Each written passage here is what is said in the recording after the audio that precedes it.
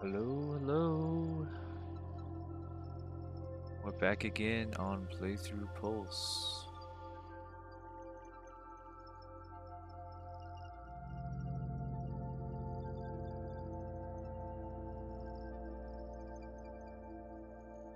Yes, we are. Everything's working. Wonderful, wonderful.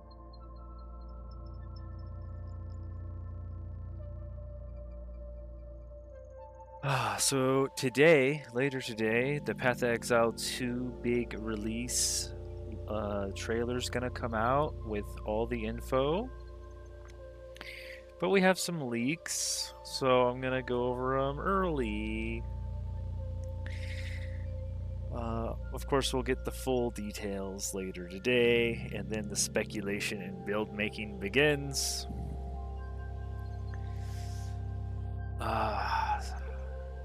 Seems like they have some good stuff. No new classes confirmed, but let's get into it. It seems like a French media outlet leaked a bunch of stuff.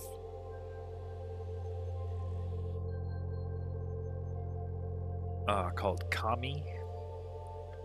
And then later in the stream, we'll go into our Undead Goblin playthrough in Age of Wonders 4. So stick around for that. So all we have here, I'm pretty sure Kami took down the post, but we do have it saved on Reddit and archived, because apparently everything on the internet is here forever. Here forever. Let me know, I have some background music running, as you can tell. Let me know if that, I should probably turn it down a little bit more. So that looks about good.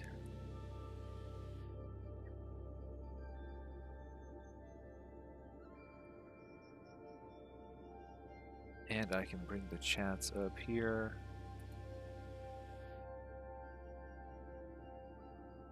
On Twitch and YouTube.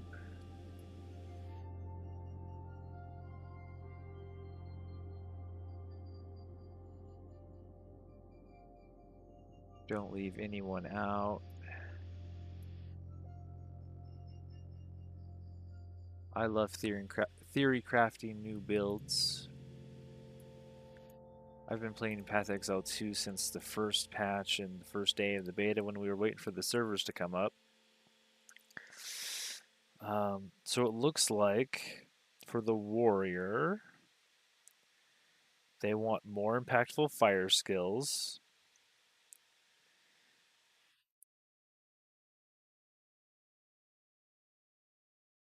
So they have a volcanic fissure, which looks like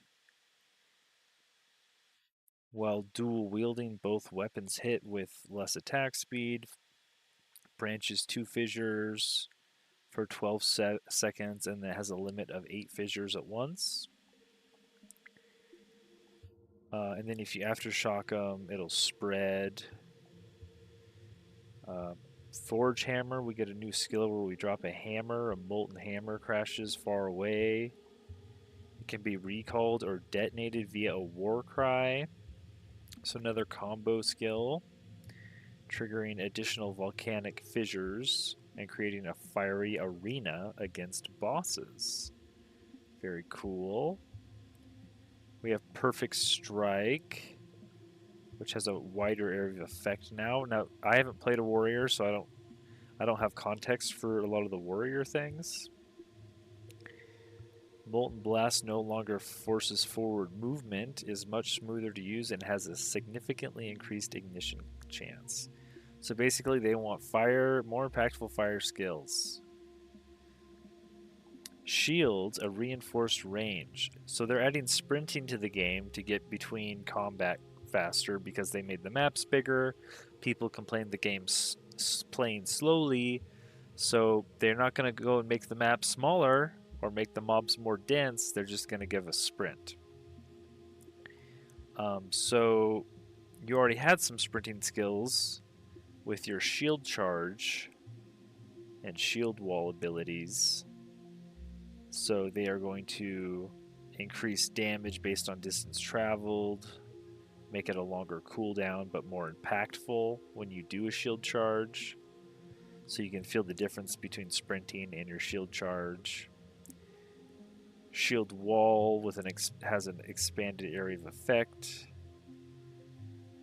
And synergy with the shield charge, which can now trigger the walls, so another combo skill.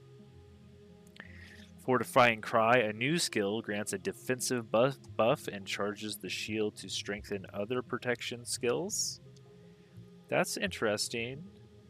Guard duration, create a shockwave, grants guard. Guard is basically a flat damage reduction.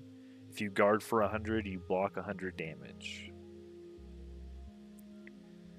So you can cast this and then tank a little. Magma Berry is no longer a timing skill. You just block after the shield is charged. So a little lower skill ceiling on Magma Barrier. This was like your blocking counter, and then fire would spew out of your shield. Seismic Cry now stuns enemies ready to be stunned. So you have to... warriors have a mechanic where you prime enemies for stun, and then you can Seismic Cry and stun them. Some of this is still in French. It did not get translated. But we have some warrior totems here. Consumes 3 endurance charges to raise a totem that uses selected mace skill. This totem has no limit, cannot use channeled skills. So they did something... They have 3 charges. Consumes 3 charges. So I don't think the totem used to consume charges, but now it does. They also have ways to generate charges. When you perfectly time a skill or heavily stun a unique enemy or non-unique enemy. If you notice, I can't zoom in anymore, but all of the support gems now have levels. You have levels 1, 2, and 3 of your support gems. So if you use them, it would appear they level up with you, which is interesting. Seems fine. Answered Call grants an additional totem. Merge the Great Wolf Howl and War Caller's Balo supports. All bonuses are accessible with a single point. Oh, so this is on the ascendancy here. For the totem... What was this guy called again? I have to refresh my memory here. It's been a while since I've played. And I've never played a warrior. The Warbringer.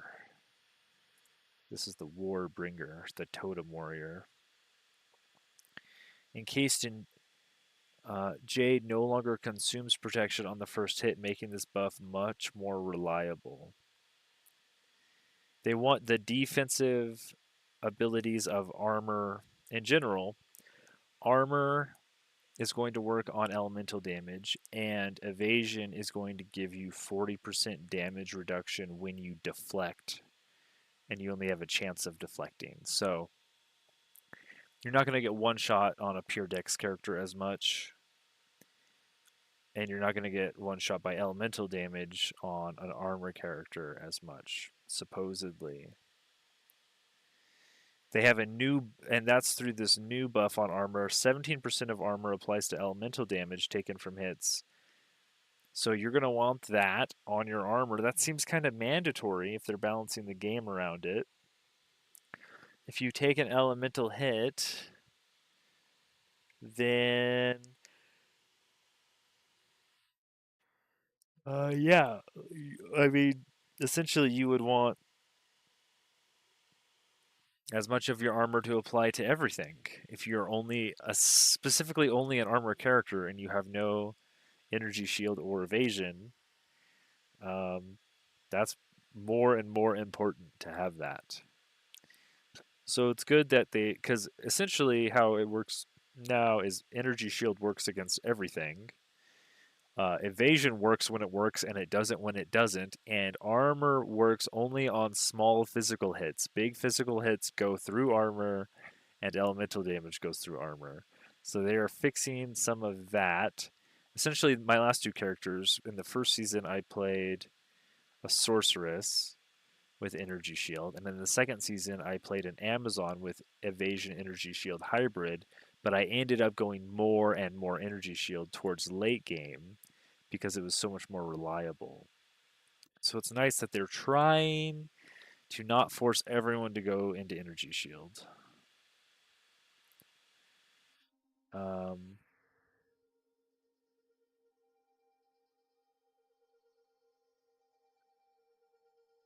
we also have lineage supports, which are support gems that are drops.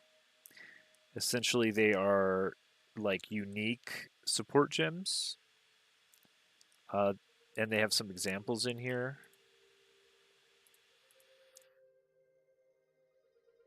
Like Wrath's Assault, which makes it so you can't reload crossbow ammunition, but you automatically reload when you dodge.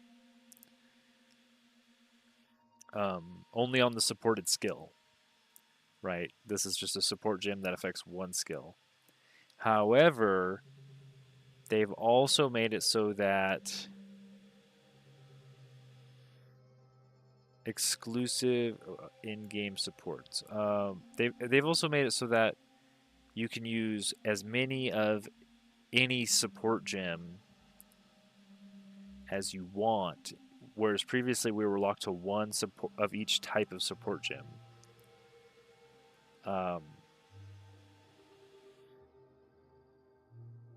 I don't know if this says exclusive in-game supports. I'm pretty sure if you had multiple of these, you could put multiple of these on multiple skills.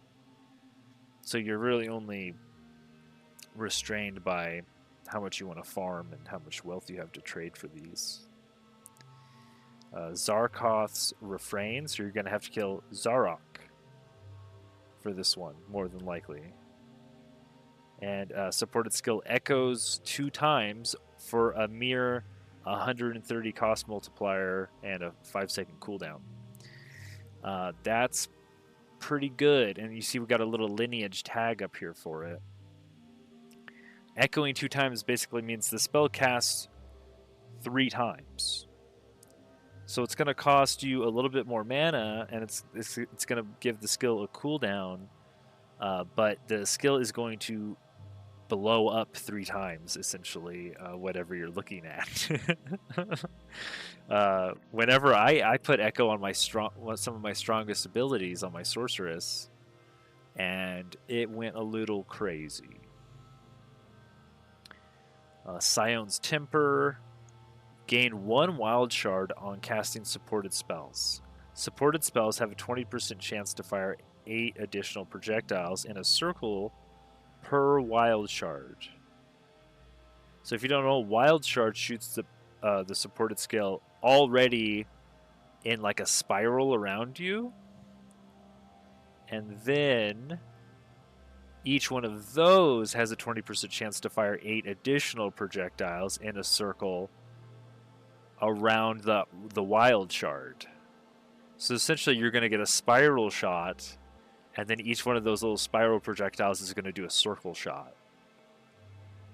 All wild shards are lost when supported skills fire projectiles in a circle. So I guess okay, so one of those. So one of those, all of the other wild shards I guess will disappear when one of those blows up into another 8 more projectiles. So it's going to choose 20% chance every time one of those spiral shards hits. This is pretty random. This is like your screen clear random ability. If you don't want to do targeted damage, which isn't my favorite. But if you're just trying to blow up your whole screen and you're okay with a few projectiles missing their targets and just kind of going off into nowhere, this can be really fun. notice it doesn't cost you any more mana. You can throw this on for just 5 intellect and take up one of your support gym slots, obviously, but it's not increasing the mana cost like this one is. Increasing the mana cost of your ability does matter. So like this one here, where the spell's echoing 2 times, 30% more mana cost does indeed, you will feel that.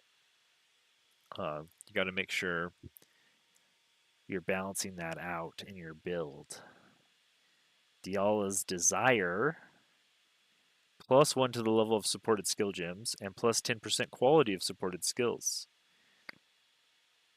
Yeah, that's super duper strong because of the scaling of gems in this game. If you look at just any random skill like Chaos Bolt, you can come down here and you can look at all of the damage on most of the abilities scale exponentially. So as soon as you get past like level 20, which is like your typical max level skill gem, any plus to skills you can get above that drastically raises the damage you do. So it's kind of like a linear curve, and then whoa, it starts to go a little crazy. The difference between a level 25 skill and a level 30 skill is huge. So plus to skill stacking, very strong in this game. Would recommend.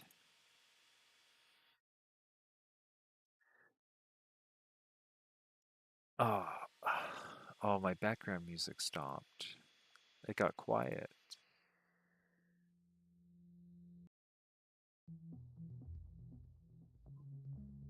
This one's cool.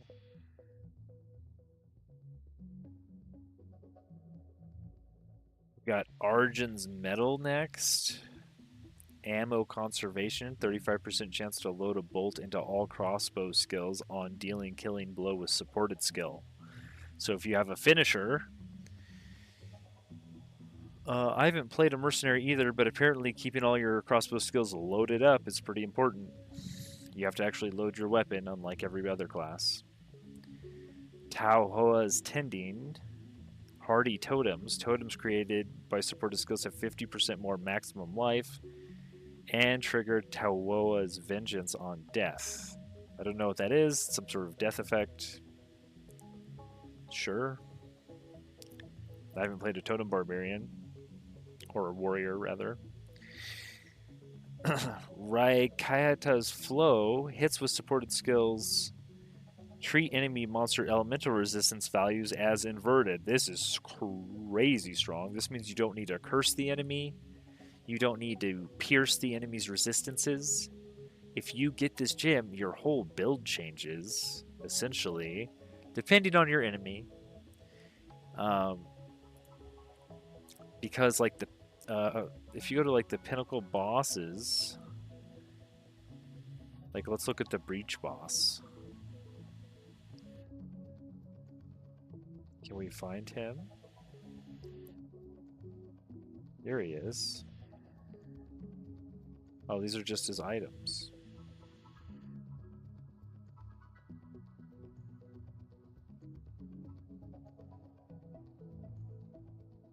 I haven't looked up bosses on here in a while. Zesht? How do you spell that?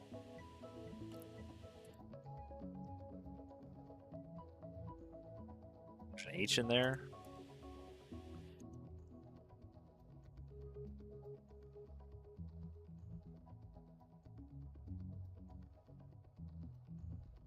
Huh.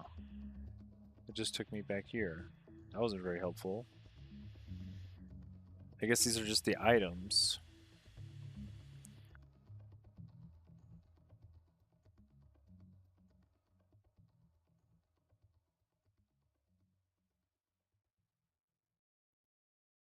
Interesting. Well, needless to say, once you do find where the boss's stats are on here are, all the pinnacle bosses have like 75 resistance, which equates to minus a lot more than that in damage, the way the math works. So if you can turn that into negative 75% resistance, that's it might be capped. Also, the cap on the other end, if it's capped 75% positive, you're essentially somebody did the math and said it was 600% more damage if it works that way, or at the very minimum, if you interpret it a different way, it was like 200% more damage or something, depending on exactly how it works. So no matter how it works, it's crazy strong. Like normally, if you're playing any type of elemental build where you focus on one element, you are basically stuck trying to curse the enemies to remove their resistances or give them some sort of weakness to your element, because it's kind of the same if you do physical damage. You're trying to sunder their armor if you do purely physical damage. If you do some hybrid of damage, usually you're fine. You don't have to like super worry about it. If the enemy's resistant to one, you probably get around it with your other damage type.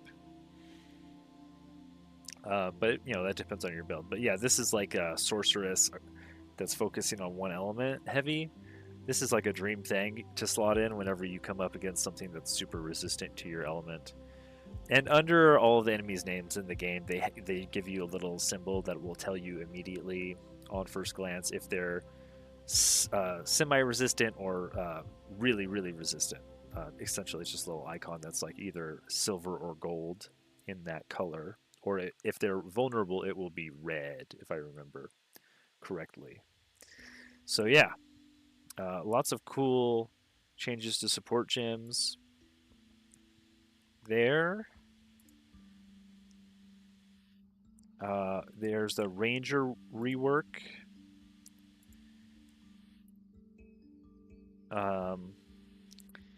They wanted to make the cold stuff better for the Ranger, and they wanted to make it so that a lot of the jumping attacks weren't as annoying.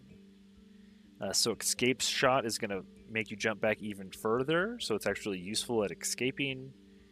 Then they're going to give you a few more gems to do frozen synergies with ice-tipped arrows and frozen spite, freezing salvo, and then snipe can blow up the frozen state of enemies now. And then toxic growth used to have to jump over the enemies to put down the toxic growth. Now it's just like a normal arrow shot, so you don't have to jump into danger, potentially killing your character.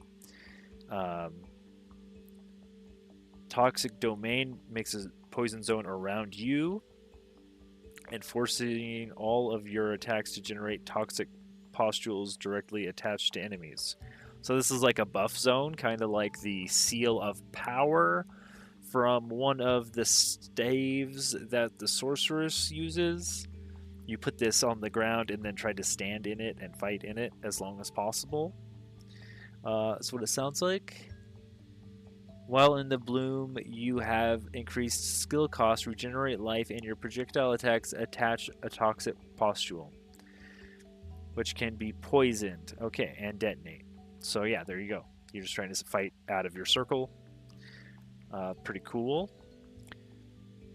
Electrocuting arrow is one of these where you jump over the enemy and shoot him in some cinematic scene and get him with the electrocuting arrow. Then you have to pump him full of lightning damage so that it'll electrocute him. It's just a regular arrow.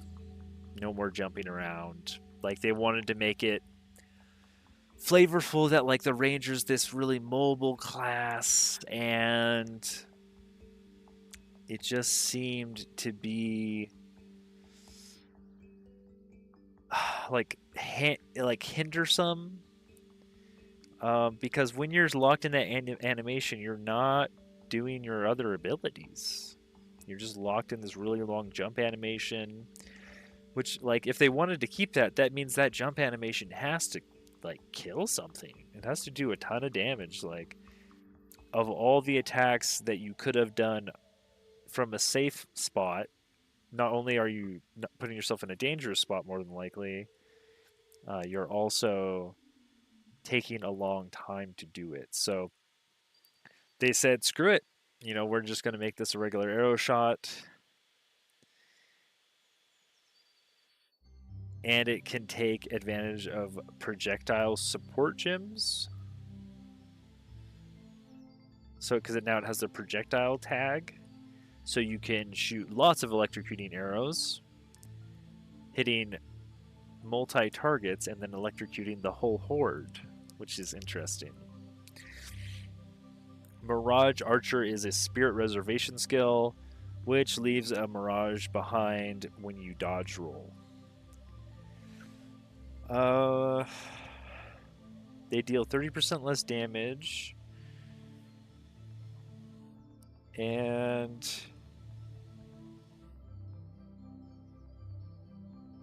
can't create a new one until the last one's expired.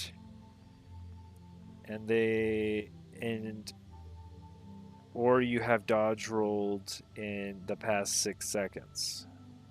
So literally, you want to wait exactly 6 seconds to create a new mirage.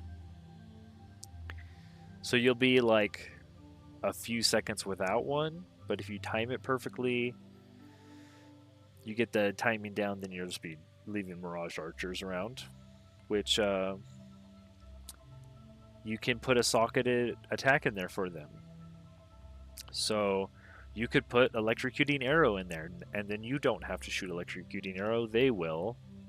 And then you can just do the shocking lightning or the lightning damage to build up the electrocution. And you have your Mirage Archer use the combo ability, whichever way you want to do that. And now this is deflect, right? This is what I was saying before. Evasion not only evades, but now when you get hit, you have a chance to deflect 40% of the damage. So, because you don't have a high life pool and you don't have a energy shield, you are likely to be one tapped when you do get hit. So they're going to give you basically 40% damage reduction. Now this is the exact chance to deflect depends on the attacker's accuracy. So it's going to go through one check. Did you evade the attack? No. Okay, if you have a shield equipped, did you block the attack? No. Okay, you got hit. Now did you deflect the attack? Yes? Minus 40% damage. So lots of ways to defend yourself now. I feel like we're going to be able to make much tankier characters overall, and that your character isn't going to have to go and get energy shield all the time. Hopefully.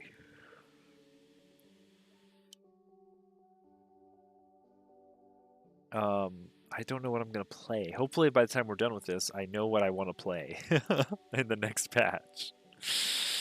And the hunters block and parry. Everything is now blockable and parryable, with the exception of red attacks from bosses.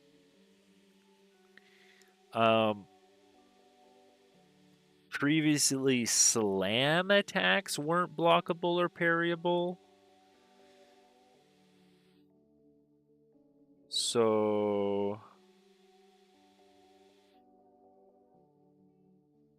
yeah, you would try to parry, and then there'd be like 20 enemies hitting you. You try to parry one of them, and then 2 of them would slam you and kill you. That's what would happen. Some of the enemies would be slamming. Other ones would be using parryable attacks, and you try to parry the ones that were parryable, and then you get slammed and die. So people just quit parrying, and I also quit parrying. I started getting charges from Colleen Strike, I believe, or critical strike. I think I was criticaling enemies for charges, and then so I didn't need to parry anymore at some point. I was just riding my Roa, throwing spears, and using this like a hunter's mark or some ability to help me crit and get charges. So yeah, I quit engaging with this mechanic just like everybody else.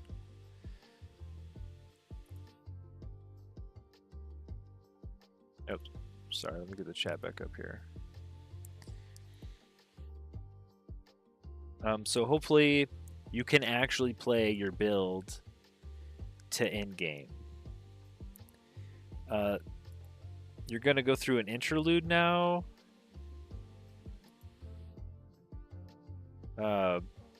Between Act 4 and the end game. Instead of doing cruel difficulty, so you don't have to play through the whole game a second time, you're just gonna play through Act 4 and then the Curse of Holton, the Stolen Barya, the Contingency of Doriani, and then you'll go to endgame. 35 new zones, 24 new encounters in total, 4 bosses. Very cool. These are essentially Acts 5 and 6, what they have done. I'm assuming this is what they have done of Acts 5 and 6, and they just kind of shoved them into smaller mini zones. And when Acts 5 and 6 are totally done, these will be expanded out into Acts 5 and 6.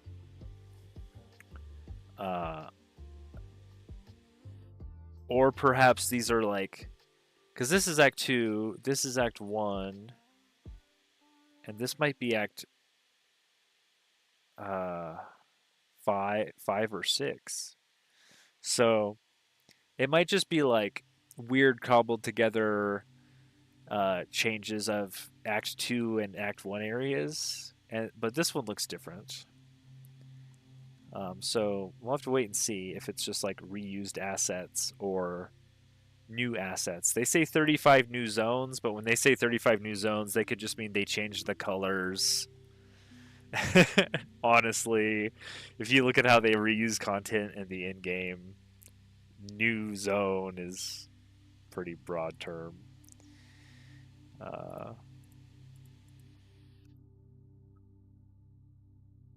What else do we have? Sprinting. Sprinting, if you played with a Roa mount, it's going to be similar where you're in like this very stunnable state when you're sprinting. So you have to roll, and then you hold the spacebar down after you roll, and then you will sprint. And if you don't stop sprinting, you'll get heavy stunned, just like off your Roa. So you can't sprint by enemies. This isn't going to take the teeth away from the game, as the developer said.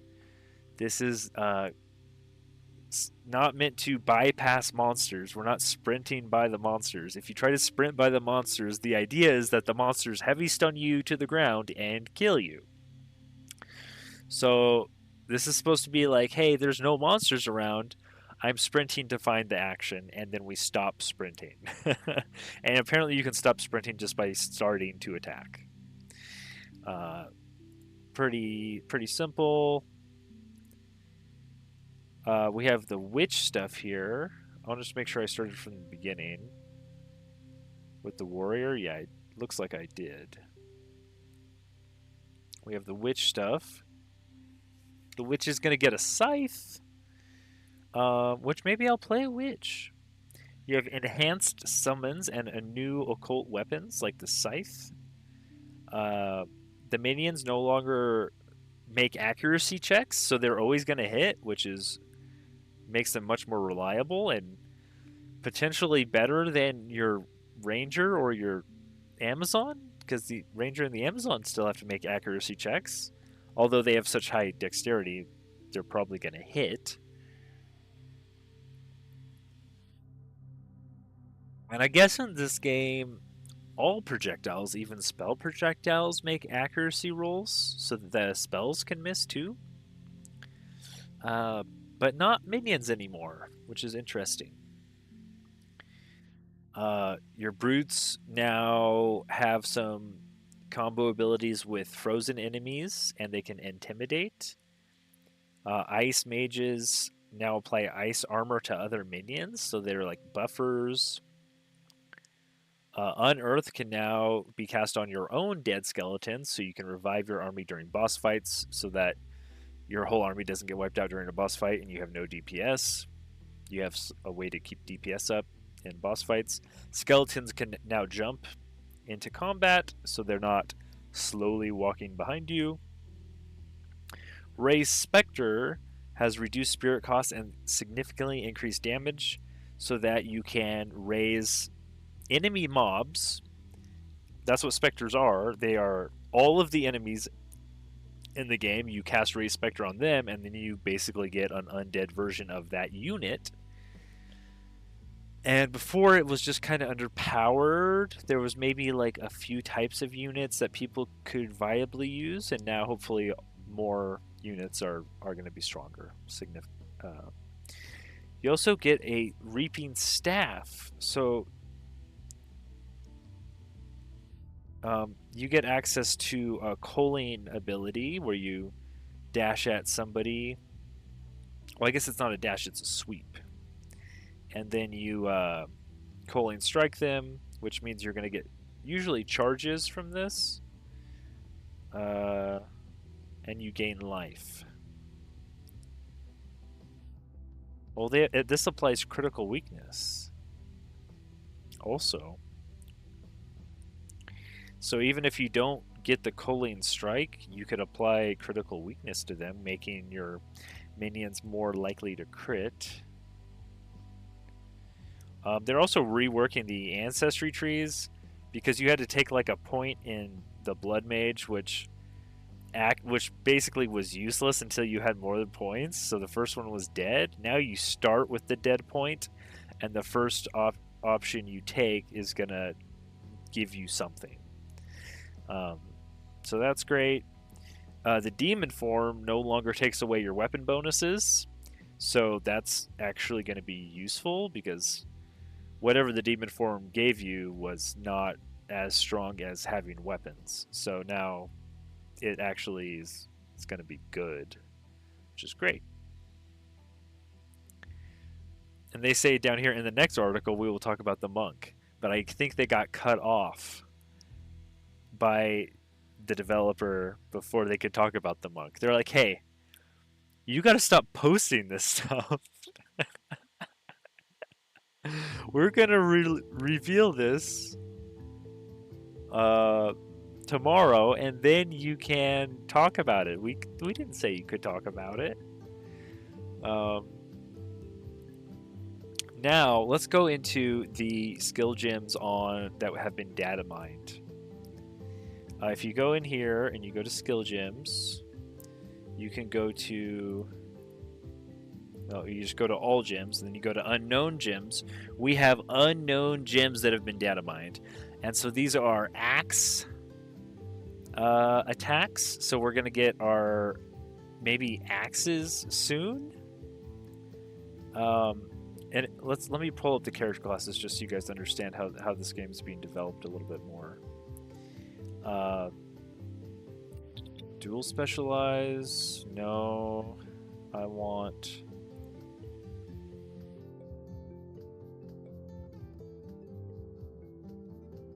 one of these screens has... here we go. The intended weapons that go along with the class. And the Marauder is the other strength class next to the Warrior. Every stat, essentially, or stat combination, has 2 characters, and the characters typically have 1 or 2 weapons attached to them. So axes means we're getting close to getting the other strength class, Pure Strength Marauder. We already have the Mace Warrior, and we're going to get the Axe Marauder. So we have Axe Chop, Axe Execute, Axe Heavy Cleave, Axe Leaping Chop, Whirling Slash, And this is one-handed axes or two-handed axes. Remember, you could do a one axe and a shield. You could do a two-handed axe, or you could do two axes. You also have spinning throw and spiral throw. I'm assuming spiral throw goes around you in a spiral, so it's essentially like Blessed Hammer from Diablo 2 Paladin. And then spinning throw, I assume, is like you throw the axe and it goes in a straight line, but the axe spins. One of these goes in a straight line and the other one spins around you, surely. Maybe they both go around you and it's just the pattern that they go around you in. Who knows? Either way, you have some sort of axe throwing here. You also have spinning inferno, so this will be a axe fire. Oh no, this is maces. It says maces here, so we have a spinning mace attack. Shielding cry requires an armored shield. Okay. Empowers subsequent shield attacks if there are enemies nearby. Interesting. You can buff your shield attacks. Here's the one I was looking for. Leaping axe catch. So you have to right, and so there's a little line here. It says leap catch question mark profit. So it's the idea with the axes is super cool. You run, you sprint, you see an enemy, you throw the axe, you leap in and catch the axe, and then you swing down on the enemy with the axe out of midair. I don't know why the little icon, the thumbnail icon, has a hammer, but this is indeed for an axe. Maybe that's placeholder thumbnail. Cool, very cool though that we see axe stuff in here. Next, we also have where is it? Spectral Palm? No. Claw Rake. Now this is, I saw some people already putting out misinformation on Claw Rake. This is a dexterity skill gem that requires claws to use. Perform 2 upward slashes, causing massive claw marks on the ground. They're saying this is the druid thing. This requires claws, and if you look, claws are a type of weapon indicated here that they are 100% a dex weapon right next to bows. Whereas like daggers and traps appear for the shadow, spears are down here. Claws are for who though? Are they for the ranger? Are they for the huntress? Those are the only dex classes that would be able to equip claws. Now I would think that the claws would be, if you look back at Diablo 2, the rogue in Diablo 2 was a claw assassin user and a trap user. There may have been daggers too. But sure enough, they have claws here under 100% dex weapons. So that is for sure alluding that we're getting close to having claws in the game. It just isn't extremely clear to me which class is going to use the claws. Even here, you see a picture in the icon. Those are 2 claw weapons. Maybe it's for the huntress. Maybe the huntress is kind of... it might make sense to use claws instead of a spear. We don't have all of the character ascendancy classes, right? So we're gonna have 3 for everybody. We don't have 3 for the ranger or the huntress. So there could be a more claw themed melee one. We have the ritualist, but that wasn't really, that was like dark themed. These are both pretty...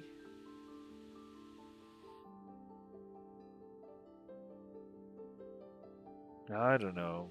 I'm assuming it's an alternative weapon for the huntress, which is kind of weird that she gets so many weapons than everybody else. Like everybody else kind of only has one weapon. Bows for the ranger, crossbows for the mercenary. Um, it is interesting that we're seeing claws come into the game. Because if you look down here, we have Maul, which is very clearly a druid bear skill, and this requires you to be unarmed, which means you, and it also shapeshifts you into a bear, right? So you shapeshift into a bear, and then you become unarmed, which worries me that it's going to take away your weapons, like the witch's demon form did, which they just reverted. Because if you take away the character's weapons, you have to give them a crazy amount of power to make shapeshifting worth it. But here we have an unarmed maul attack where you shapeshift into a bear, and it takes an additional half a second to attack time if you're not already a bear. So that's like your shapeshift time. If you already are a bear, presumably you could just continue to maul at a faster attack speed. So that's pretty cool. We also have an absolute ton of cast while stunned, while channeling, increased cooldown when you block or when you inflict an ailment. You have another demon companion minion. So a stronger type of minion, a demon magus, which can cast spells you give to it.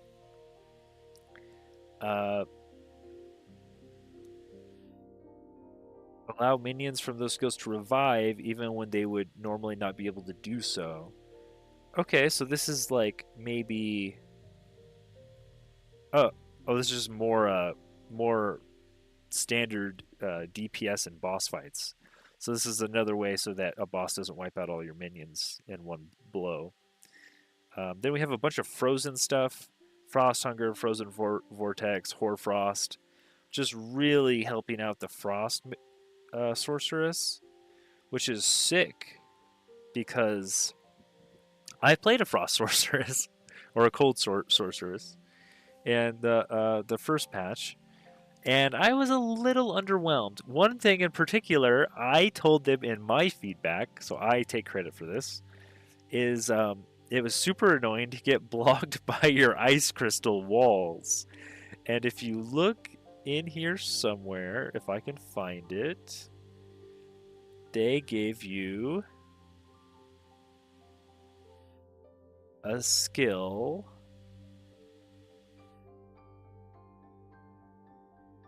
called something that lets you walk through your ice crystals. This says instead of creating ice crystals, you create a chilling area which deals cold damage, which is interesting. Like, I don't want the ice wall at all, but even cooler than that is you can create an ice wall specter. Nope, that's not it either. Ice Walker, here it is.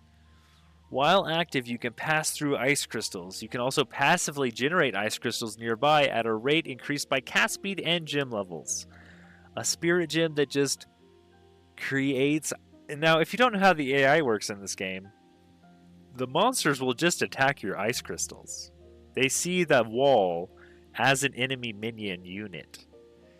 So the fact that you can create ice crystals and then walk through them, no matter what's going on, and put a wall between you and the enemy, means that your defenses don't matter quite as much if you can position appropriately. This is pretty strong and leads to a pretty safe playstyle. It might not be the fastest in the world. Actually, see, it was really, really slow the way I was playing with the ice crystals. But it does kind of feel like cheating when the monsters just don't attack you anymore.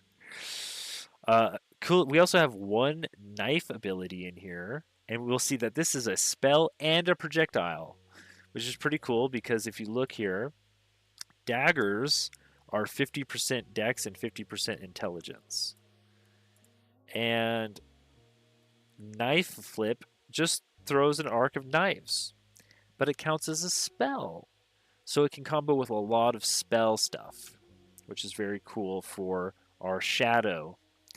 I wish there was a shadow confirmed, because I would definitely say I was playing it, but with this few amount of shadow stuff, I highly doubt it. I think at the most we'll get a few axes in the game, if anything. I could see them definitely putting all the ice spells in the game. There's no reason not to put all the ice spells in the game. And all these cast on whatever meta gems. No reason not to do that. If they throw a few axes into the drop pool before putting the Marauder out, I don't know. They could probably not do that. They'd probably want to release that all at once. But they have quite a few axe skills here. Maybe not enough to make a full build though. So they might not want feedback on that stuff if it's. I would wait till you have the whole Marauder class and release axes at the same time. But giving all this stuff to the sorceress is fine. Giving all the minion stuff here, detonate minion to the witch seems fine. You could just do that right now. So we probably will get all that. We have a bunch of basic claw stab, axe slash. These are all the basic attacks. We also have swords, sword slash. If you look up here, we have the basic. The sword class is the duelist, and we have a sword attack up here. I think it was called lunge, if I could find it. Sword lunge. So that's going to elude. The duelist is going to be like an in and out duelist, rapier wielding kind of playstyle. Very cool. Very cool. Volcano. This looks like this could be a druid ability. Yeah, this is definitely a druid ability. This is actually a Diablo 2 druid ability they just stole. Like, I could go find you and show you exactly what this is going to look like. It summons up this little volcano on the ground, and then it shoots out magma boulders out of it that deal damage. And you can even see them in the little tooltip here. There's just a bunch of little balls coming out of the top of the volcano. Very cool, very cool. Leaping Claw. Okay, so this is a druid attack. And they say down here, it says, not a claw attack, more like a bite. So they might change the name of it to Leaping Bite. They want the wolf to jump and bite, not jump and claw. You also have a howl for your wolf form.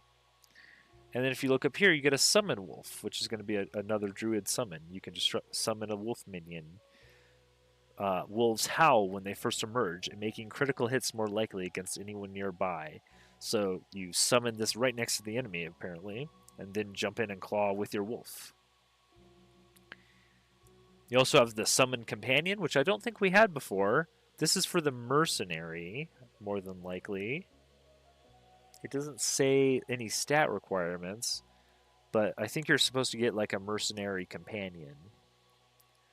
Because there's some stuff on the skill tree for that.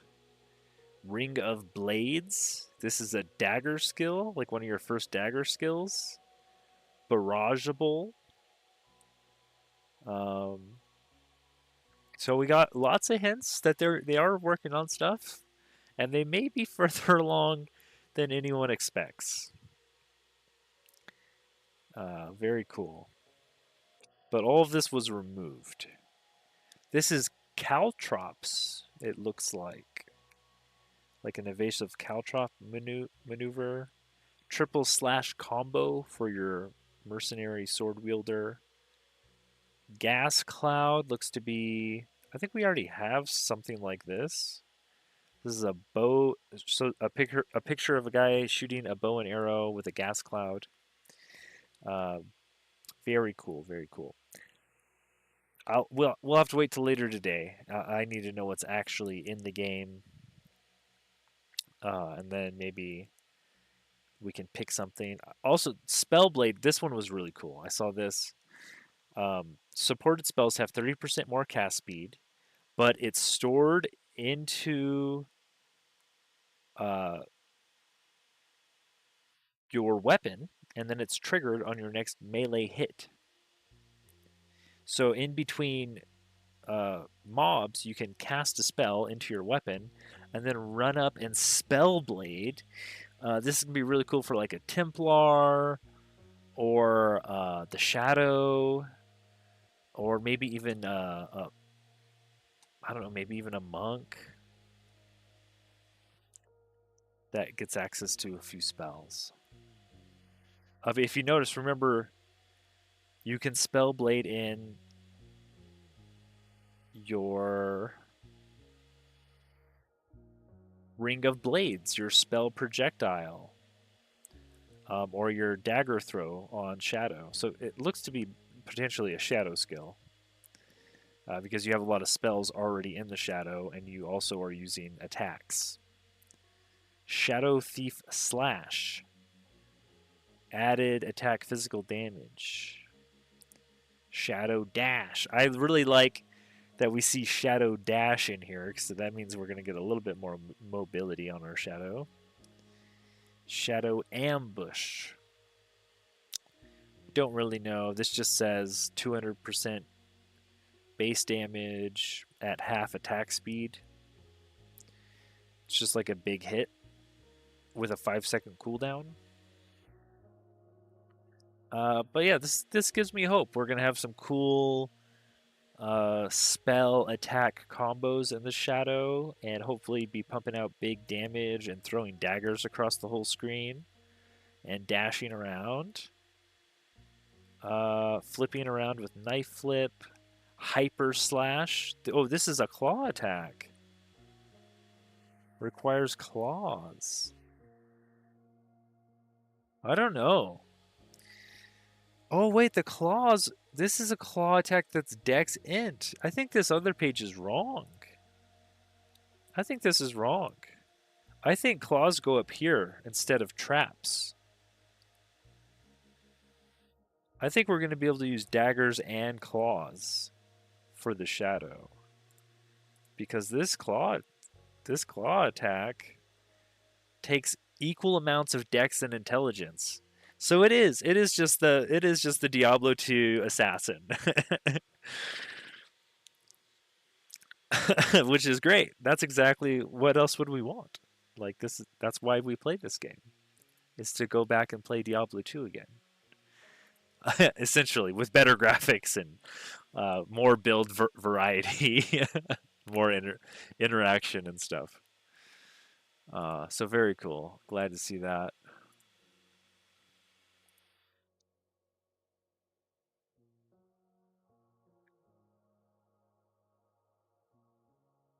Just checking on things. How's chat doing?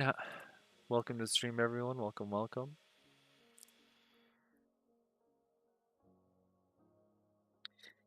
Well, I think that's enough looking at this stuff. Plunging Blade. This looks like it creates some sort of line on the ground. So much cool stuff, though. Shroud. Gain stealth after not using skills or being hit for a short time. So this is going to be like a shadow ability where you go invisible in between packs. And if you didn't play Diablo 2, Shroud gave you resistance to a bunch of elements. It wasn't like invisibility. It was like a defensive buff. So we'll have to see what they want it to do in this one. It does show a guy stabbing somebody in the back in the picture. So maybe mobs won't target you as quickly, and it'll help you get the drop on the next pack, which is cool for like an assassin feel. Instead of the mobs running at you, you're running at the mobs and choosing when to engage. Very cool. Very cool. Detonation. Detonates stuff. It just says detonates stuff. Oh my gosh. Wow.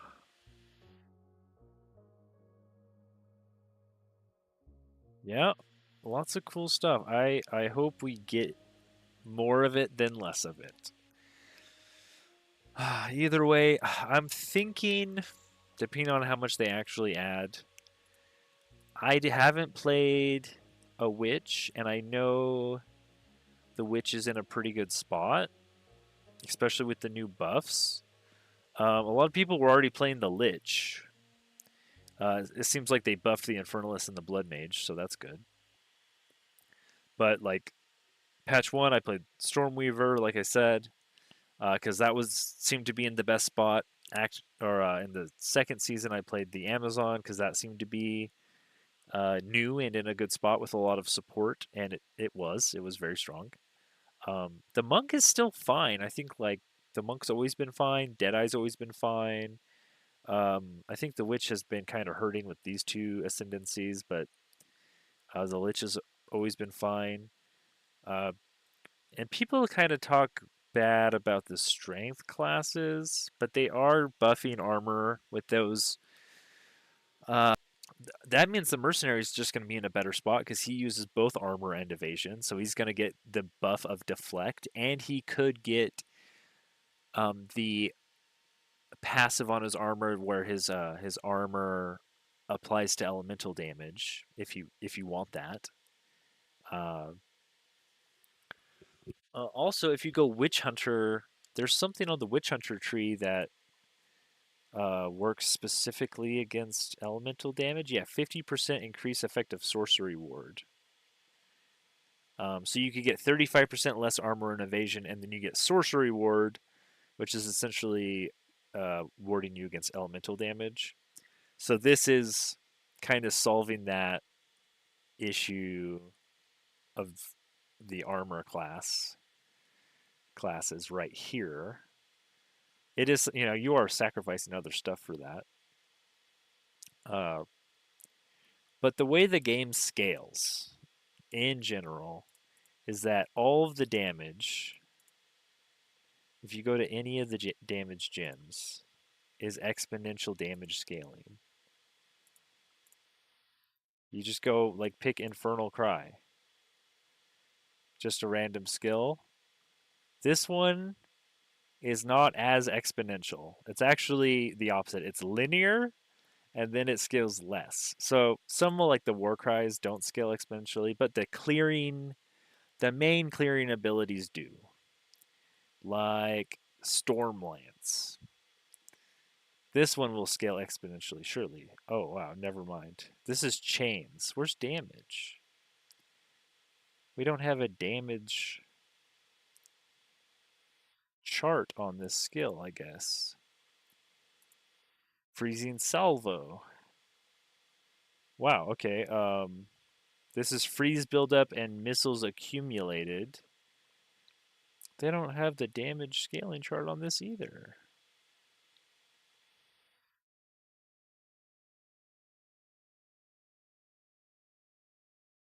Maybe it does it not scale with damage as you gain gem levels? I'm sure it does. Sure it does. What about Bone Blast? Yeah, here we go. This is exponential scaling that most of the gems scale like this. More than likely if your main damaging abilities will look like this. So, as long as you're getting extra levels to your damaging abilities, you're getting exponential damage scaling, which just goes through the roof. Uh, if you can get up to like plus 10 gem levels or plus 15 gem levels, it's going to be pretty crazy. But your defenses don't do that. And apparently the enemies also do this. So as you get into the late game, the enemies deal more and more damage. So you just have to kind of focus your entire build into not dying if you want to play the game, which is, I mean, that's a way to make the game. which to me feels like you absolutely just want a shield. First off, because it gives you block chance that you just don't get if you don't use a shield, which is kind of broken. Shields are kind of broken for that reason. You get another defensive layer of, uh, 26% block chance with an 80% increase. Like these big shields, uh, 25% block chance. And if you go down to the bucklers, they're only 20% block chance, but that's still a whole nother defensive layer uh, that you don't have otherwise. So, dang, to me, it's like shields are just so OP in this game that, and they only have so many types, right? So they have pure strength shields, then they have the strength dex shields for the duelist, because the mercenary uses a two-handed crossbow. The mercenary can't use shields, but the duelist can use one-handed swords and a shield. So they have shields for the duelist in the game, even though they don't have the duelist yet. Uh, and then they have the strength intelligence shields for the paladin or the Templar. They don't have him in the game yet either, so they don't. I don't think they have a ton of shields like that. So here's some strength ones. Here's some strength dex ones and what they look like. And then here's the strength int ones. So they do have these shields in the game. They have actually they have as many as you could ever want of all of these shields. And then they have, I think they went away with the old naming convention too. They used to have like expert, because what they do is, right, they use all of their their thumbnails once, and then they go through and they use them all again for a higher level variant of the same type of shield.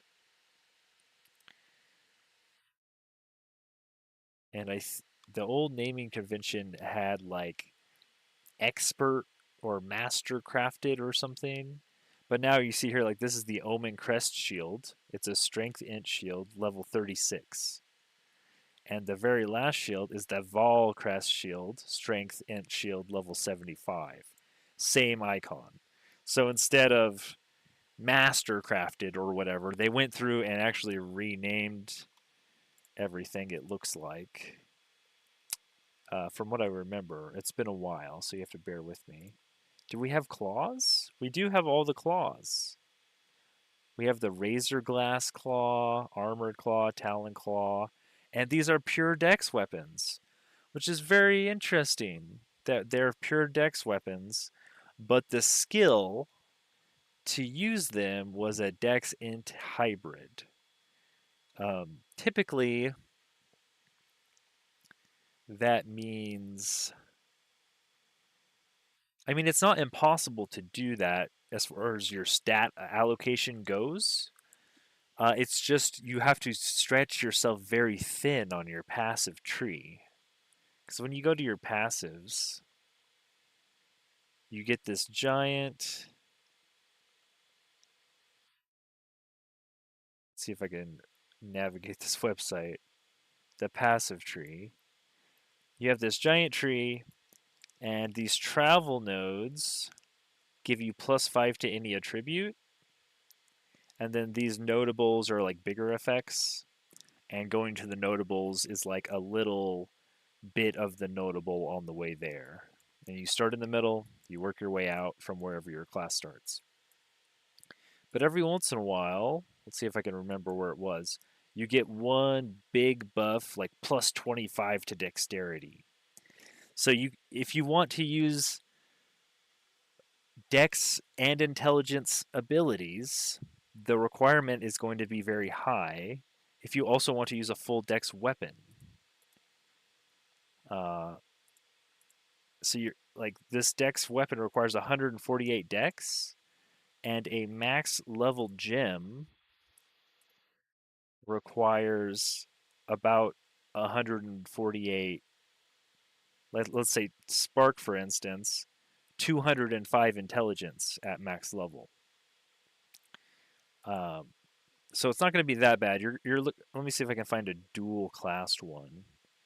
Like, do we have any like a monk ability maybe,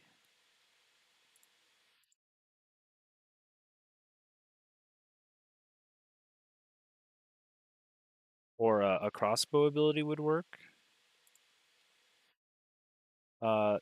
So a max level of this, you're looking at 102 strength and 112 dex. So it's not that big. 112, and then you need 148. So it's not that big of a deal. You need 148 dex and 112 intelligence, and you could use a Talon Claw with the level 20 Claw attack gem. You just need a little bit more dex than intelligence. It's actually not that big of a dip. You, it does stretch you a bit though if you're on your tree. I mean, it does. It really does. It is hard to get all those stats. It's not. It's not like super easy. You are giving up stuff. Um, but it's totally doable. Like I did it on my Amazon. On my Amazon, I'm wearing a pure intelligence headpiece while using full dex skills. Now that is as hybrid as you can get. That's 2 full stats. So if you go to items and you go to helmets, you can see a full dex headpiece, or a full intel headpiece rather, is 118. That's not the one I was using. I was using this one, 108, but I was using the higher level version of it. This one, 139. So I needed 139 intelligence, which is a ton of intelligence, and I was using a full dex skill gem for lightning spear. So 205 dex.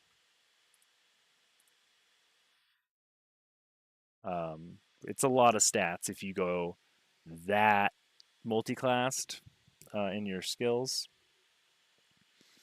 It's almost too much, but it's just barely doable. Uh, so keep that in mind, I guess. But essentially, when you're looking at how do I equip one of these shields, if the shields are so good, um, well, the full strength shields are going to be the hardest, but the strength intelligence shields are not too bad if you're an intelligence character already. And the strength dexterity shields, if I can find one, are not going to be too bad if you're already a dex character or I mean, if you're already a strength character, you can just use a strength shield. But if you have some dex in your build, the thing is, we just don't have a ton of the weapons yet to mix and match all these.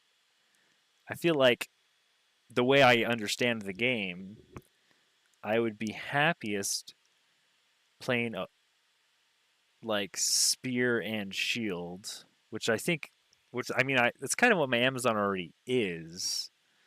I think I ended up equipping one of those duelist shields on my Amazon instead of a buckler. Don't remember. Just for that extra block. Actually, I had full intelligence because I was wearing that helmet. I think I equipped a Templar shield, a strength intelligence shield. Um, yeah, so it's pretty easy, but once we get like daggers in the game, we already have all of these, but they're just not in the drop pool. Um, Dex Intelligence. Daggers. Very cool. You'll be able to use these, like one of these, and then you could use a Templar Shield to give you that extra survivability in the late game. Or once we get the swords, you can use one of these one-handed swords. This is cool, Energy Blade. And this will be easy because they have literally shields made just for this class. So you won't need to spread out a bunch of stat points on the skill tree. But yeah, I mean, generally, I used a staff on my sorceress, and it felt really, really bad to have a two-handed weapon without a shield. It was not. It did not feel worth it. You don't get a ton from having modifiers on a staff, even though you get a little bit more out of a staff than a wand for not having the shield. Because like skills on the wands go up to +5, and skills on the staff, this is the most important, right? Because we saw the scaling, and scales on the staff go up to +6. So +6 to all spell skills, or yeah, that would be the best one.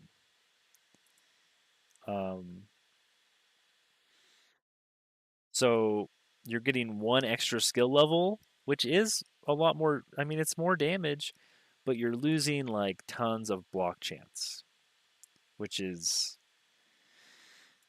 not super worth it. I don't feel like it's pretty hard to make that worth it when you can get a whole nother way to not get hit. You know, just stacking. You know, it's when an enemy attacks you, it's going to check, did you block it? Did you evade it? Did you deflect it? And then if you have armor, it's going to be like, is it an elemental attack? How much of your armor applies to it? Is it a physical attack? Okay, all of your armor applies to it. And then, you know, do you have energy shield? Okay, we're going to hit your energy shield instead of your life. There's just so many layers that, I don't know, just adding another like 50% chance not to get hit from your shield essentially is doubling your life. Like, your life is going to go twice as far. Which like doesn't have diminishing returns, like getting an extra 100 armor or an extra 100 energy shield or an extra 100 evasion. It starts to you hit diminishing returns, not exponential scaling like damage. So getting lots of different layers of defense that stack just is so good in this game. It makes me feel really bad for these classes that have two-handed weapons. Obviously, you can run them. You just have to have really, really good gear so that you don't have a chance of dying. You need that much better gear.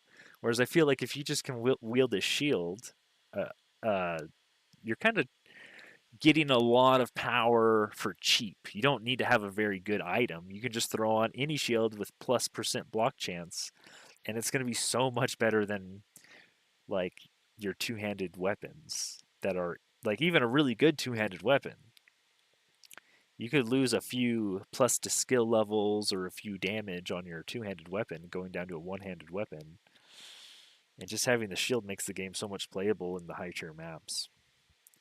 Especially when you're punished, you know, you're punished pretty hard for dying at the end of the game. Less so than they first had, but you still are punished. You lose your map, which can be, you know, worth quite a bit.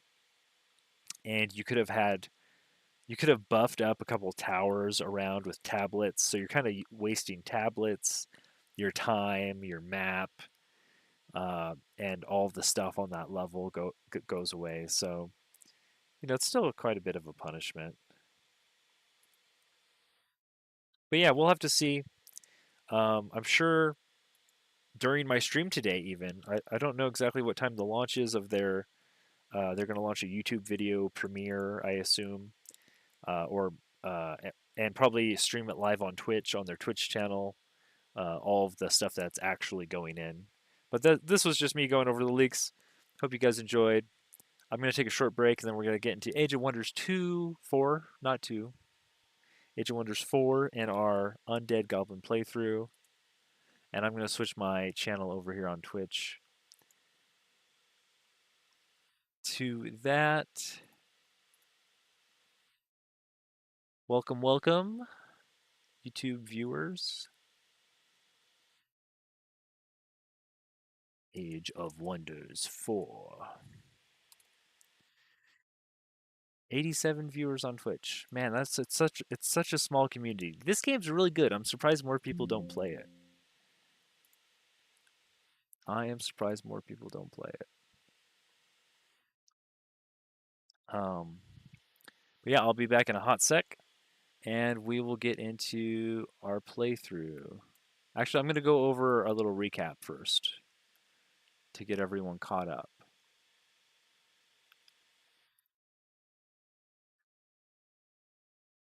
I think we're on turn 45 with our undead goblins.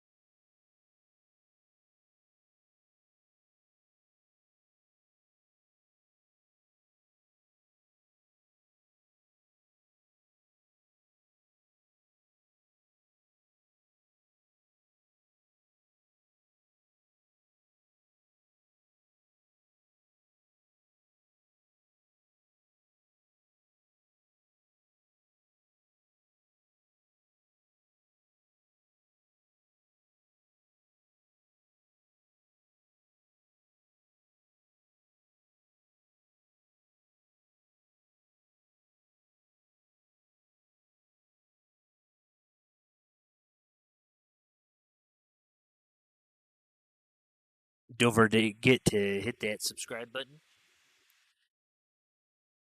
Gotta let Google and YouTube know that I deserve a cut of the ad revenue.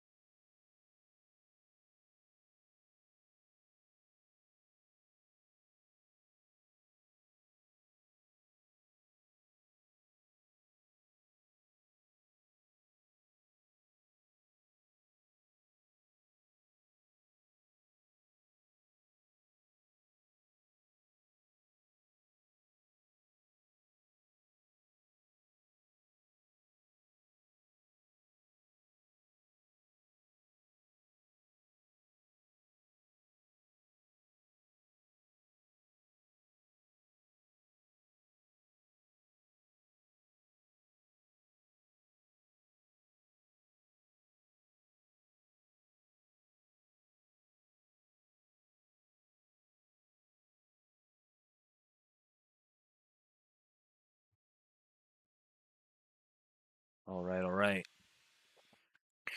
Where were we?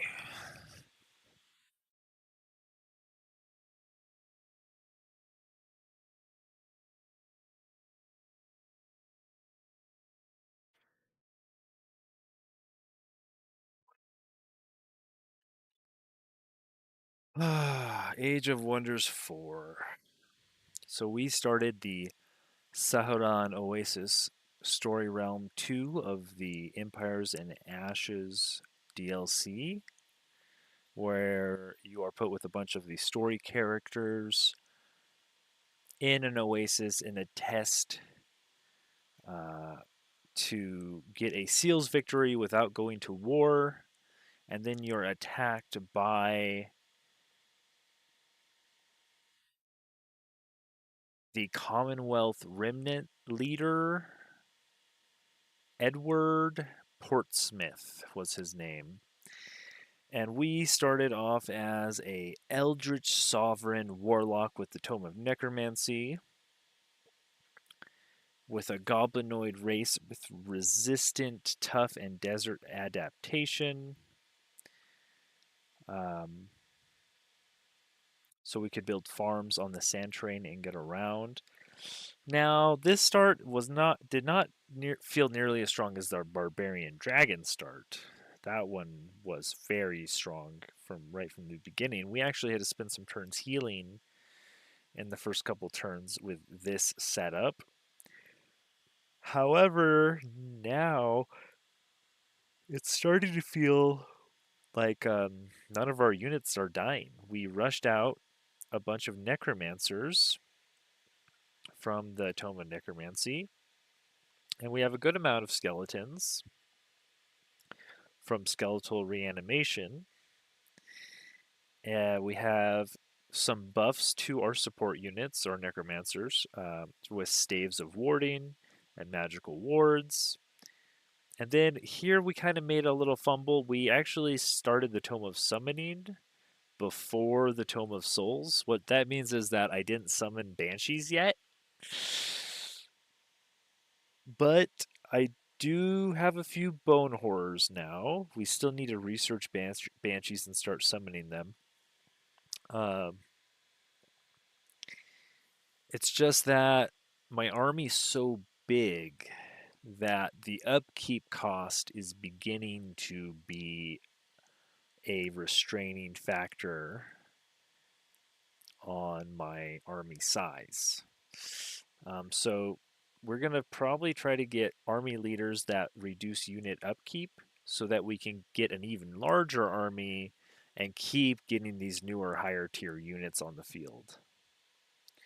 I feel like that'll just keep our economy in the positive and keep us moving forward in the game.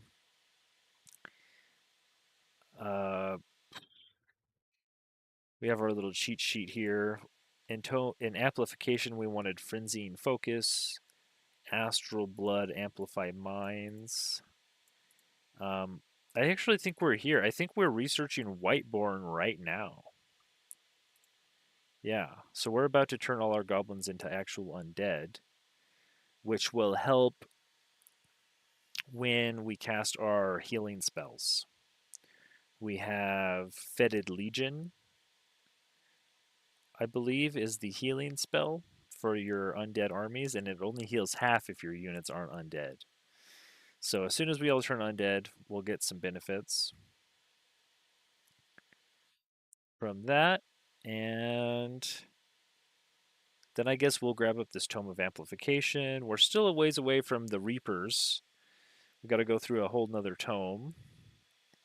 And then after that, we got to go through. Did I? I think I did. I decide against teleportation? No, I think we're going with teleportation. Teleportation gives you astral trade relays to build, phasing enchantment, so all of our support units can teleport. Um, it's only a tier 3 tome, and you know why didn't you take a tier 4 tome? Well, if you look at the tier 4 tomes, nothing really seemed as appealing as this one. Could be wrong. There's like a really high level spell that lets you duplicate a unit. We could duplicate a necromancer. Not a huge deal, I don't think, for us. I'd rather than spending a bunch of mana on a necromancer, getting another unit on the field. I mean, it's good, but this is kind of this gives us some economy with the astral trade relays. So I decided to go with this, and then we're gonna finish it off with the Tome of the Archmage, so we can get Cosmic Overdrive on our Reapers. And I'm looking forward to some really big Reaper turns. Hopefully we can make it that far. I think usually our last game lasted 117 turns, which is a lot shorter than the one before that, which lasted 200 and something turns. So we are getting better at finding the end of the game, which is good. 200 turn game is a long time. Oh, my music stopped. Oh well, we're going to get into the game here. So I'm going to go cam off, and bring up the chats here. If anybody wants to interact, feel free. And we're going to go into Age of Wonders 4. I believe I switched over my stuff on Twitch. Looks good to me.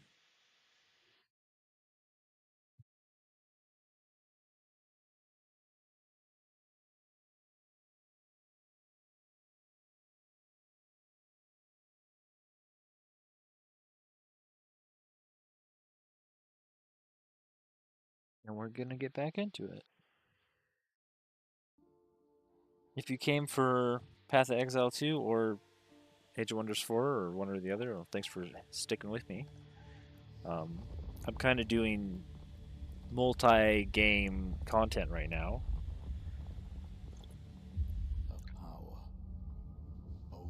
So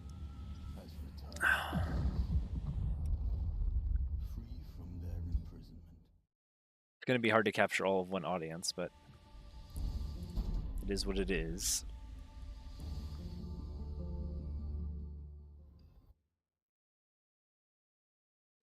So we are on turn 45. We have Nebulix here, our Eldritch Sovereign, and we are 4 turns away from our major race transformation, turning our goblins into Whiteborn Undead.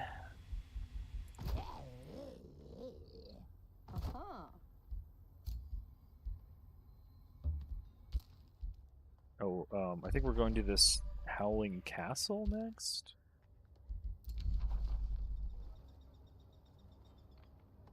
We got a Pact of Cooperation with Oleanus. And we are trying to dump our... We can't boost right now. We're trying to dump our Imperium into Gore Pit. We kind of don't want to go to war. Because we want to keep our allegiances.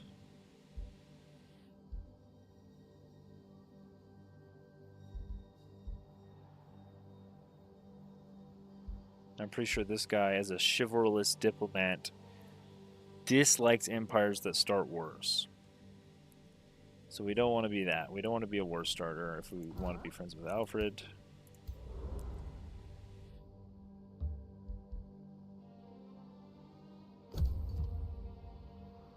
Do have 700 gold and 1,000 mana.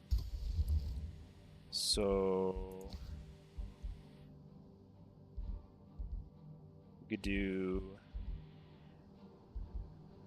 258 souls too. We could do a Thrall Effigy.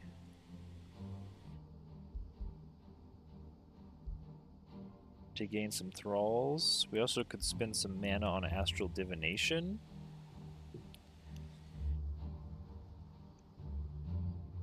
Let's spend our mana. We have 1,000 mana. These guys are going to stop the pillagers. And that should be that. I don't need any more skeletons. I feel like I have enough skeletons. Let's go ahead and repair that province. These guys can grab our Astral Echoes. Oh, and they have an army on the field.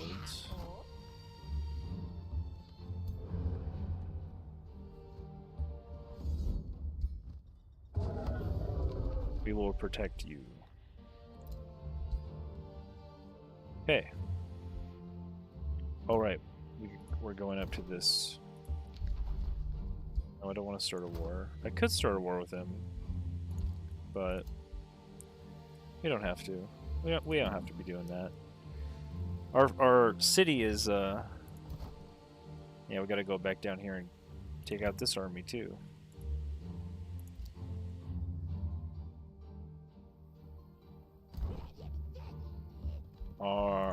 I'm cool with keeping the peace with the other rulers that we have as allies. Here we go. Now we can finally annex some more research posts. Our Scholars Guild is not boosted though. I would like to boost this. We have...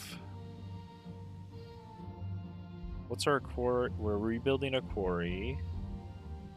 So we need another forester. We could get a... Nope, that's already built. Can't get a forester.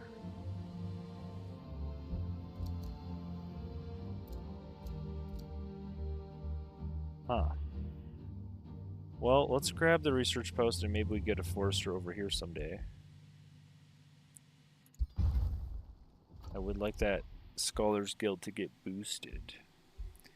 We're pretty unhappy here. I think it's fine to go into the tavern.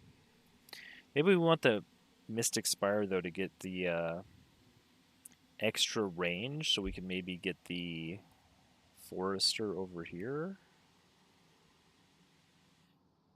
Oh, I forgot there's still a bear here. Yeah, we got a lot of gold. We can go into a tier 3 town hall. We got our Wizard's Tower built, and we can now build the Mystic Spire. Oh, this is how we get... Oh, no, this is the town hall. Our Wizard Tower.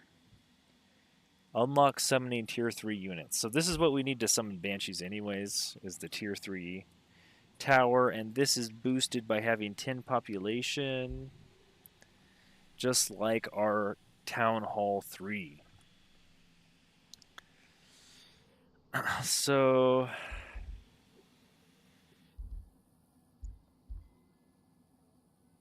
I think we can just grab that, yeah? It's already boosted. Both of them are boosted.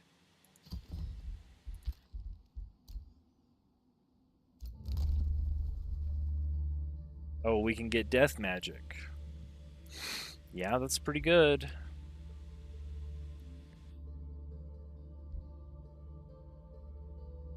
But we could also get focused studies. Good there too.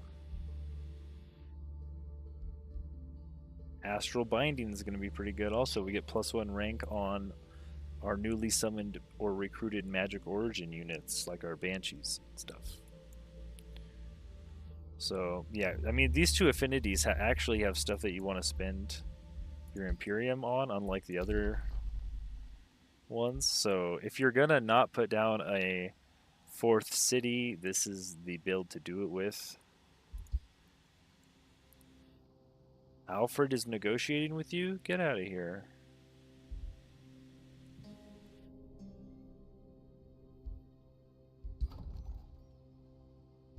Which city do we want? I think we want this one because they have like 3 mana nodes. What kind of governors do we have? Specialist, champion, fortifying. We're already using our scholarly governors. I guess we could move them around though. I might put the cost the shield up here into Gore Pit because Utopricalis doesn't have very many mana nodes. We have one here, and then we have something over here we can build a research post on. But that means we need to get Gore Pit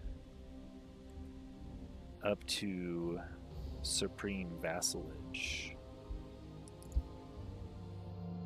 Which this takes a lot more Imperium doing it this way. I would rather just conquer the city. But whatever. Everyone likes me.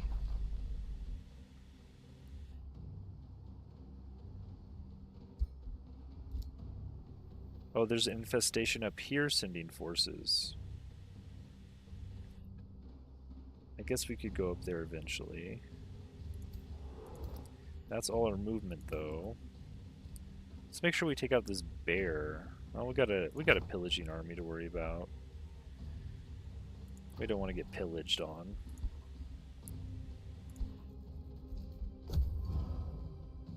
At this point in the game, when you have more cities, I don't feel like rushing production in any one city because you end up running out of gold.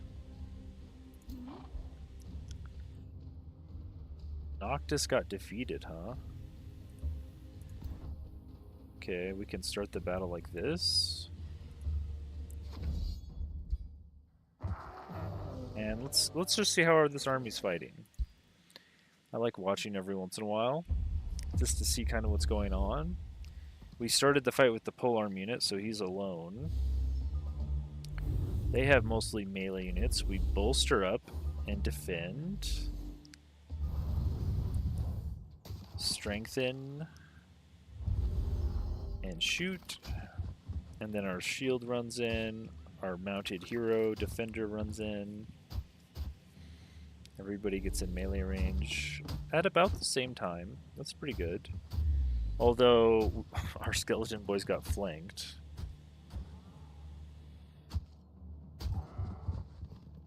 Ooh, that was a nice 15 damage on their attack of opportunity.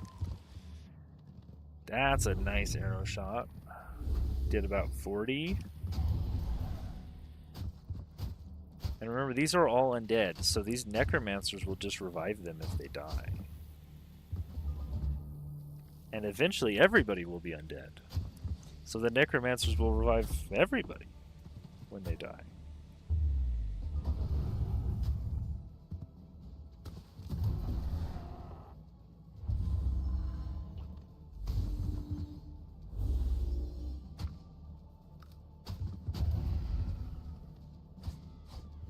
And they're routed. Well, it's kind of a slog of a fight because we have so many melee units. We only have our archer, really, doing big damage.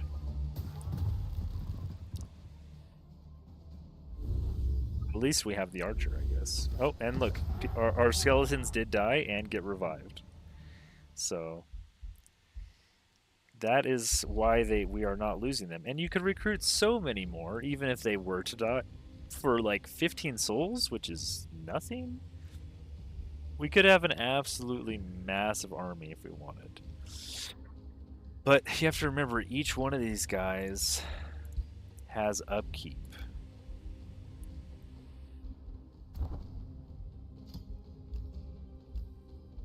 So if we look at our armies,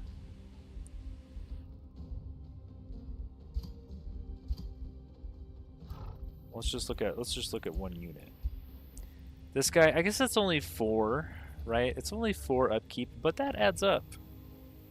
4 mana. I think it's cool how it's a cat unit and it's a cat skeleton. That's pretty cool. It's like these guys. This is a Moleman skeleton. They have different skeleton models for every race in the game. It's very cool.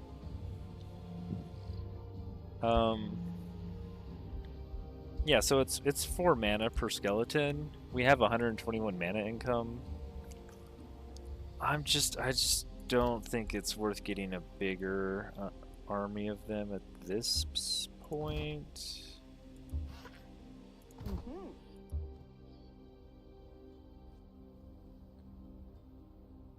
We can stack our heroes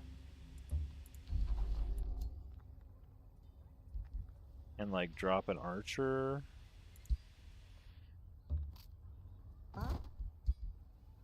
Then go in here. Oleanis. They claimed it? I still want to enter. Can we negotiate? No, I don't want any of this. I guess not. I'm gonna go in anyways. I want the experience.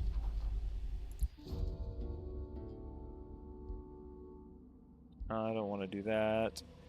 This is an 80% check to make the fight easier.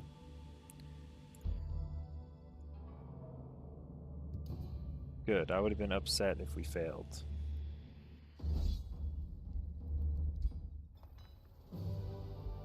Okay.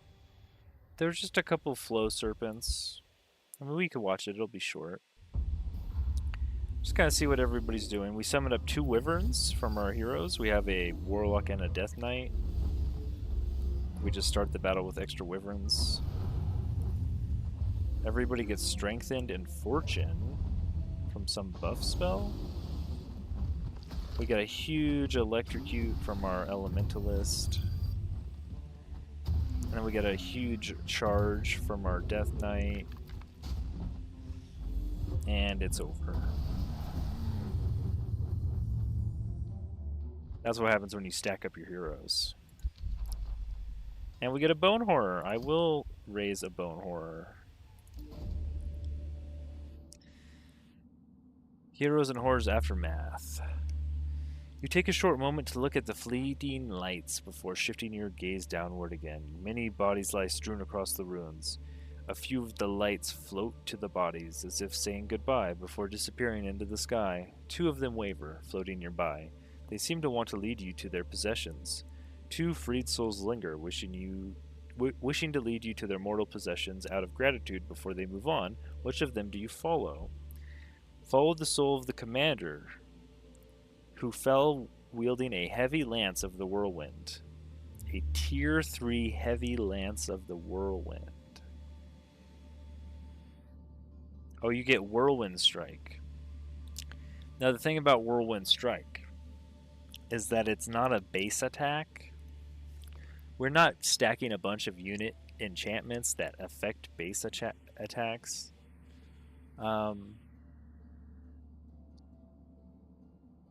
So, yeah, I mean, it's not a huge deal, but I don't think this is a huge upgrade.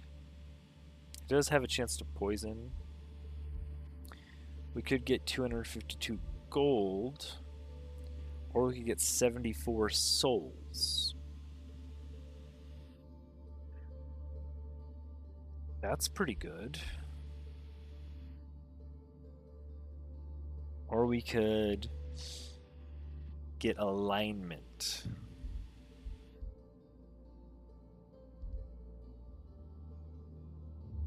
Well, this is the way I look at this is 2.5 turns of gold. Dismantling a tier 3 weapon does give you some fragments to make a tier 4 weapon. That's true. 74 souls is 7.5 turns of souls.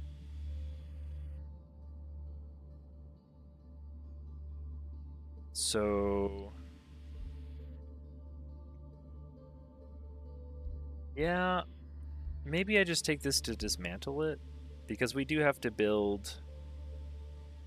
That's really, really far away, though. I guess I'll take the souls because I could actually leverage that in a meaningful time frame. Okay, now we got to remember how our units were stacked. We had, I think actually we want to send one of these guys over here, because I'm going to turn every one of these guys into a leader, I think. We're going to have, I guess we'll keep the elementalist over here, so we're going to send Cost the Shield over here. So we'll have a warrior and a shield unit and a ranger. That seems fine. I don't have any movement on him this turn. Don't have much movement on anybody.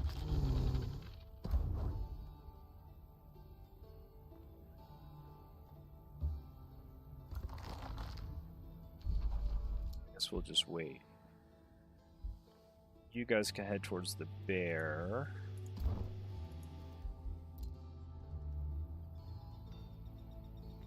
I guess I'll also send one of these bone horrors to this army so we can spread out the bone horrors a bit.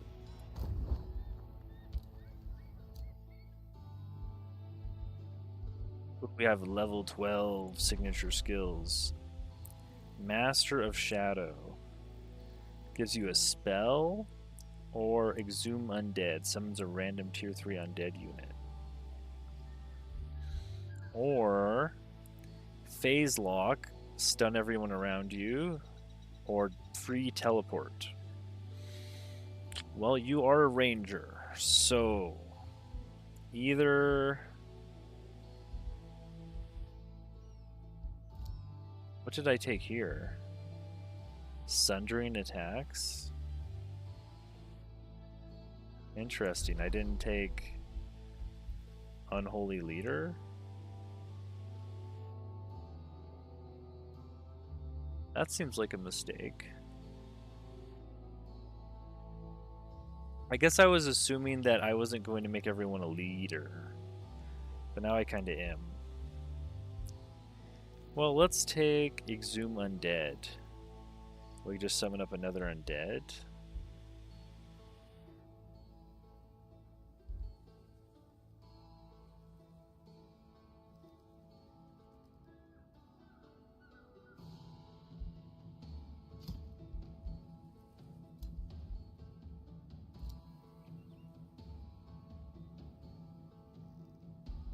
Well, this is one of our big damage dealers. I mean, there's always a turn at the beginning where they could cast this summon spell. They don't always do it. Sometimes they waste a turn, they could attack, and they cast the summon spell instead, which is kind of annoying instead of like doing it right away. So it's kind of a toss-up. The other option is just to take the teleport. But if the AI plays it right, you could get another free undead.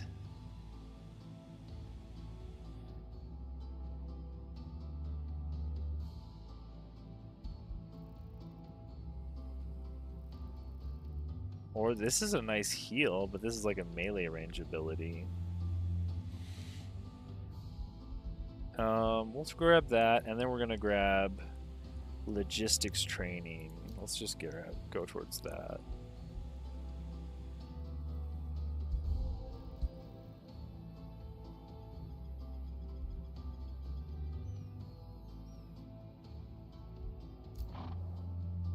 Will the Strong, right? This is our warrior. And he took Initiate of Astral, which I already don't like. I'd rather you not have taken that.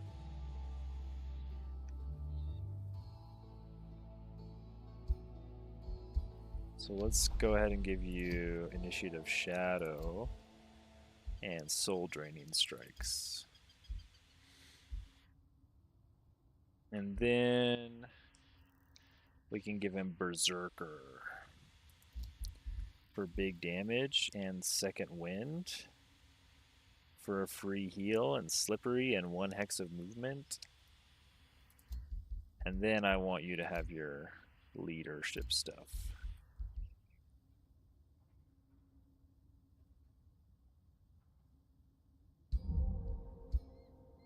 You're not a leader right now, but we are going to spread out and make everyone a leader. What's this? Where's this guy's army? Underneath Slam Pit? I did not realize this man had a whole army underneath me.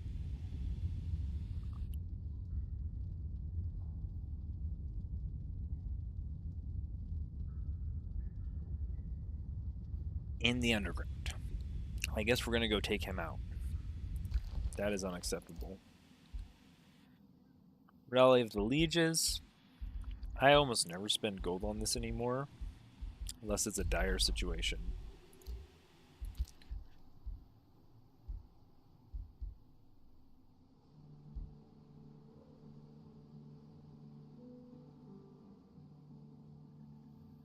He really doesn't like our alignment. Doesn't like that we're super evil. We're not that evil. We're just super duper evil. Okay, that's a turn.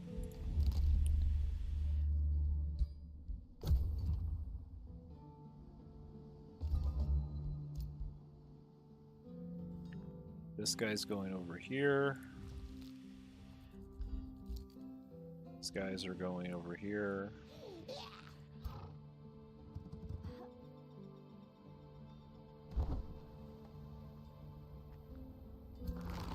Going to remake our armies. Rissa.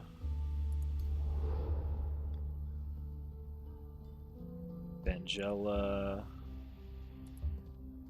And then Cross can go to the other army also.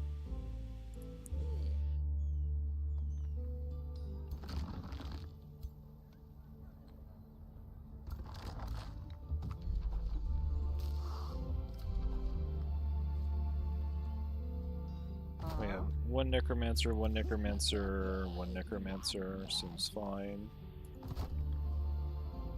Could throw...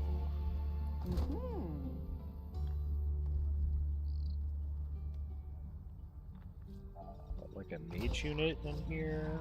No, we kind of want a melee unit. Could throw a skeletal warrior in there, I guess.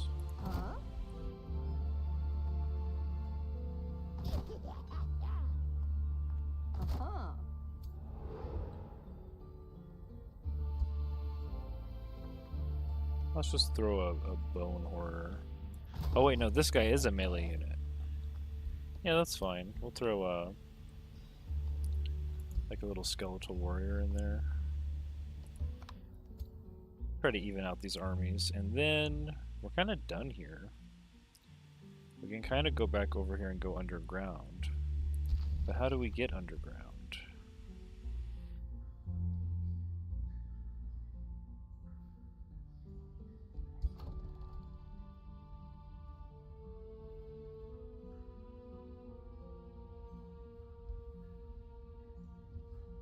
This guy's city.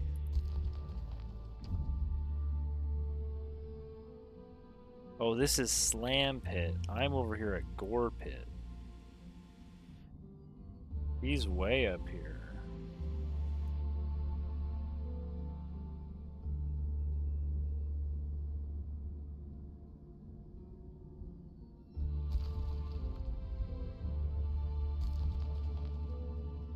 I guess I just clear, huh? I can grab some Astral Echoes and clear this resource node.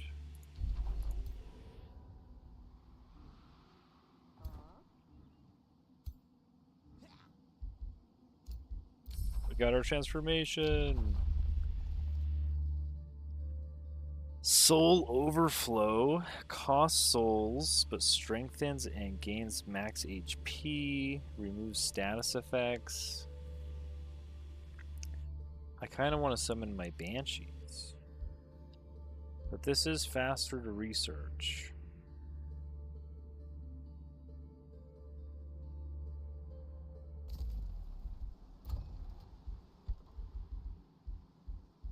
Normally I'd roll for my Banshees. I guess I had enough mana to. Probably should have rolled for the Banshees. Let's get our... Can we build our soul well? Yeah, we could build it here at 2 adjacency. Or we could build our summoning well at 2 adjacency. 14 mana, 4 knowledge. So the adjacency bonus, slightly higher on the soul well. Just by 1 mana a turn. But that would take out our quarry. Fishmonger's boosted. Oh, we already have the Shadow Bolstering Matrix. shadow buff and healing spells. That's pretty good. We also have the item forge.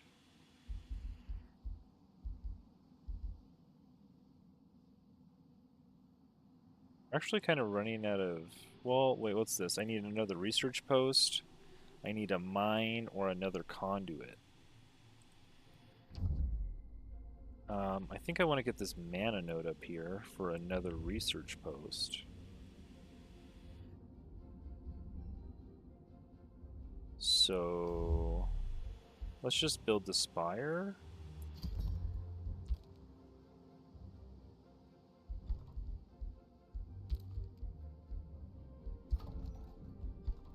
So we can get more province annex range. We could spend a little bit to boost the market. These guys are pretty unhappy.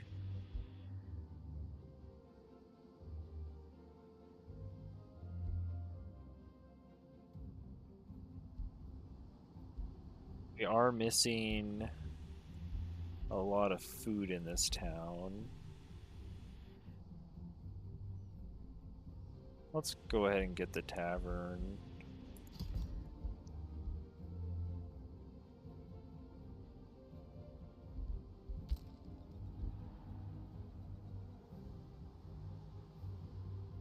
The thing is, as long as I have one specialist governor, I could just put that into the city and then build all of my province improvements and then remove the specialist governor.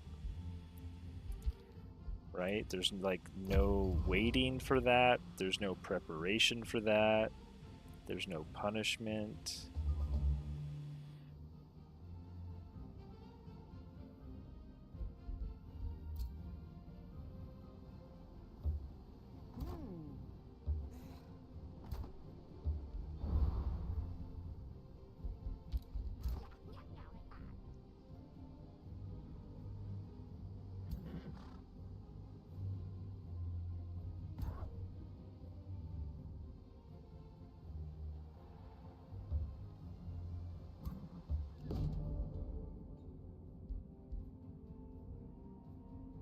Dominate the brown bear to do your bidding. I don't really need a bear. I don't know if I need the XP either. Maybe we just take the alignment, honestly. Just take the alignment at this point. Make sure we're in good relations. We don't want to go super duper evil for no reason. We're kind of strong.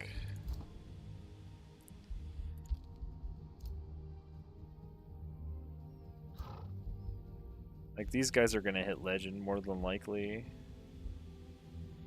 They're already champion levels Soother, which gives them an additional 10 temp HP on their ability, and it's got a -1 cooldown.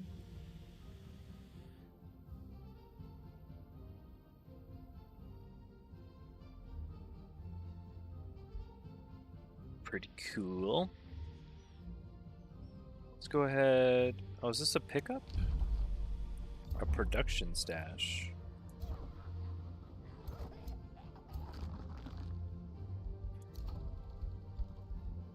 We do have our Mystic Spire, so we can reach a little further.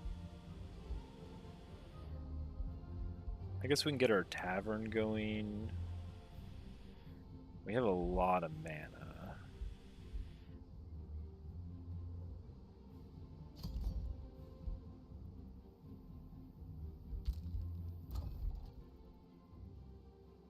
I still can't annex this one out here? Why not? Do I need to get this farm? Oh, I haven't built the Town Hall Spire yet. Dang. What do I need to boost? I need a Forester I can't build. I need 4 farms. I probably won't do that. No foresters, huh? I guess we go quarries.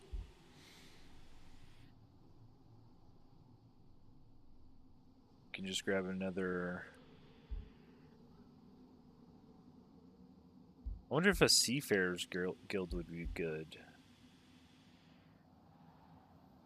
Maybe it would. Oh, this has special province improvements too, being an Eldritch Governor.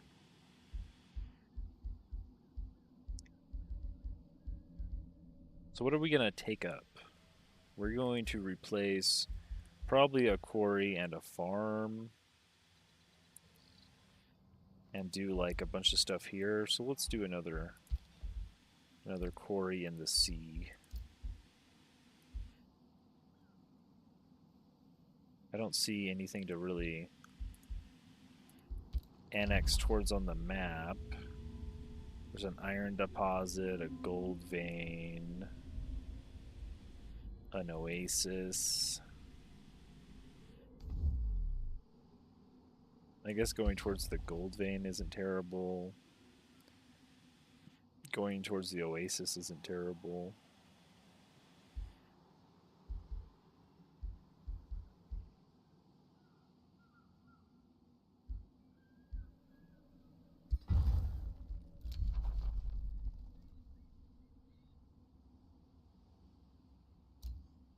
Okay, we got our vassalage. We're still boosting you until we can incorporate you.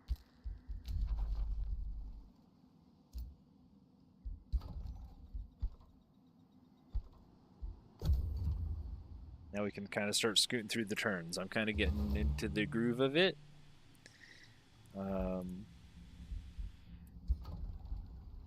Can annex. What did we need? Another forester? Yeah, we got access to a forester.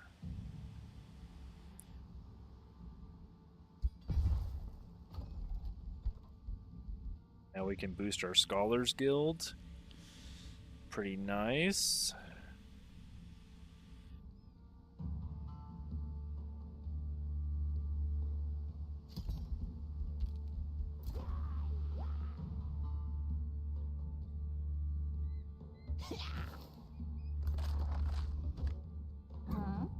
Let's turn this into 3 armies.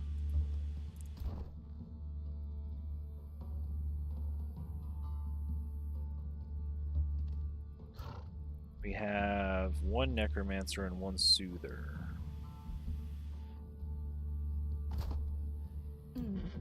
Let's throw you the Necromancer. Let's throw you the Soother. And then we have 2 melee and 1 ranged. So we're gonna have 2 melee and 1 ranged in all of them, sure. And we can start moving this way, I guess.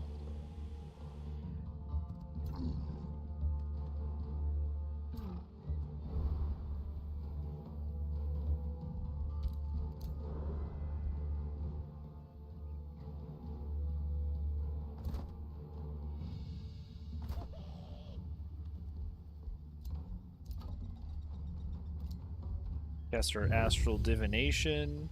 So what this does is just spawns more of these question marks on the map, and if you pick them up, you get this Astral Echoes, and with our culture, we can use that to level up or rank up, rather, our summoned units.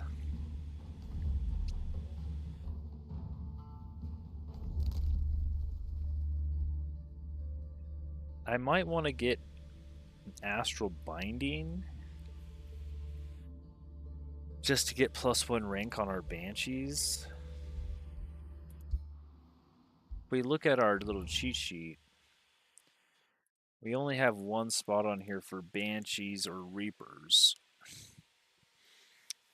We wanted a summoner in every army. I guess a banshee can replace a bone horror. That's fine. Or a bone dragon, I guess. I'd rather have I'd rather just have 2 reapers, but you know that's a lot of Imperium. Bone Dragons also, I think, take Imperium and Souls. No, they take Imperium, but no Souls. The Reaper takes Imperium and Souls. The Bone Horrors and the Banshees are just tier 3. And then the Skeletons are tier 1. So we actually need to recruit some Summoners. And summon some Banshees.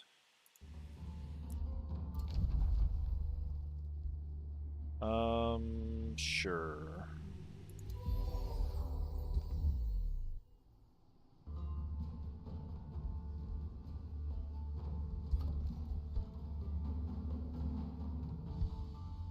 So I think we can recruit Summoners here. Yeah. I'm going to want 1 per army. And I have 6 armies. That is a lot of Summoners.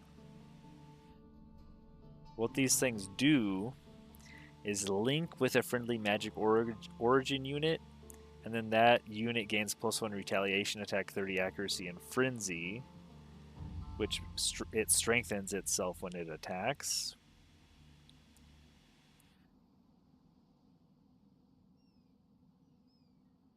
Also, they can summon snow spirits, probably. I think they also have a passive on here that's not listed.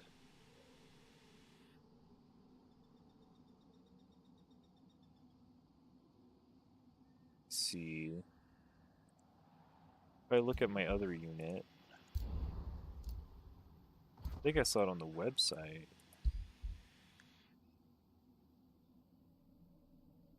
I think they had it. Yeah, I think they had something on there that you couldn't see right in that screen. Let's go ahead and start building 1. We have no draft, so it's going to take a long time.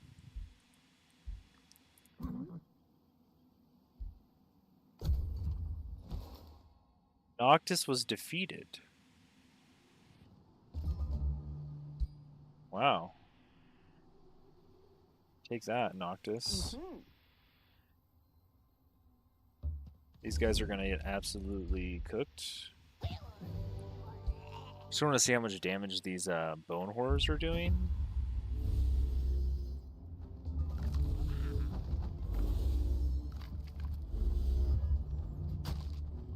Ooh. Okay, well, you're in charge range of the Bone Horror. Some lightning. Soulbound. Fire Hex. Is that what I chose? Did I choose Fire Hex?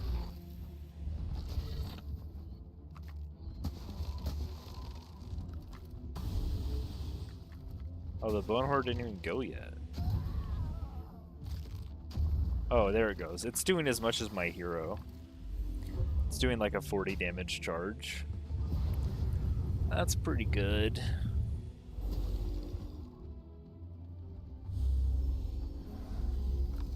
I mean, charging units aren't bad unless you go against polearm units.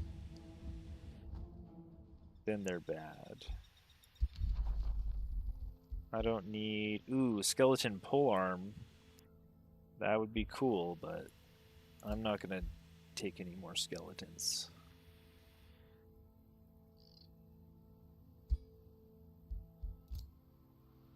I have enough skelly boys. Where were we going? Over here?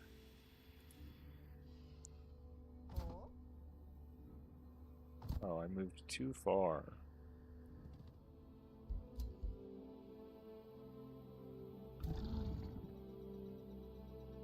Oh, is this something I can clear? It is. Let's bring everybody just in range.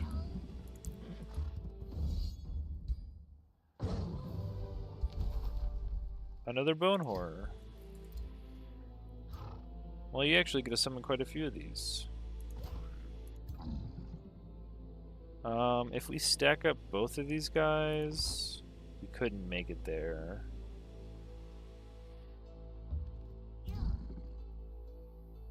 Not quite.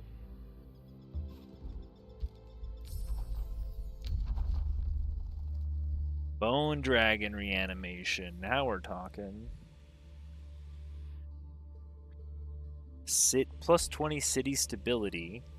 Friendly undead units in domain deal plus 10% damage. Enemy units in the domain become automatically soulbound.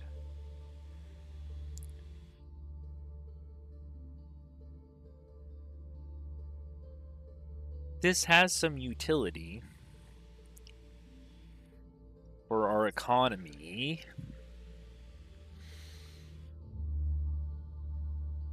And it takes less time to research.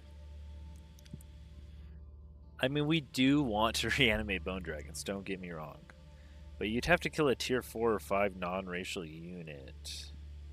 Which we might do in these gold wonders, you know.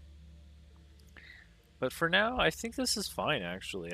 I wouldn't normally do this, but I am not nearly capped on city stability. I'm nowhere close. And this could bump me up to the next level in all my cities, which would be like 5% food draft and production.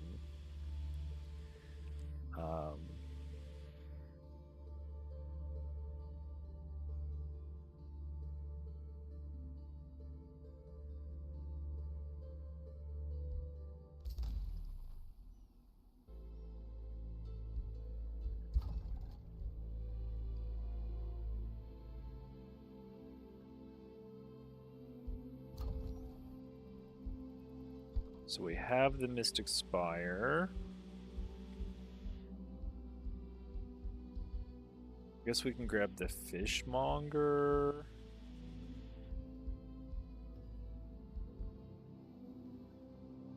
Well, let's grab the Soulwell. This will be 2 adjacency, this will be 2 adjacency. Now, I kind of want to wait till I annex some more stuff. We can boost a Fishmonger. And here, we want to go the other direction. And we need another quarry and a forester. Let's grab the quarry.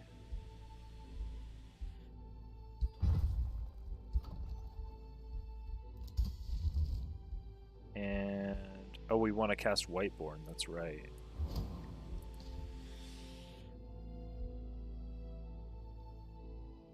Oh, we also want to cast Soulbinders.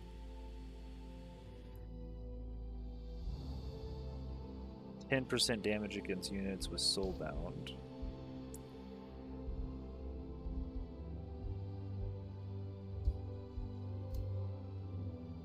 There's another infestation south. Oh, we'll have to take it out when we get there.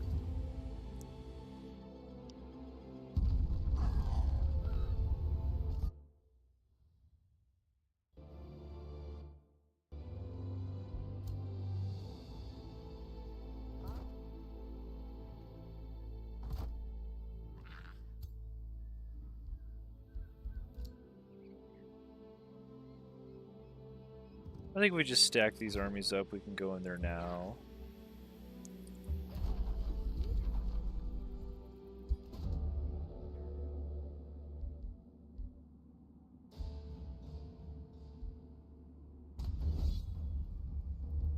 There's just a tier 2 brewer ogre, but they have gorging predators, which means they can eat corpses.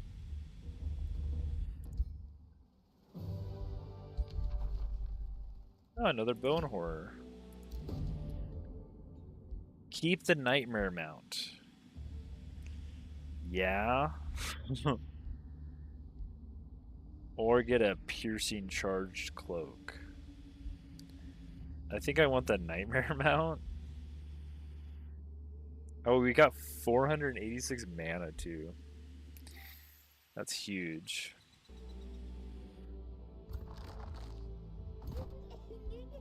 I think I got a few mounted heroes. You're not mounted? Oh, he has heavy armor greaves on.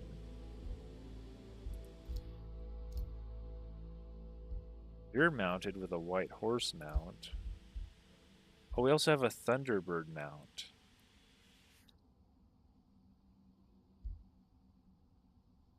Intimidating killer. Vicious killer. Yeah, a flying mount's pretty strong.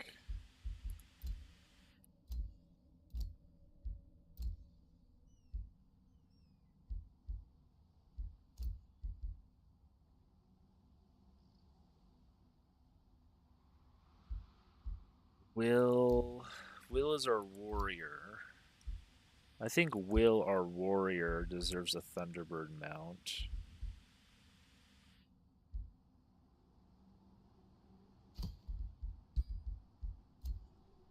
And our defender can...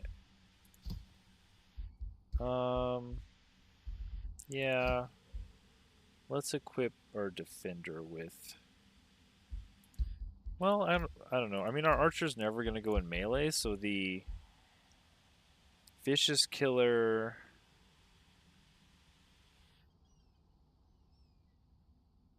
That'll work. Intimidating aura isn't gonna work very much.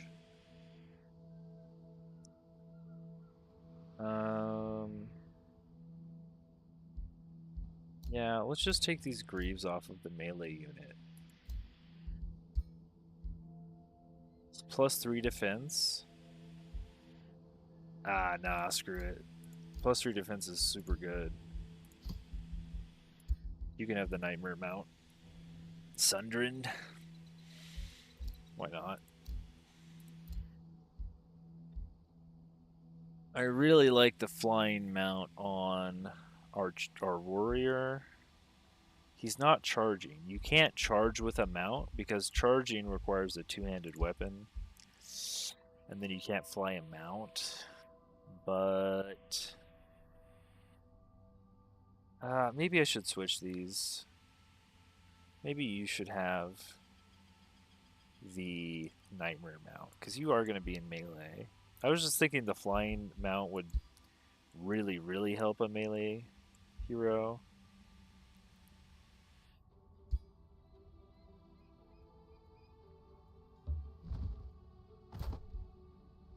We want our Necromancer.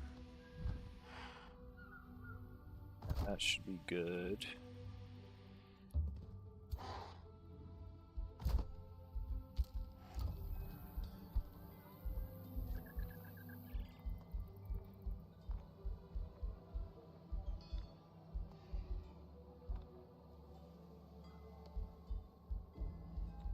Dang. Channeling chamber. All this stuff is really expensive. I guess now we can go...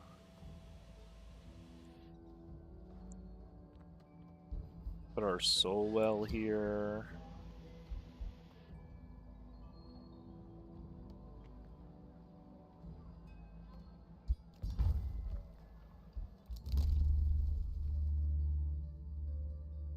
Armies regenerate 10 hit points per turn in hostile domain. Advanced logistics. There are no roads, though. There are no roads.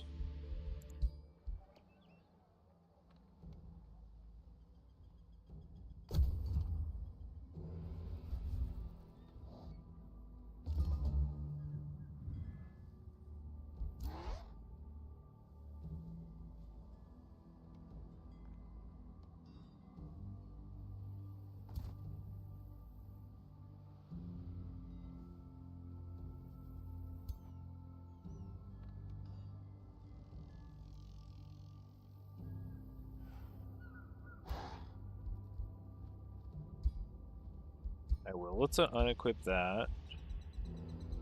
We also have a unicorn mount. I forgot that's also a tier 2 mount.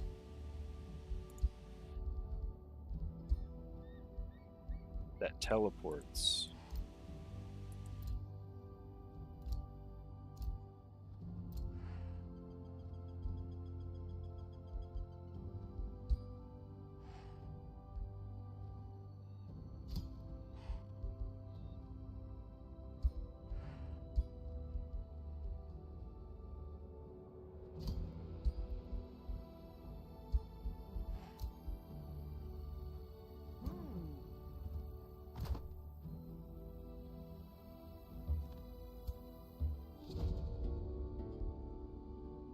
Mercenaries.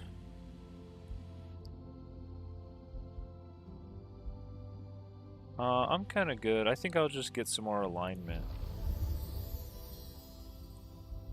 Get a cloak.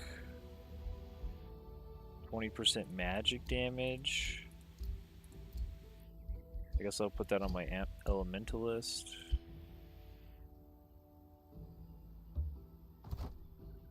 And keep everybody moving.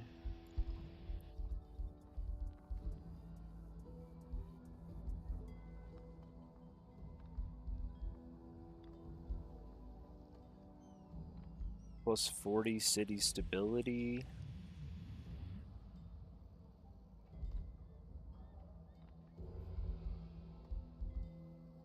I guess we'll get the Stone Conjurer.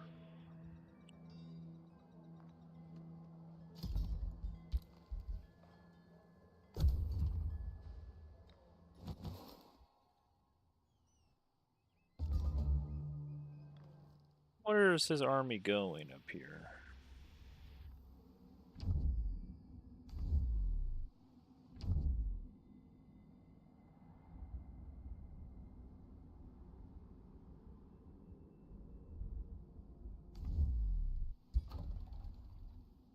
They better watch out.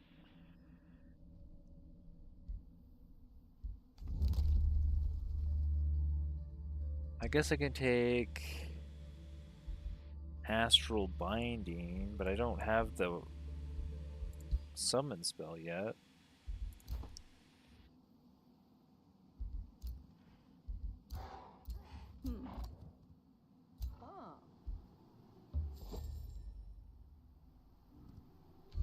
Oh, this is already cleared. Where are we going then?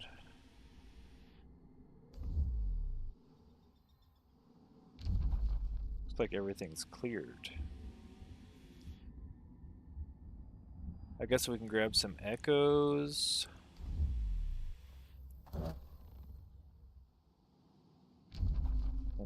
North?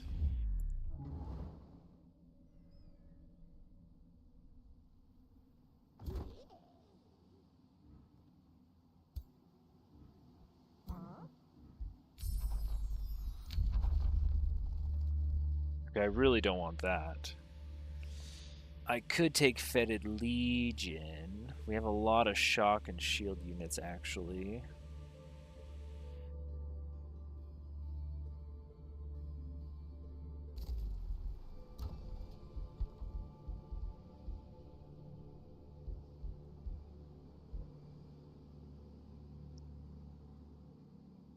Kind of down for some bathhouses now.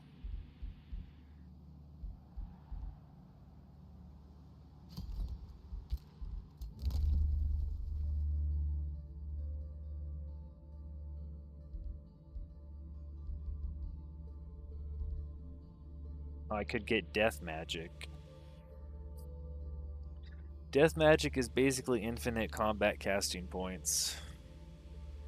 I feel like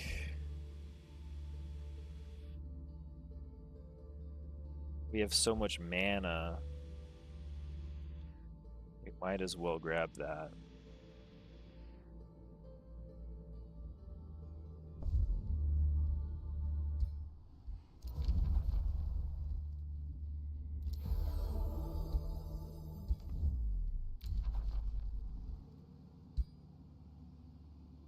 No way! Because I cleared out this guy's wonders, Carissa is gonna get the allegiance before me. Dang.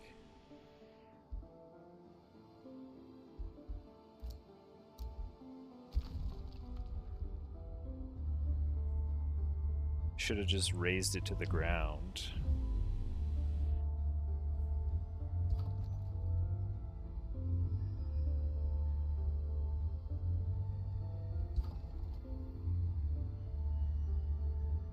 Alfred's gonna get that one.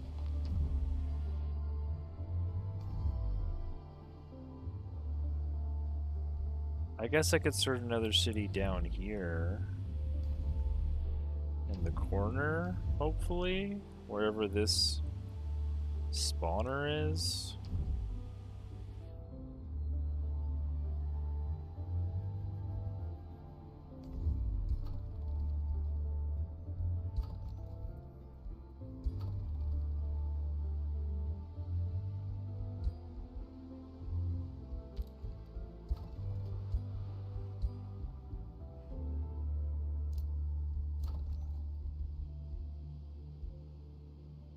There's another Scholars Guild. Sure, it's boosted.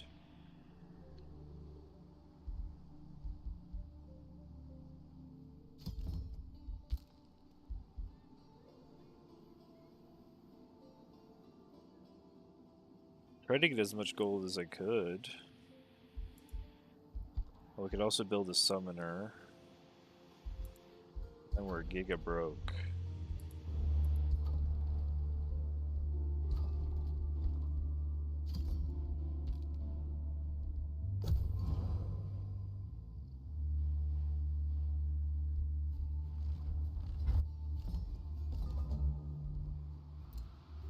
Transform!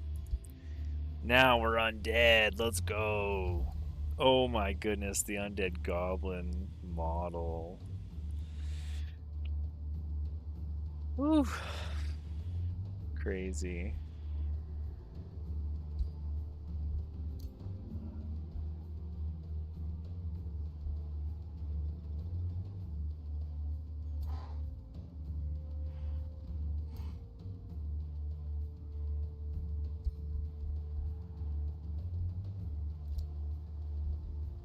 Oh, I thought I took your mount away.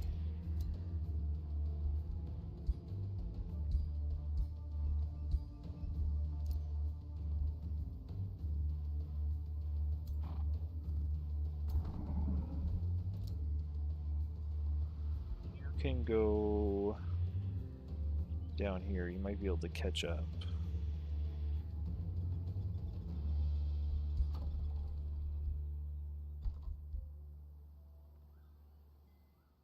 Now let me look.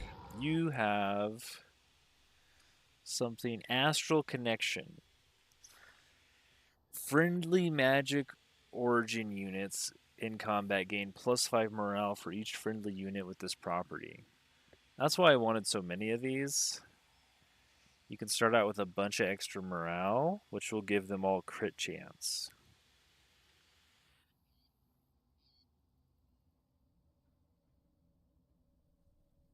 High morale. If they have 20 to 40 morale, so that would require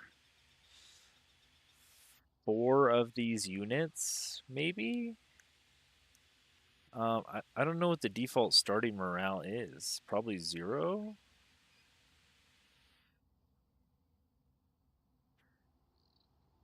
So if you have 4 summoners, I mean, we'll start with, I guess we'll start with 3 summoners in the fight.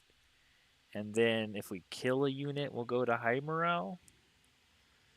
I mean, they're also just summoning spirits and bonding with magic origin units and stuff, so. I think I'm going to build 6 of them.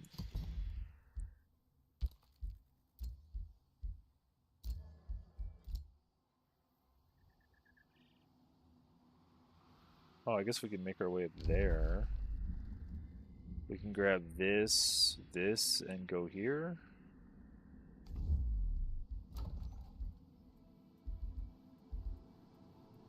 Yikes, we don't have much boosted here at all.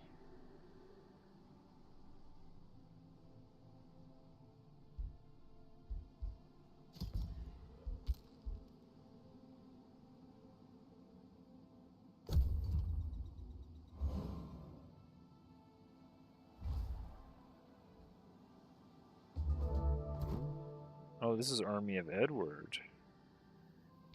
We're not too far away from that.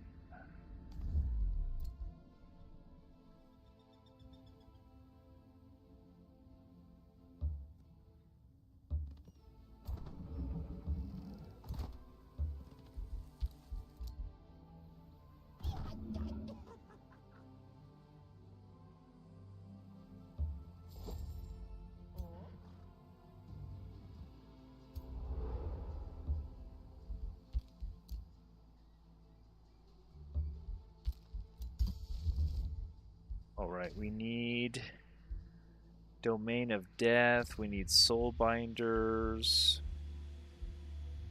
I don't think we need to get incredibly stronger right now. Let's just get these Domains of Death going.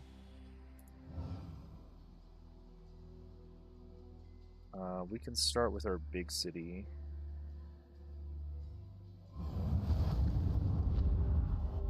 Now we're capped on our stability there.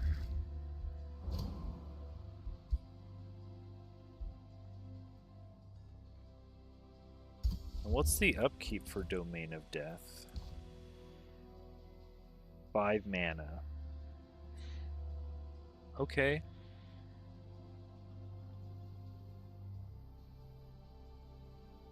$21 on necrotic projectiles.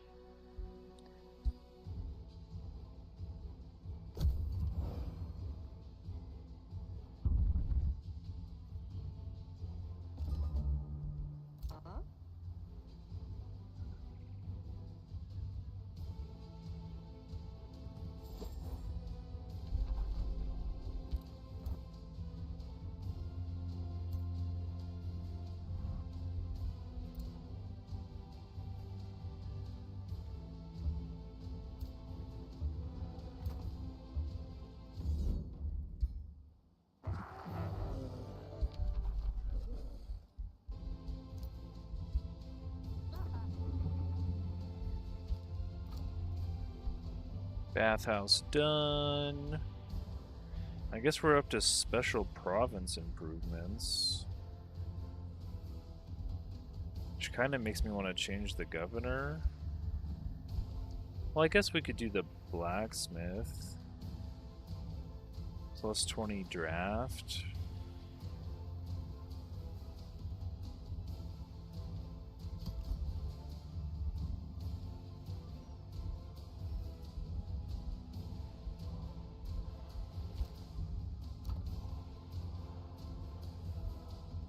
There's our province. We want this one.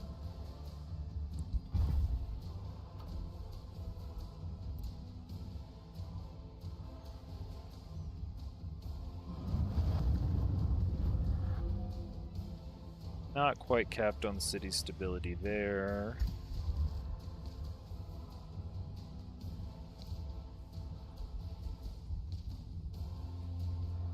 If you notice, our resources are getting pretty high per round.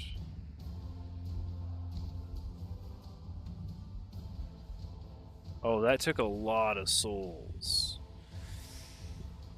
I guess we should build some soul wells, huh? I guess we can work on soul binders now.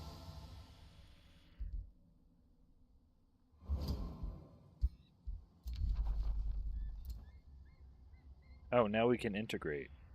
It costs 510 to integrate. I guess the city starts at level 10. Yeah, okay, we'll wait.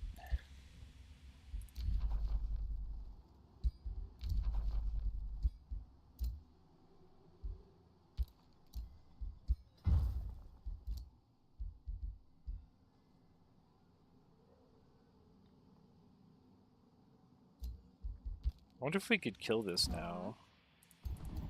Our army's like 2,000 strength. We like double it. Oh, it's a tier 5 unit though. We kind of want to turn this guy into a bone dragon. Yeah. Let's wait until we have the bone dragon.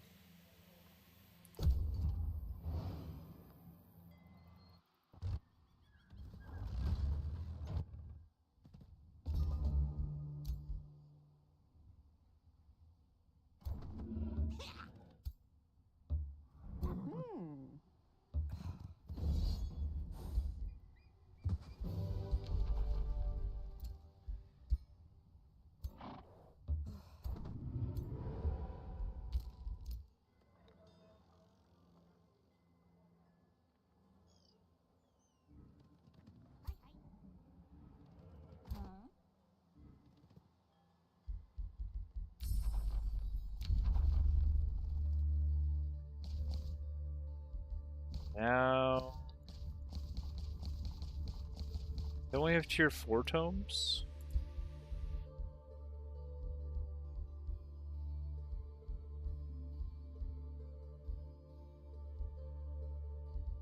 We got the Tome of Great Transformation.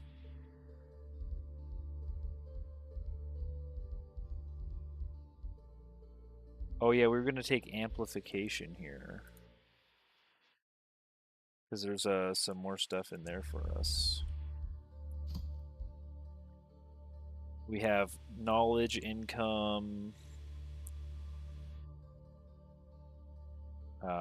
attunement fortune, which increases critical hit. And then we have +1 range on a lot of our units. We could take chain lightning. We don't really want amplified arrows though. We only have 2 archers.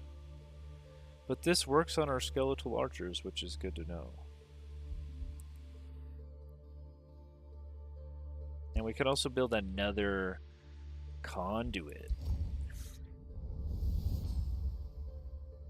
One of the more fascinating aspects of the arcane is that it can be turned back on itself. Astral blood. Augmenting and amplifying its own essence. Sure. Any wizard can cast a spell.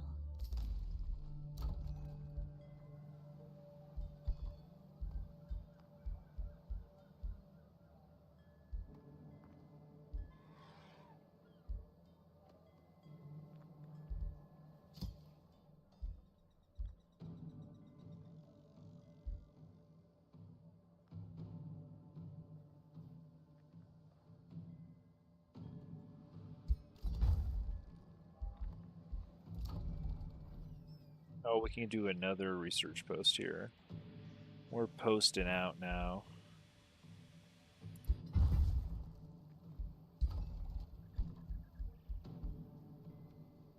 Do we already have a Scholars Guild? Do. This place is generating 166 mana. It's like over half our knowledge. And we have all the plants, which means we have 15 Empyrean essence. Imperium income from all the plants. I think the plants are considered the weakest ones, but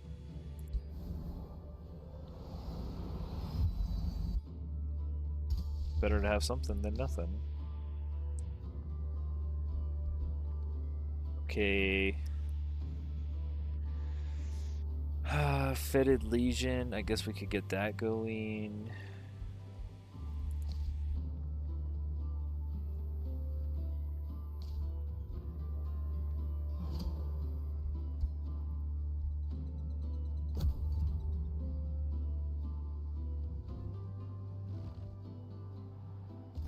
I think our armies are already like pretty crazy strong, is the thing. Just because we got all those extra heroes. Oh, I forgot to do the combat over there. Oh well. We'll go back and get it.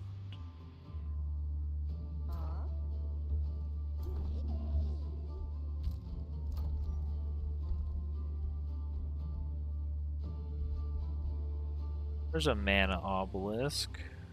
I didn't see that.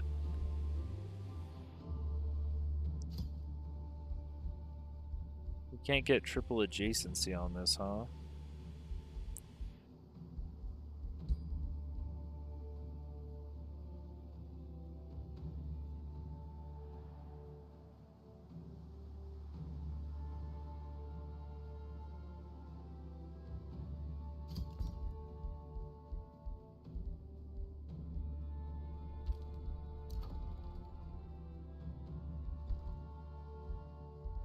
Yikes.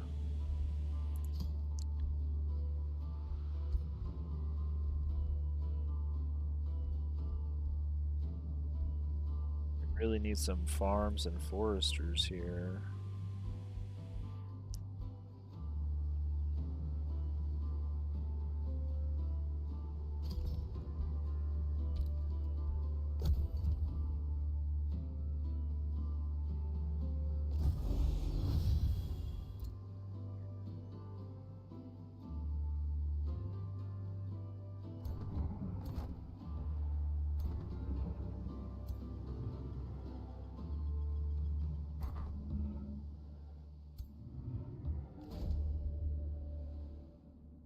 An Inferno puppy. Let's try to remain some alignment.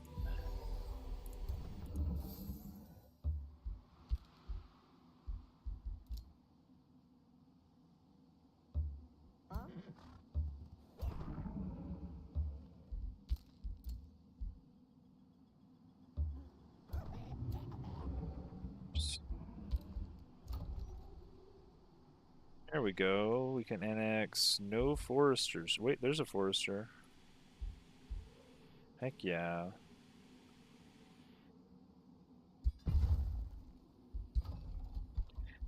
That'll boost our library. Our stone conjurer is boosted again too.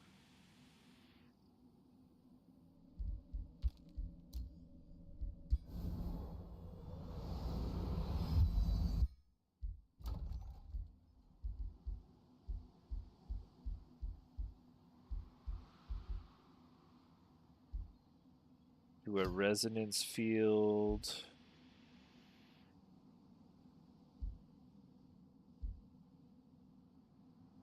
Guess over here.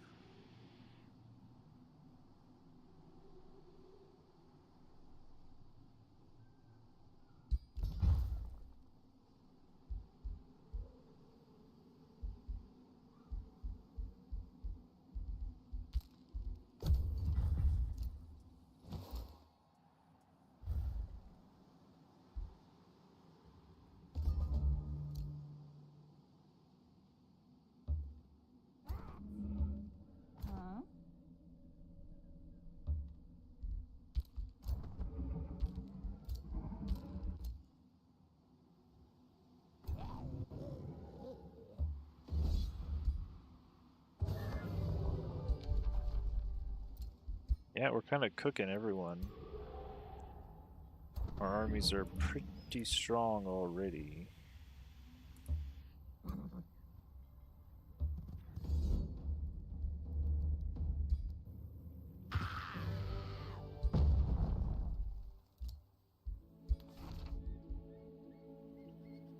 Lance of Elemental Slain and a Ruthless Band.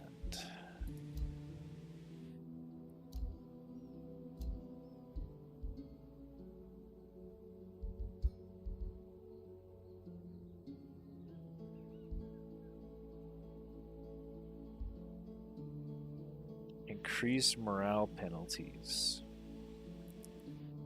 Yeah. I'll put that on you.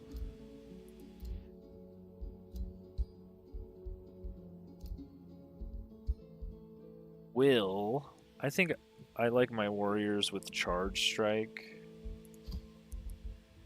rather than anything else. Oh, you can use a mount. Alright, in that case, get a flying mount. I thought the lances... Oh, I guess it's the axes that disable the mount.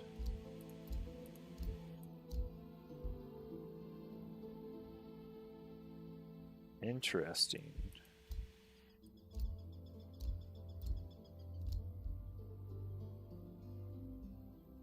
The lances you can use while mounted.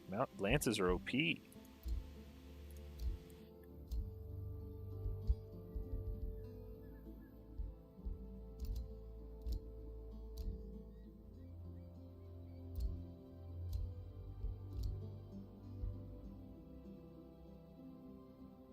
Wait, why don't I give this guy the lance?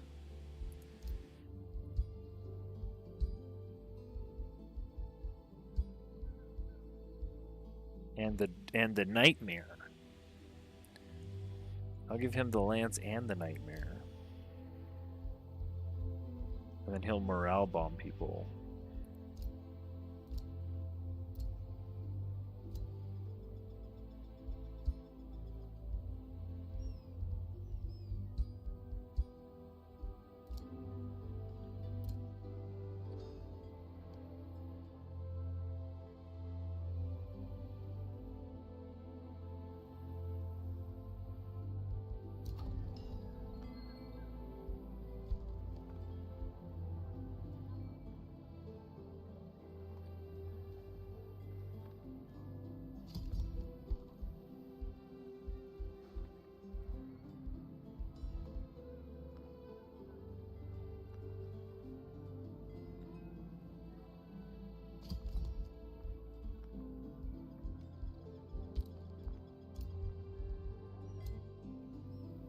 Angela.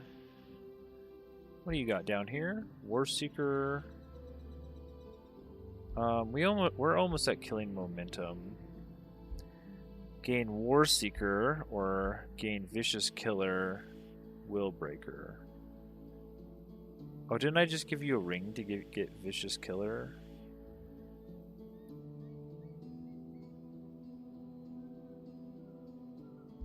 I do want you to do this. I guess I could equip this other ring again. Where are you? Where's Hallheim? Oh, I finally met you guys, huh? Oh, we're at war? You're level 11? You don't say.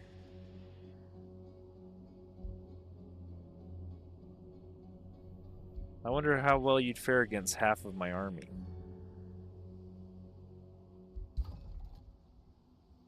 Considering I split my army into two.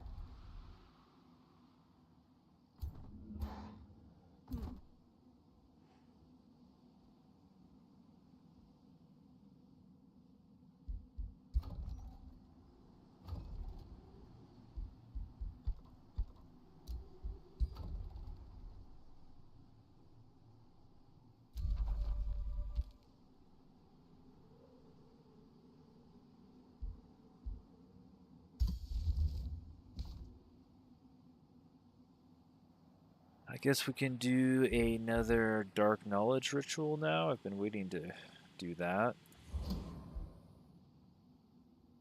Oh, we can also do a Domain of the Dead.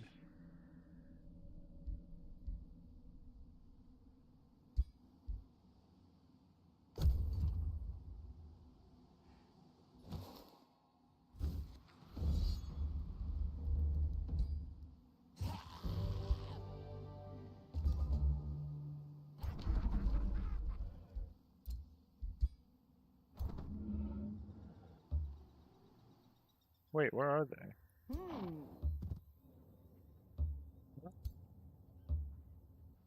did you guys come from?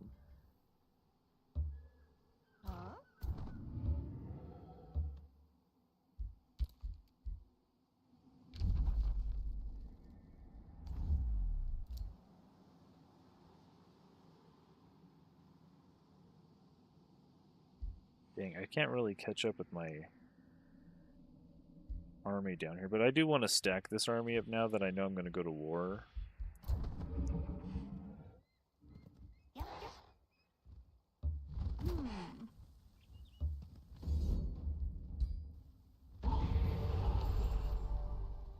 Sure. Another bone horror.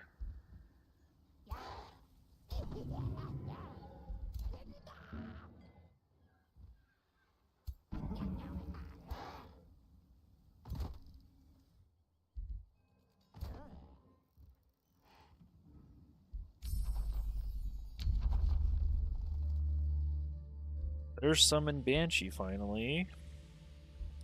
I also have Frenzying Focus.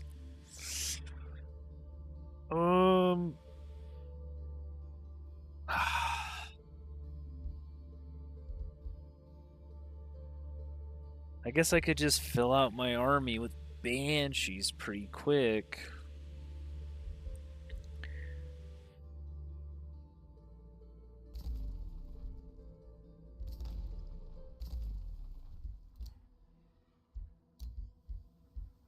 Will the strong.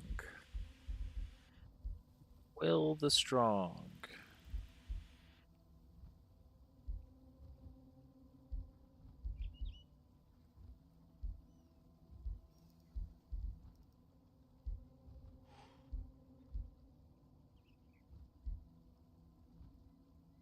I'll grab hit points.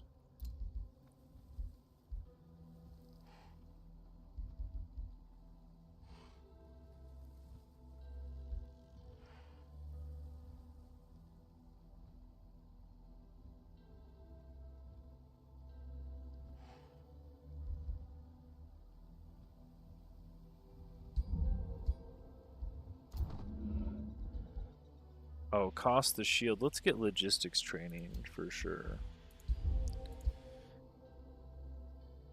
We're gonna try to have 6 armies going. Oh, we could get a Tyrant Knight. That's pretty good.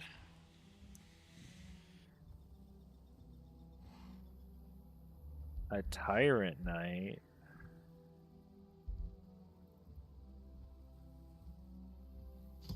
For 350 gold, though.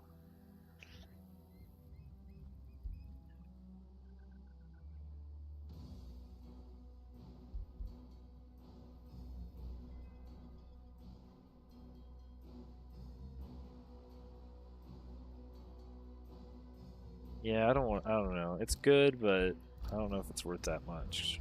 I don't know if it's that good.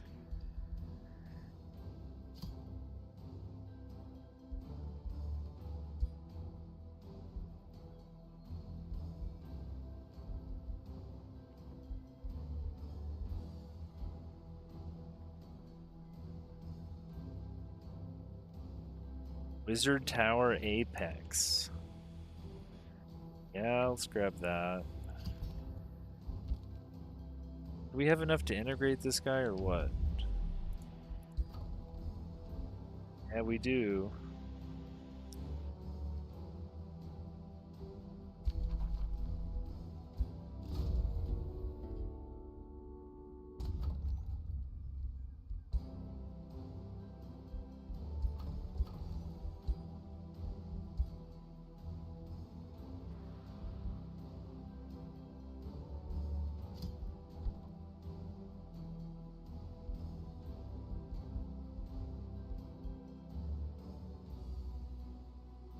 No gold.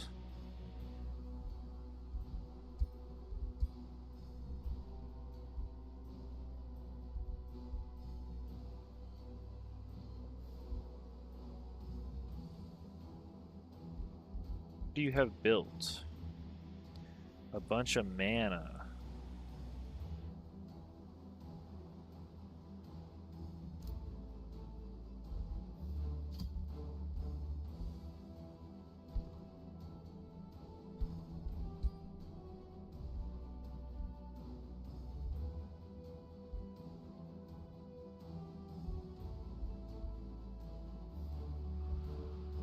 So I can't turn this into my city. Unless I raise it to the ground now? Dang. You can also transfer your throne. That's interesting.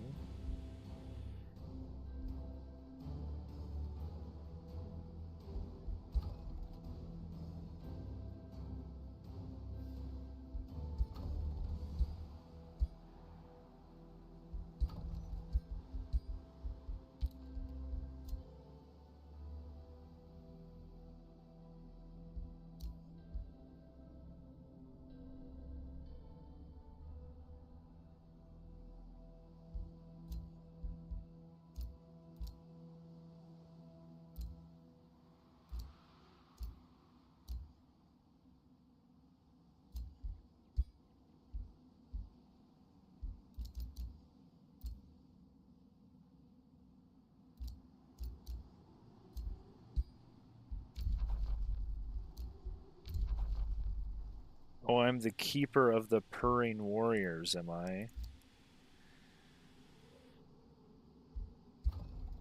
I guess I could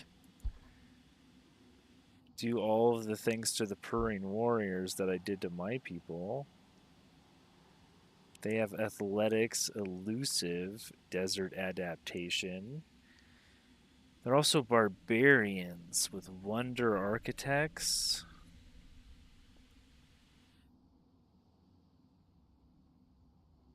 Okay. And ancient wise ones. Interesting.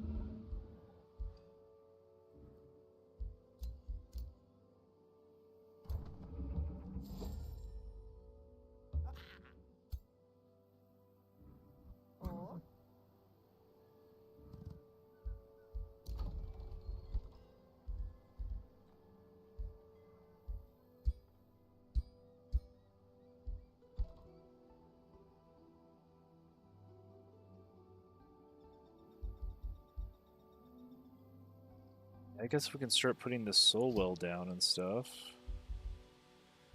We have some double adjacency spots.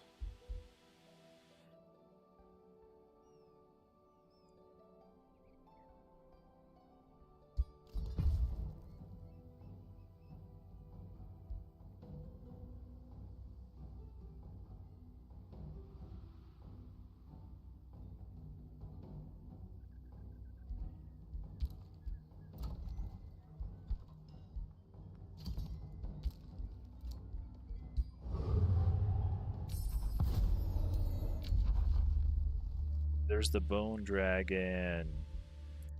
Nice.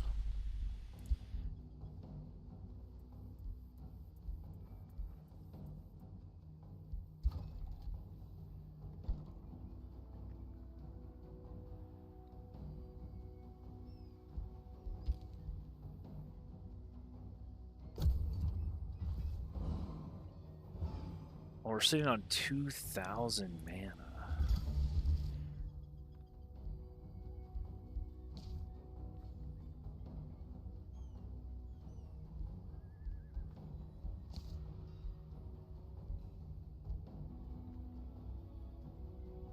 I think we have more cities to Feast of Souls, surely.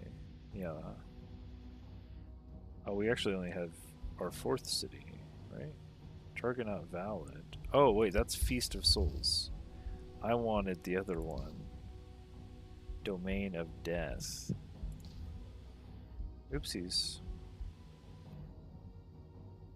Well, I guess... that means this city could never produce... yeah, they can produce only berserkers.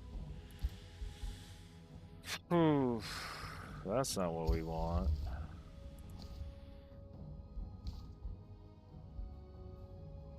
I guess we have a heal spell ready. Let's put our strongest units in a stack.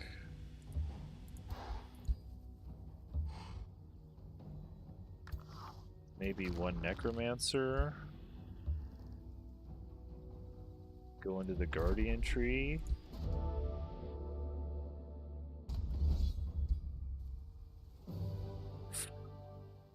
Somebody almost died.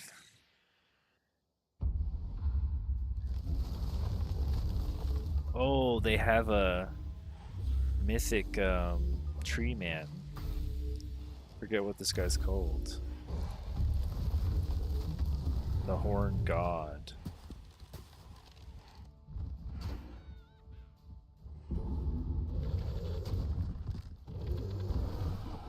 I mean, the bone horrors are doing work though.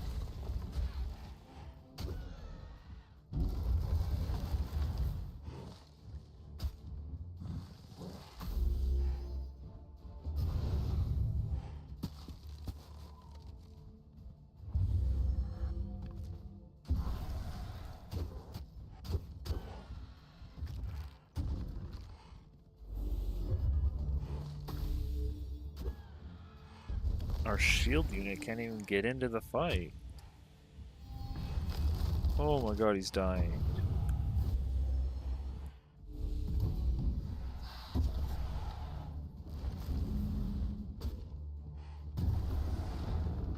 Critical hit.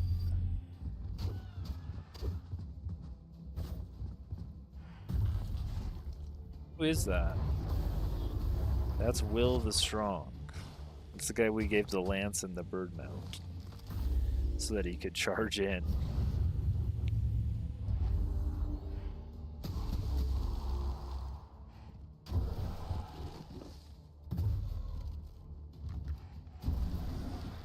I mean, those bone horrors and Will together are just charging. We have so many charging units.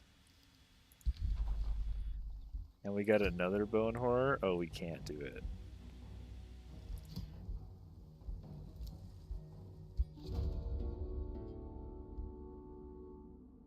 Receive food. Get a horned god. Get a ring of camouflage.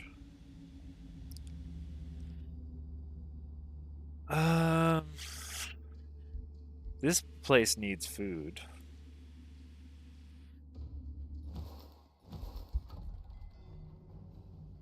We need farms for the mint.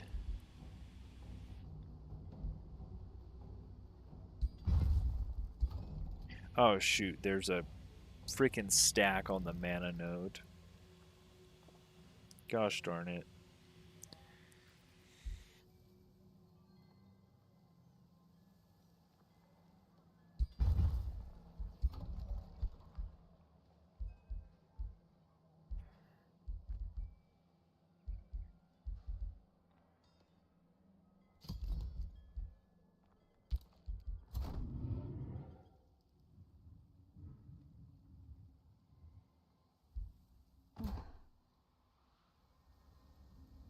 So we can cast our heal spell.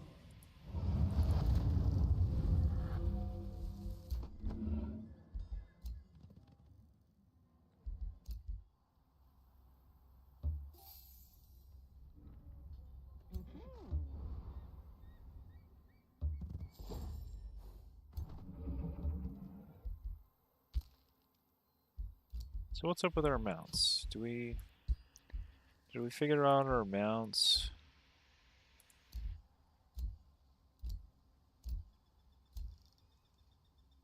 I wanted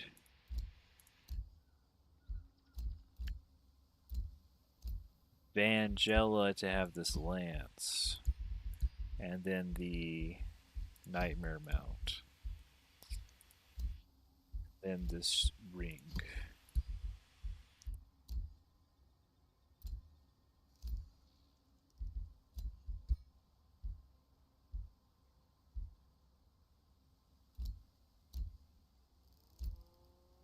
And I think Will needs to chill out with the bird.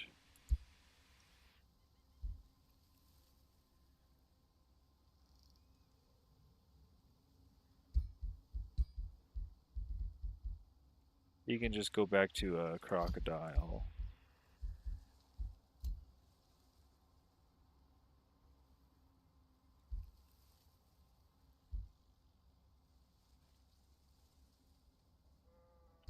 Koss can't even get into the fight. He's got a lot of armor, but he can't get into the fight. You can go back to a crocodile too.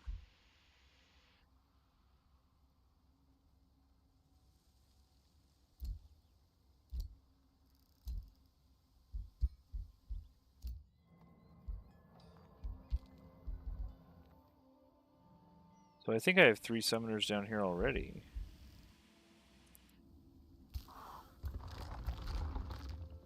Do.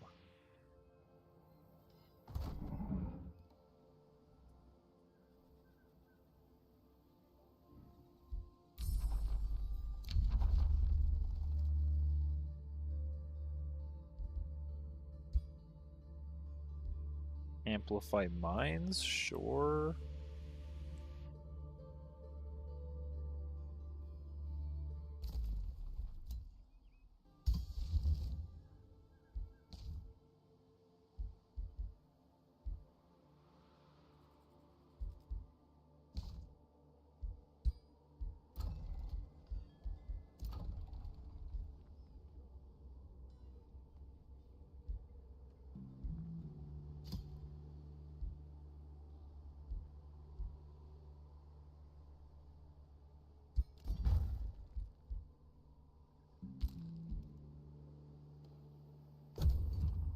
Build a soul well and gore pit.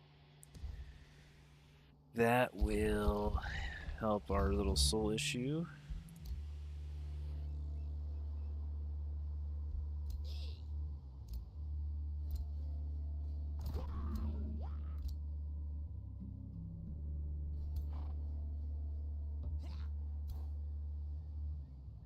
Is this cleared? Yeah. Sure is.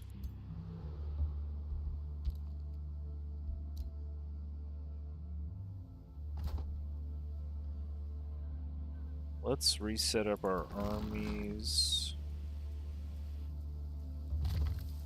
Need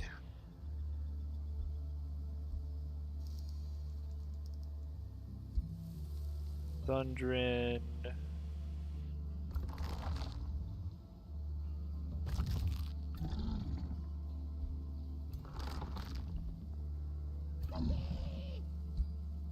Toss.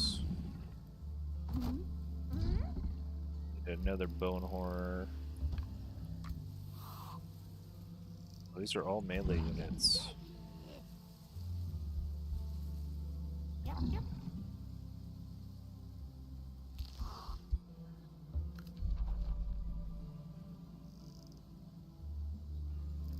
Bless me. So many melee units.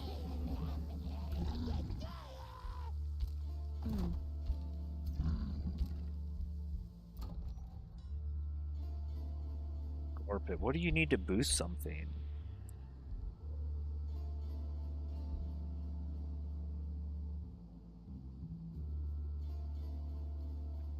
I need more gold. We only have a few mines.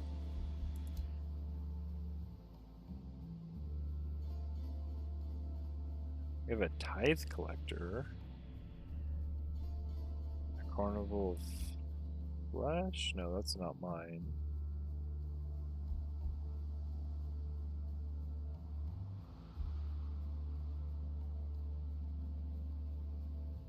Well, first off, I need to turn all these conduits into research posts.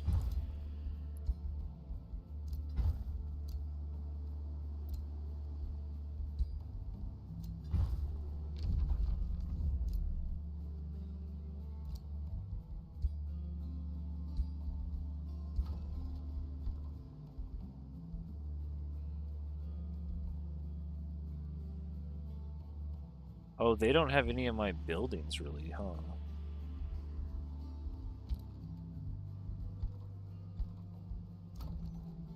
Oh, it's just an annex of province. I guess around the tithe collector we could do some farms.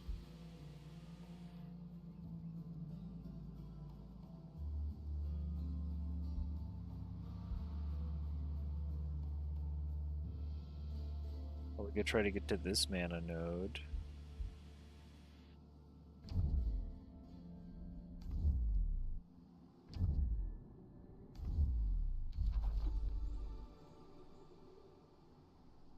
Carissa has claim on all the wonders, huh?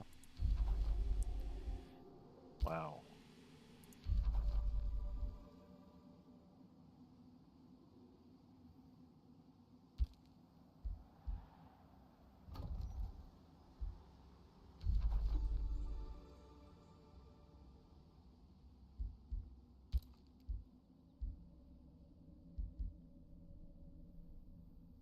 Don't we have a province pact?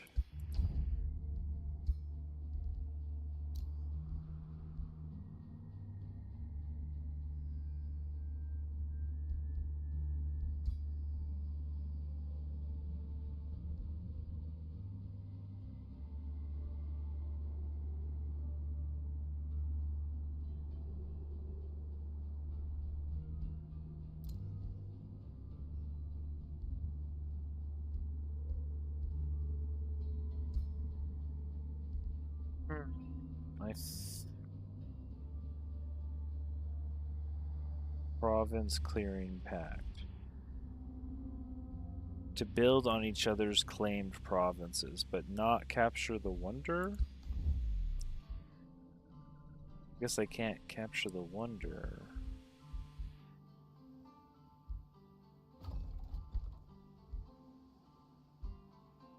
I need farms for a merchant guild.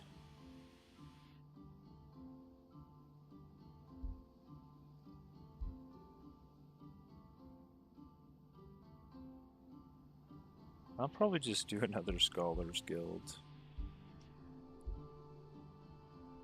Actually, these all count as conduits.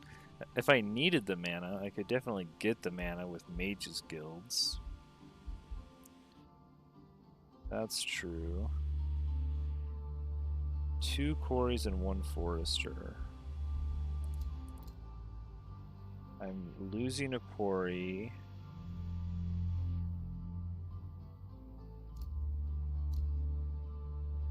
I don't have a forester.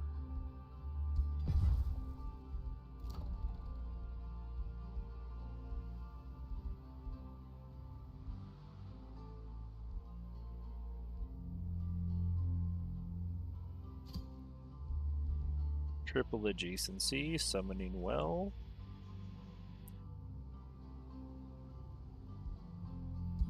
Mind if I do?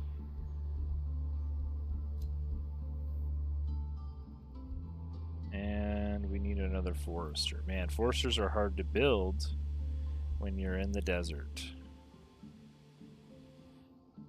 Not easy to come by.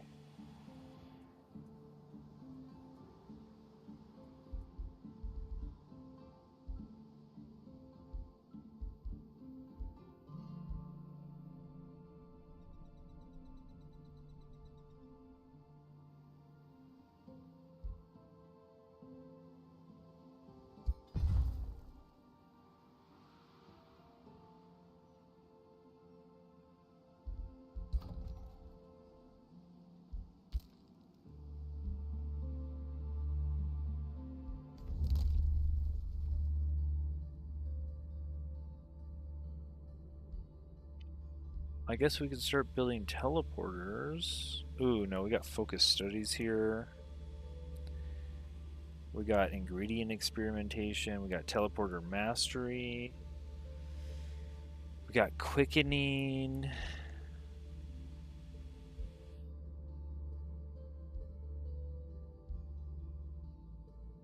Oh yeah, we have knowledge extraction. Let's just grab that right now. We'll get stolen power too. So I'm pretty sure we're gonna go to war with this Halheim and take them out.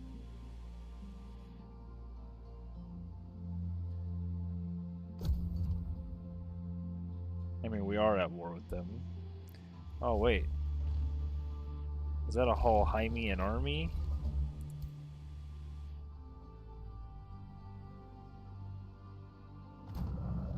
Oh, that's an army of Alfred. I thought when I had my settings, I have observe mode on enemy only. It's still following around my allies.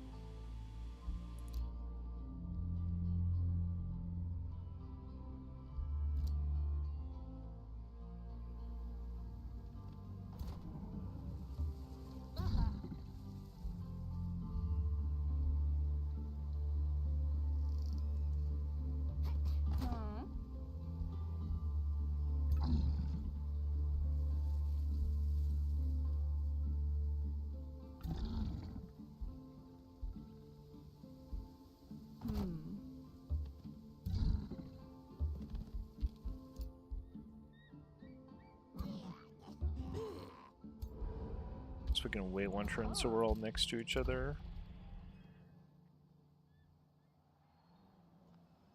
There's another forester square. That'll help us build the Grand Wharf.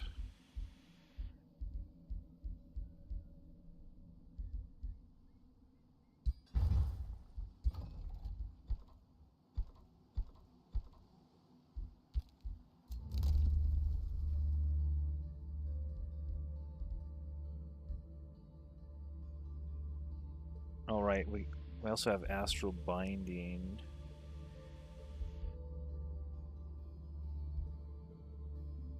Do I have enough souls to summon? Man, I have so many bone horrors. I don't think I need to summon banshees yet. Honestly, I have so many bone horrors. I think I'll just wait to summon reapers.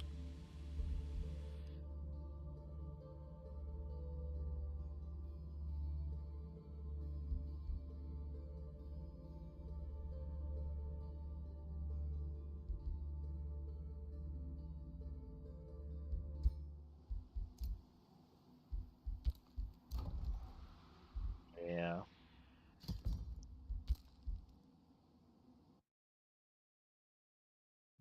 We've only been going for 3 hours? Oh my god, it feels like I started so late.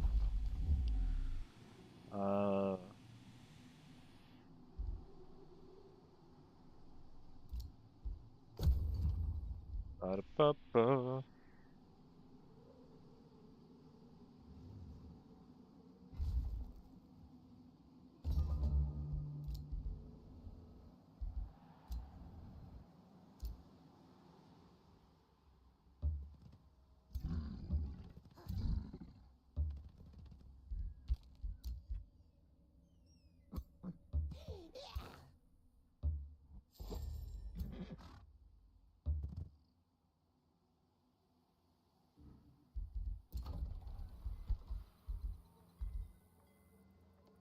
Grab the academy.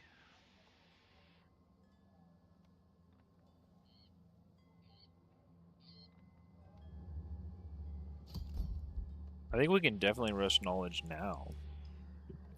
We're kind of out of the early phase where I wanted food so I could boost all my buildings. Everything's kind of boosted. This guy needs another quarry or forester. I need another forester.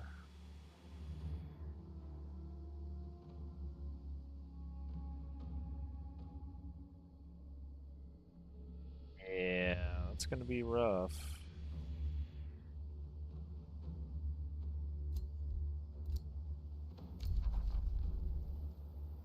Your alignment changed from evil to neutral.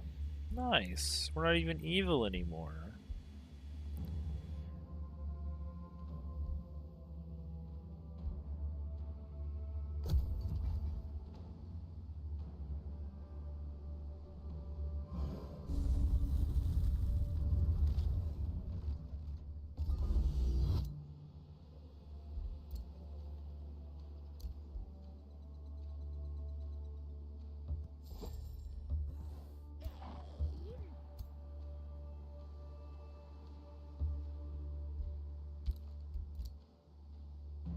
I want vision range, man. My guys can't see jack. Or Jill.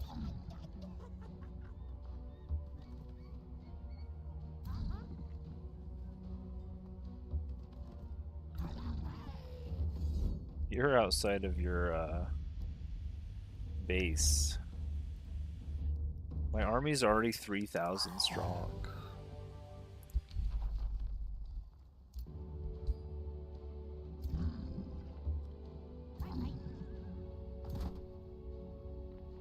Oh, I can't start the siege?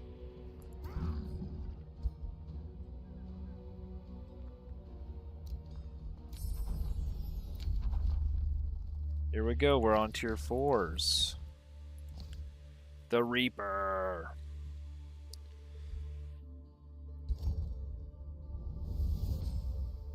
Give us the Reaper. Waste the divine Oh, we gift got of it. their Cool. We got the souls. cooldown on it too. The Tempted to lesser consume research some cost. hope to their petty Exclamation point. So The it's only going to true take 3 vision, turns for to. but Yes. wasted potential. This They are costs unworthy of such an 150 effective souls to source of summon power. though. Let's start. We can cast this. We need to.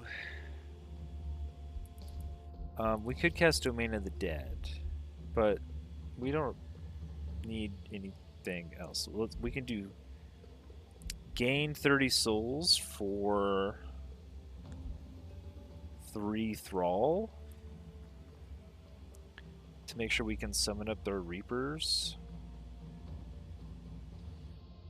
Let's do that.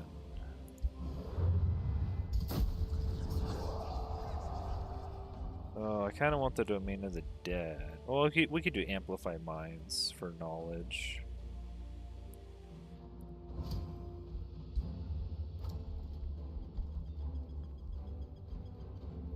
Now a Summoning Well with 3 adjacency.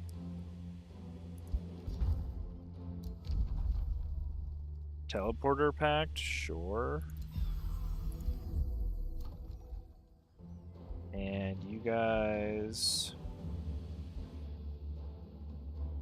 mana per adjacent research node, huh? Do a triple adjacency here. But don't we need... Yeah, let's just get our monolith in there before we start blowing up our quarries. Because we only have 3 quarries, right? Yeah.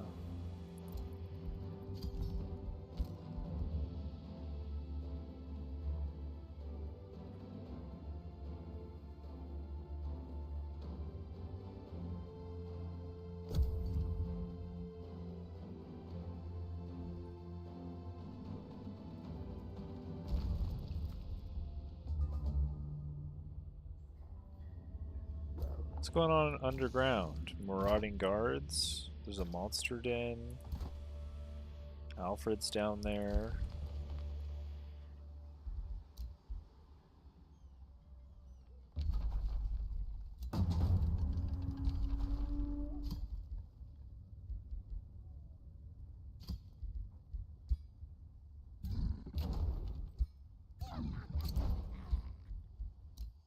How big is their stack? 600 power? Yikes, that's not strong at all.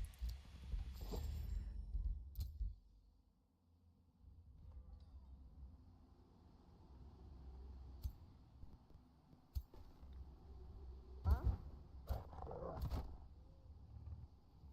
guess we can go... Oh, this is his throne city? He's got a 400 and a 600 stack?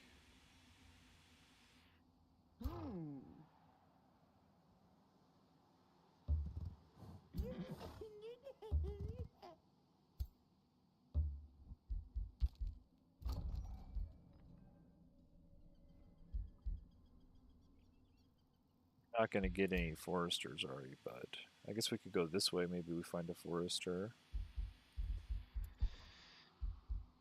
We also need... I think we have 2 quarries.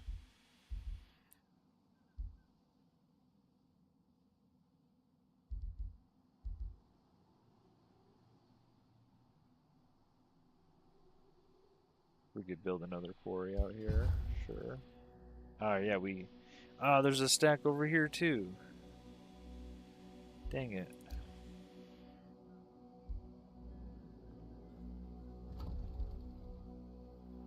You can lose some stability.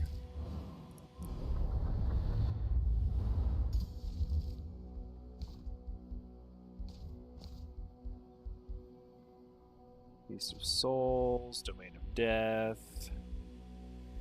Amplify Minds again, sure. I think we're gonna go defeat this guy before we even get a Reaper. Like, this is for sure a win.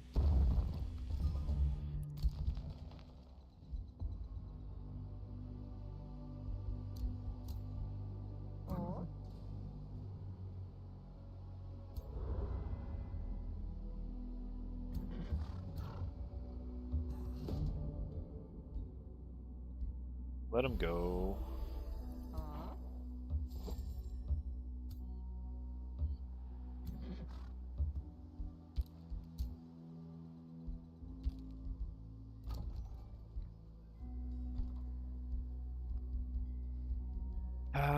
Wizard's Auditorium.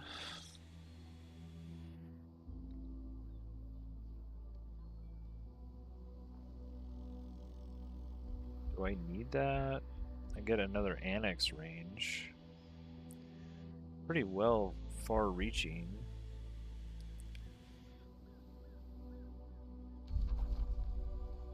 Oh, I guess I have claim on this bronze ancient wonder.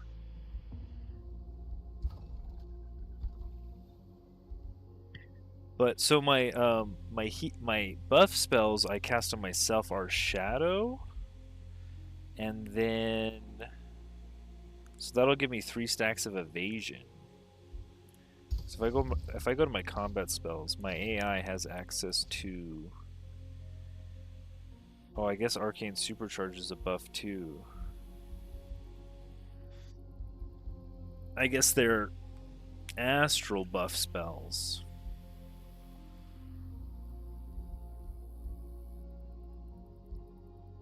I guess I have both kinds. I guess I'll do the astral one.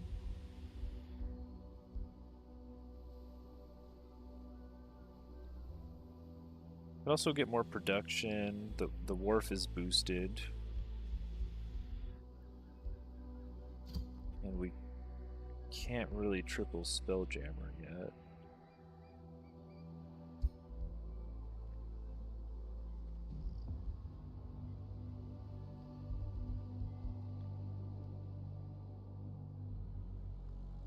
Let's get the wharf. I don't ever get to build a wharf. 20 production income and it's boosted.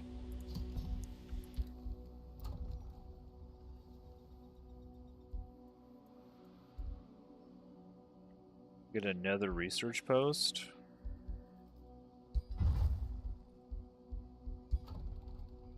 Yeah, why don't I have a scholarly governor here? 1, 2, 3, 4, 5 research posts. 1, 2, 3, 4, 5. You only have 2.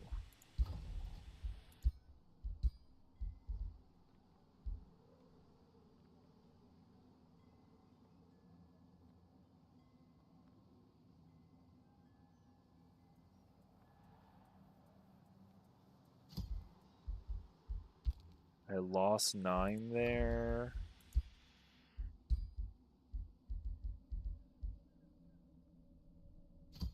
Oh, I gained so much by switching those guys.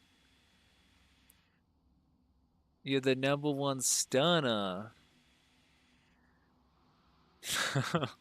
What a name. Oh, hey, Life Alert, welcome back. Sorry, I didn't realize if you guys were chatting, I just noticed now. We can lose some stability here.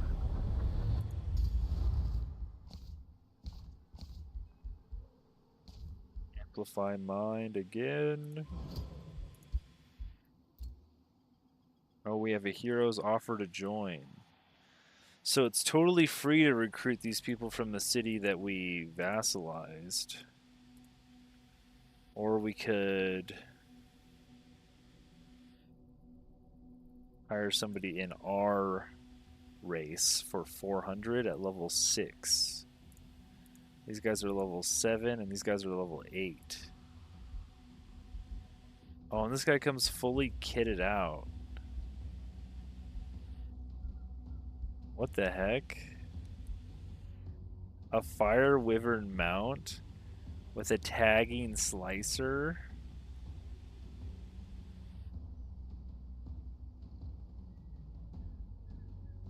He's just not undead yet. We could turn him undead if we wanted to spend some time casting. We definitely have the mana. The Rashgrad Valk. This guy will put out the hurt. What's this thing do? It marks the target, distracts the target, slows the target, sunders the target. That's pretty good. Nobody else is coming with that. Even our own guys are not even close. This must have been their, yeah, this is their ruler. It's not only a hero, it's a champion.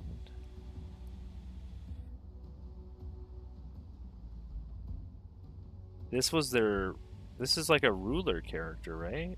From a free city?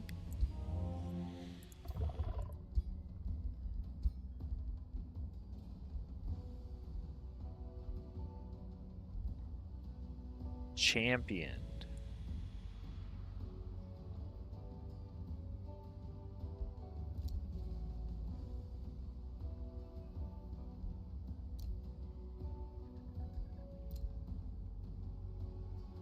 I guess not. I guess it's just...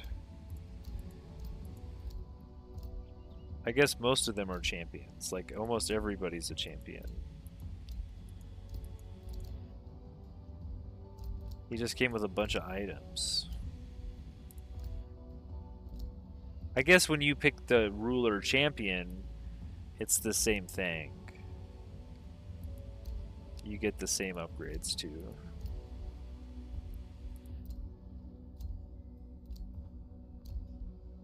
Larash. Larash, you can take Initiative Shadow, Soul Draining Strikes, and Adept of Shadow. Wait, are you gonna lead your own army? You're level 8. If I put you in an army, you would take leadership role over this level 6.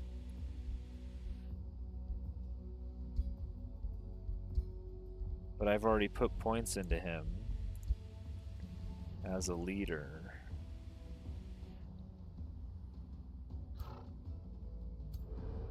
Or I could put you under, like, my ruler.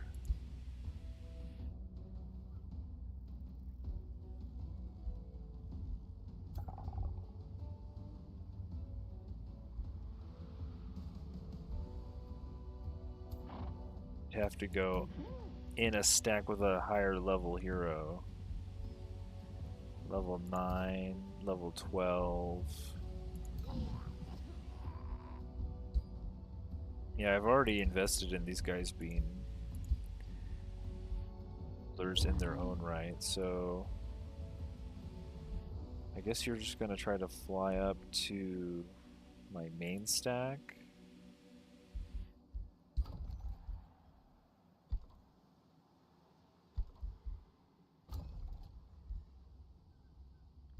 Gore Pit. I do want a Scholar's Guild, but I would need a Forester to boost it.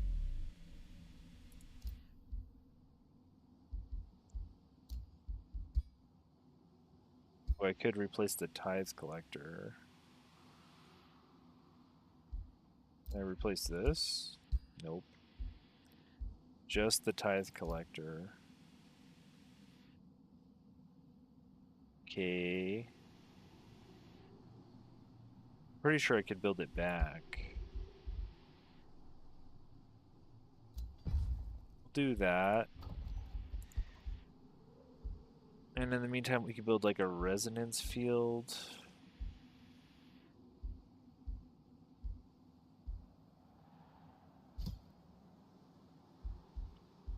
We actually don't have any great spots anymore.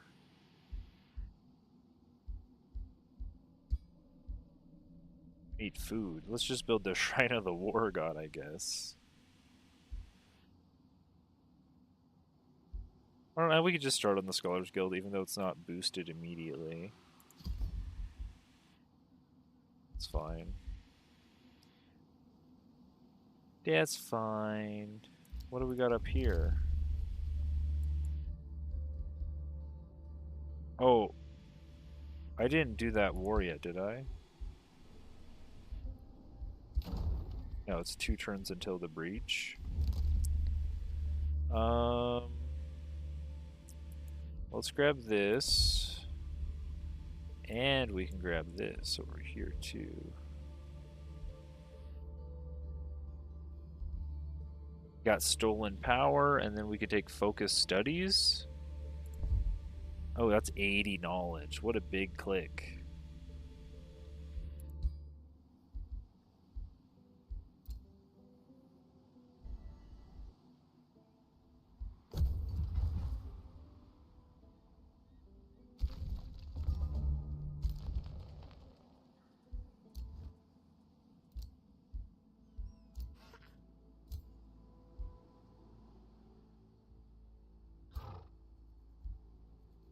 Do I have enough summoners built?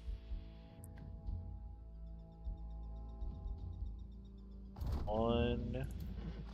I wanted 1 in each army. I think I've been forgetting to build them.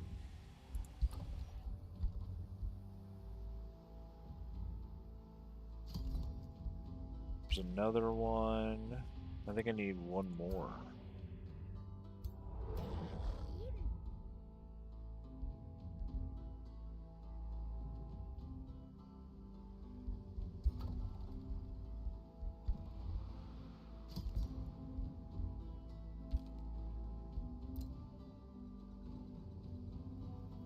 Are we gonna go siege this guy's capital?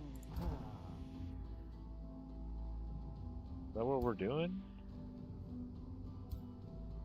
Maybe we should summon Reapers first. Before we go siege this capital. Oh, we just got it. Harvest population. City no longer gives food, gains plus 30 soul income.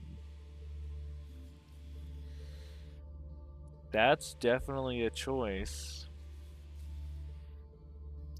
Costs 45 mana.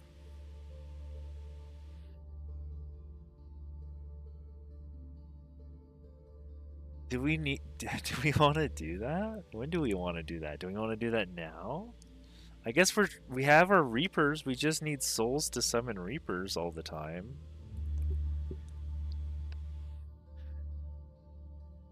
Let's look at our cheat sheet. What else did we need from this tome?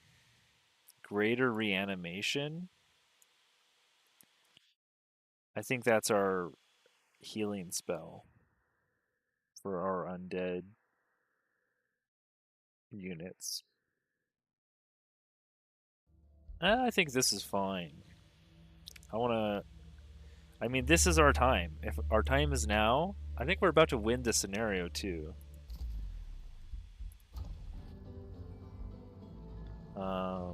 So let's just shoot for it.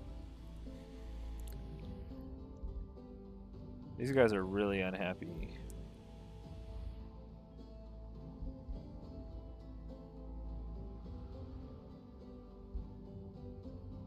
Why don't you go ahead and build a mint?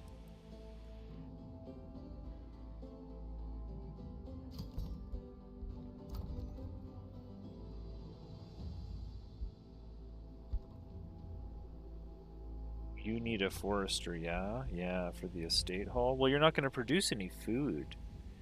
So building the estate hall now might not be worth it.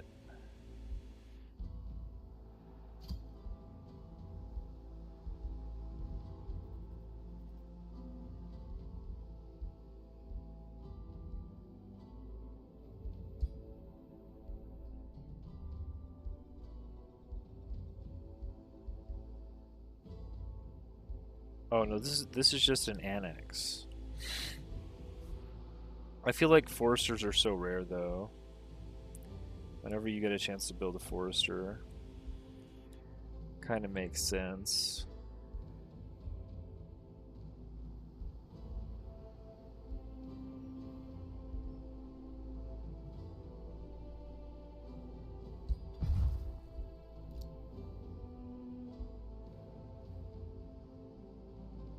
What's your happiness? Pretty high.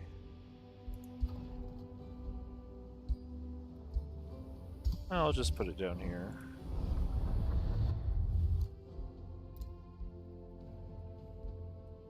Oh, Larash has signature skills, right.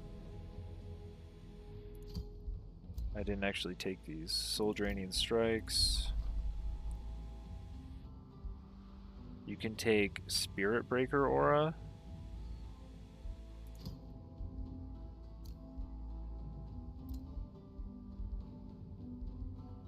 And then these are all pretty good. Not very efficient, but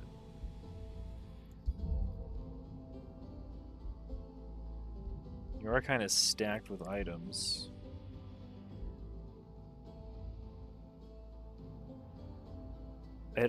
She always enters defense mode.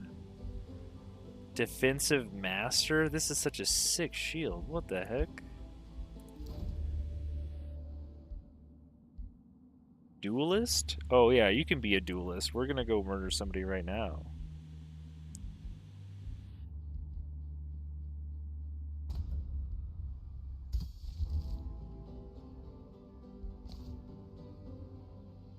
Summon Reaper, baby. Let's start summoning our Reapers. We're not even gonna get Cosmic Overdrive unless we get a bunch of knowledge real quick. We need mad knowledge.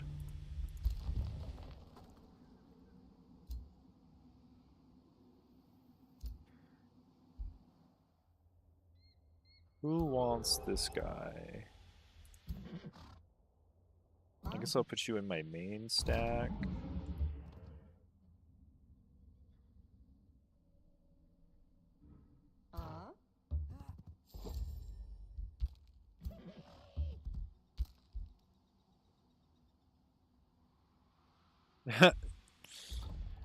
Yeah.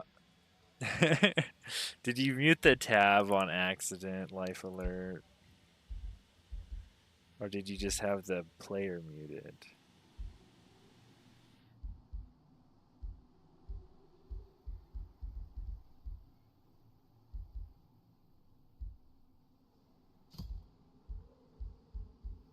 This is a triple.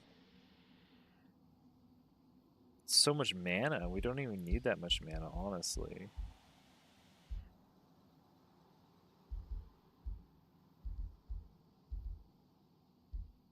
We just build so much mana. We need a mine.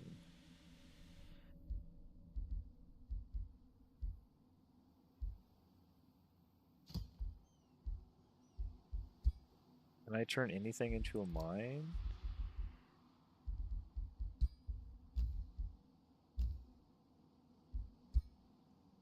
Yeah, my quarry. Oh, this farm can turn into a mine.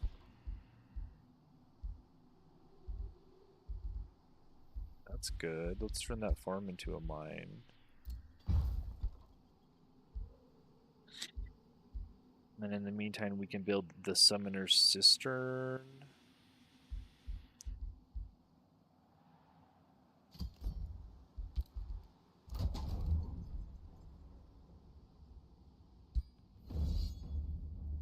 Oh, this isn't even close. Is it even worth watching? You muted the tab? Yeah, I do that too sometimes.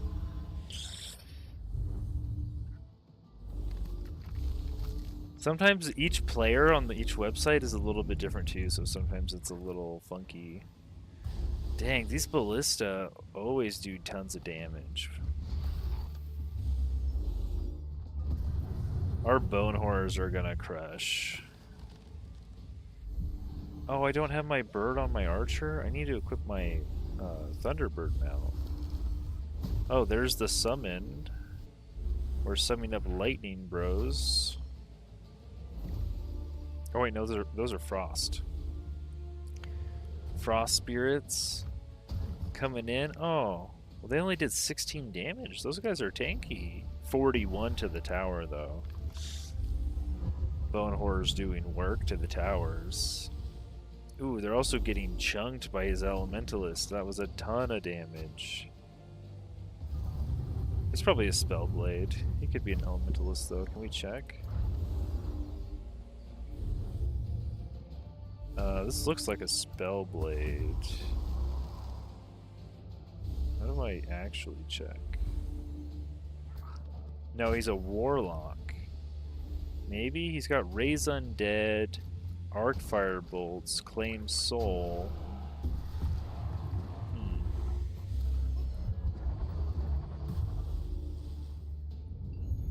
Well, it doesn't matter. He's about to get deaded. For sure. Why is my Banshee on the wall?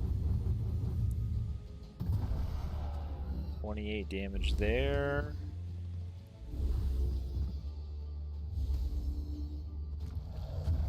I'll tell you what, maybe this was just an easy scenario, but Undead felt pretty strong.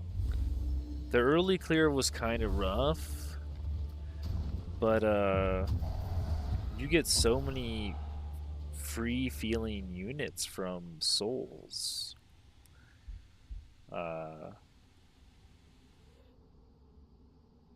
It's almost easier than... I mean, it is basically summoning. Because they also cost mana. Channeling Robe.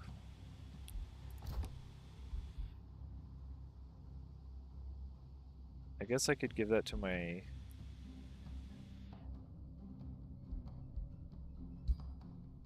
leader here. Give that to my ruler. Where was my archer at?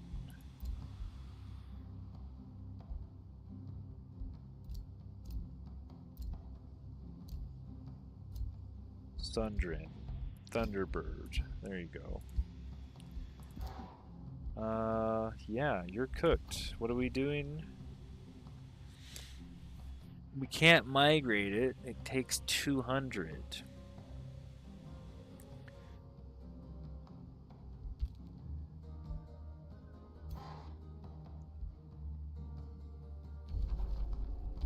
There's a wonder to explore. There's a seal to get.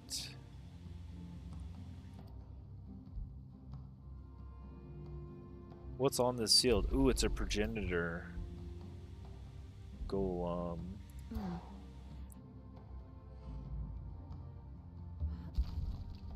Oh, what the heck? Oh, it just revealed Clawmark Cave to me. Sure.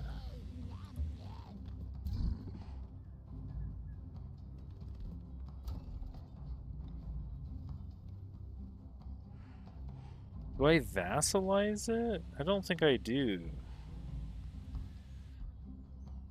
I guess I could just wait, but what happens if somebody else comes along? Like one of my allies. I don't want Alfred to come over here. I guess I only need to wait one more turn.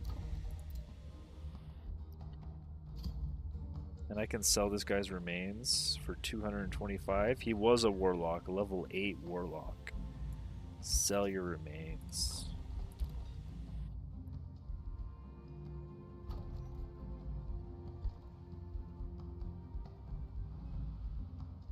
What's my highest level city? Dreambolt's 15, Prime City's 15. I mean, they've annexed their most important things nearby. I mean, there's an oasis here.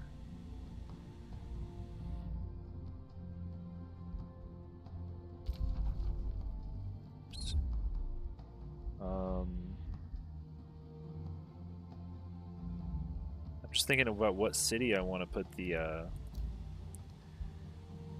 Soul Harvest on.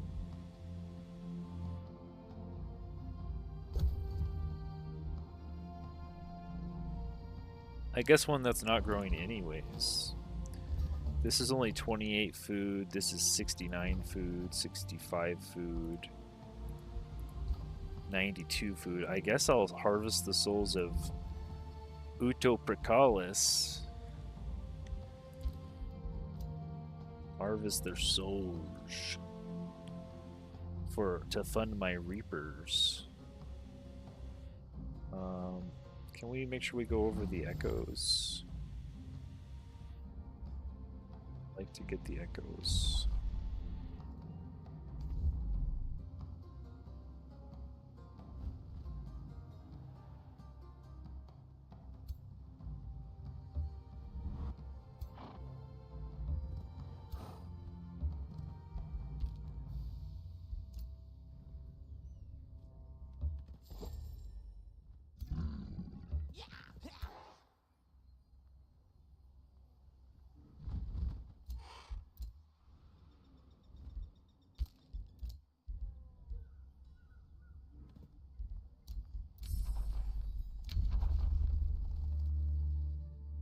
How long have you been playing this game? Like in total, or this one? Siege Project. When the walls are breached, you gain plus 40 souls per tier of the besieged city. At the start of the battle, gain 6 decaying zombie units. All enemy units gain soulbound. That's good, but this is also good. We have 9 support units to use this. And it's... Okay, here we go. Let's turn this into Crooked Stargazers.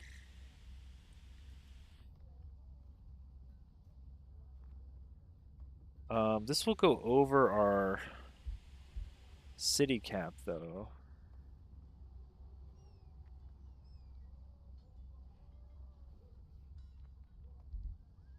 Dang it. I don't really want to do that until I can click this button for 500. It'll take 3 turns. So I only need 300. I guess I'll just wait 1 more turn and I should be okay.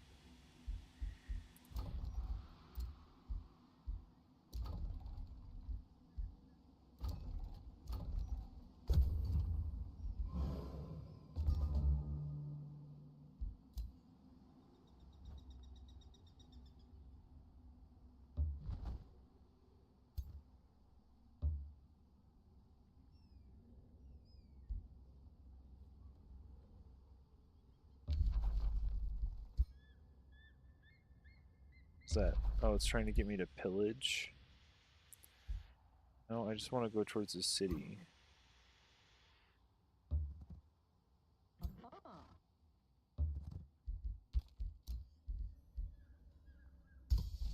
Summon a Reaper. Summon the Reaper.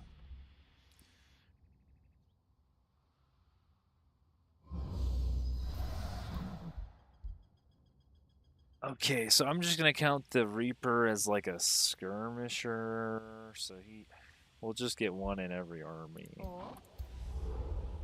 What do we want to replace here? Like,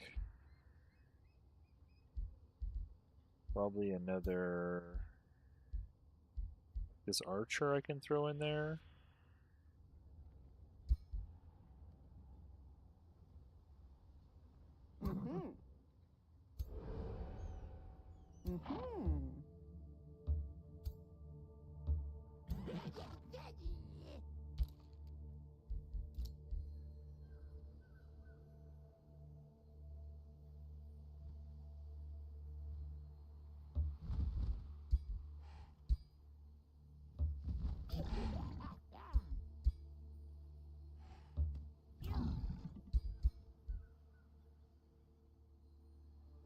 I probably want a Necromancer. Summoner, for that matter. I guess we'll just take a Necromancer.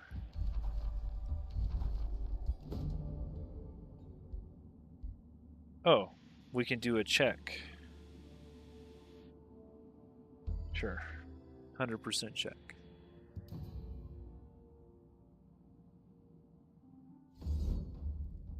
Oh, what? It's only a level 1 Silver Knight? Okay. Breastplate of the Champion? 20% damage with melee attacks? 20% critical hit chance with melee attacks? Whoa.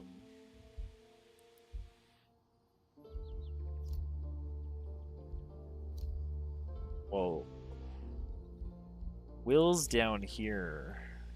Oh, Vangela. Yeah. Sure. You do that.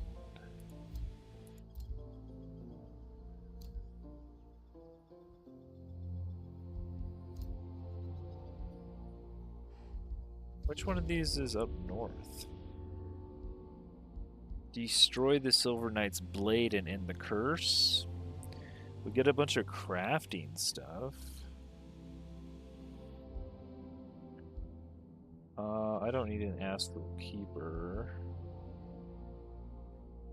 200 knowledge is not even that much. Or I could gain a bunch of Imperium. Yeah, I do want the Imperium. The Binding Essence is also good. Honestly. That's like 3 items that you dismantle. I kind of want the Imperium right now, though. Then I can easily turn this into Crooked Stargazers.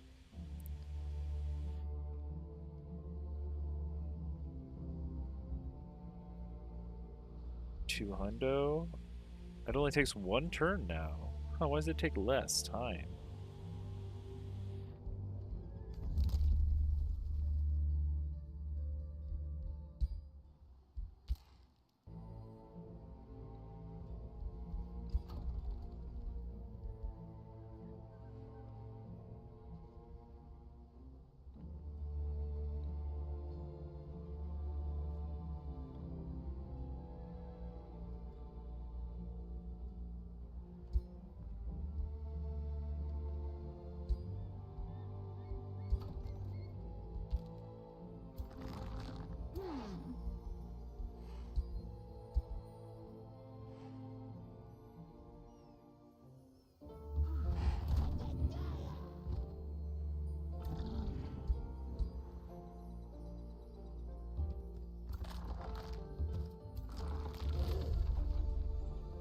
I think that's how my armies were set up.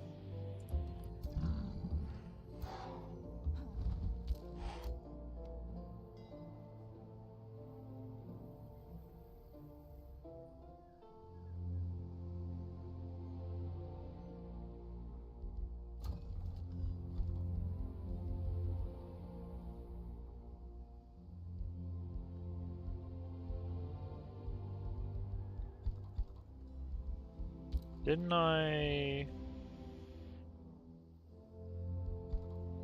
want to boost something over here that I can't build anymore?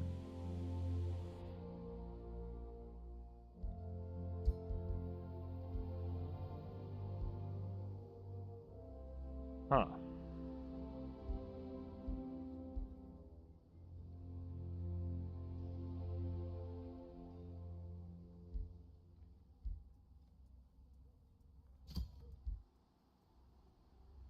Okay.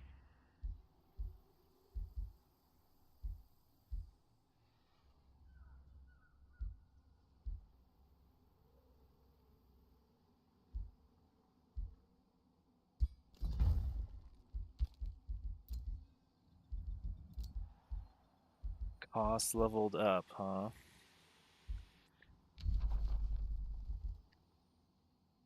Cost is the leader of an army, correct? Yeah. Let's take Depth of Shadow. And Unholy Leader.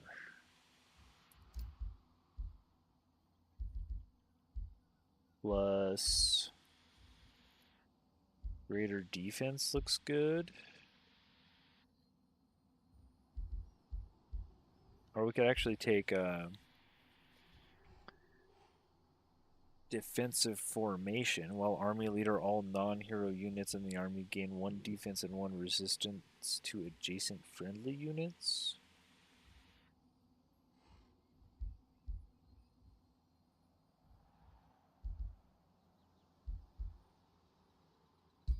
Who's in his army? You have bone horrors and summoners. Yeah. I don't think the bone horrors care about being super defensive. Let's do an offensive formation. And Adept of Shadow, Unholy Leader. Those guys just charge in and do damage and die. Will the Strong has a similar thing going on. Let's take another offensive formation. Oh, actually, we could take some stuff over here like a Cleaving Sweep. I mean, you're the leader. Let's just take another offensive formation. Dream Vault production.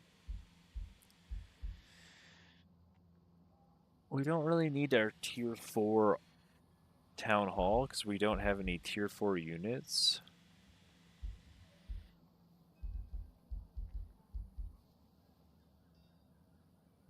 I guess we could take the Astral Bolstering Matrix.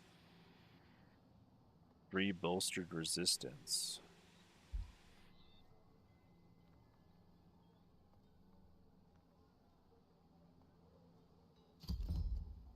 Yo, we're sitting on 4k mana. Can we trade? Yo, do you want to trade?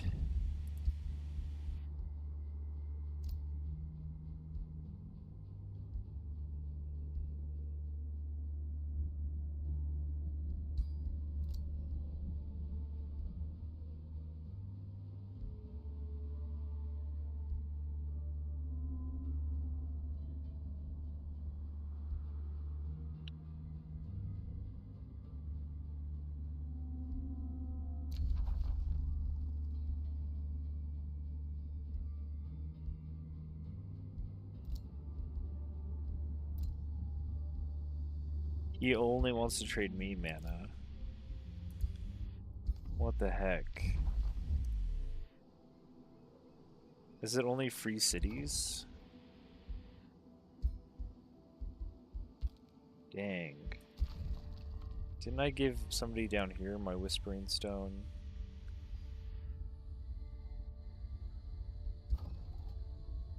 They're gonna beat me again.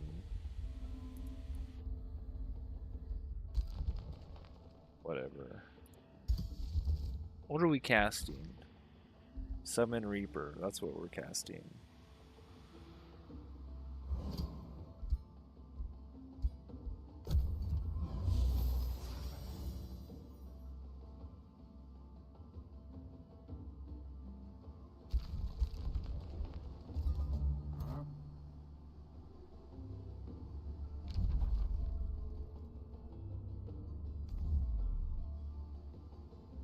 %25 city income due to 1 city over city cap. Ooh, that's pretty bad. Where did this guy come from? Underground?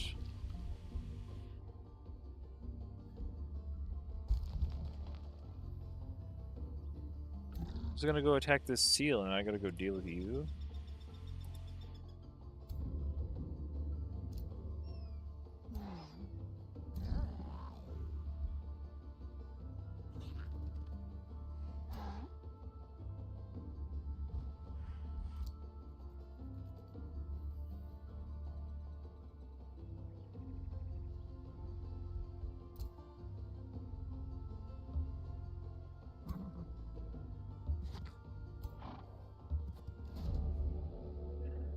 Chaos incarnate. As you reach the capital of the last dreadnought, Edward Portsmouth, his rage reaches new heights. Your approach only brings me closer to victory. My ironclads and great bombards will crush you as they did when Athla was invaded.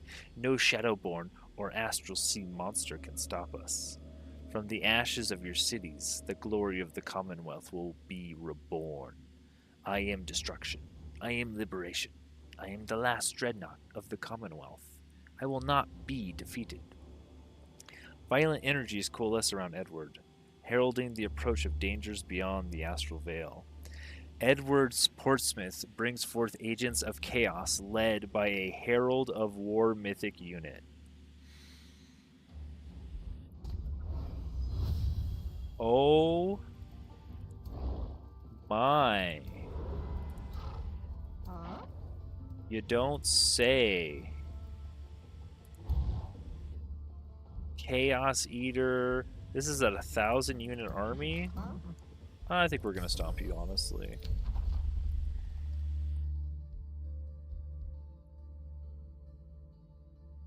I could get Chain Lightning. Isn't there something else I wanted?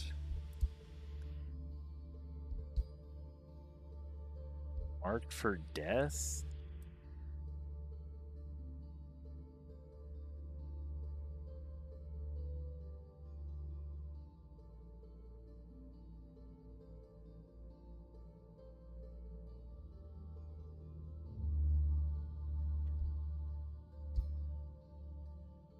Raider reanimation.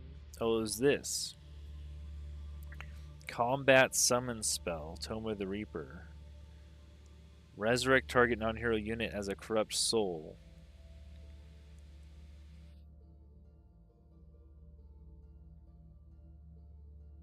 If a corrupt soul or an enemy undead survives the combat, the controller will have the option of spinning souls to keep the unit permanently. Oh. I mean, this technically could upgrade our skeletons into corrupt souls if they die and then the AI uses that.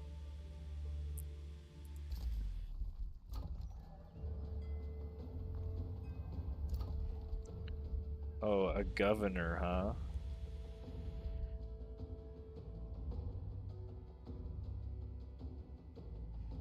You're getting 59 food a turn.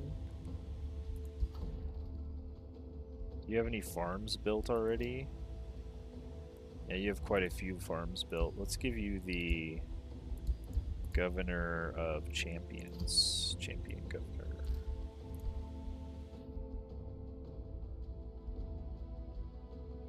Let's build a mint.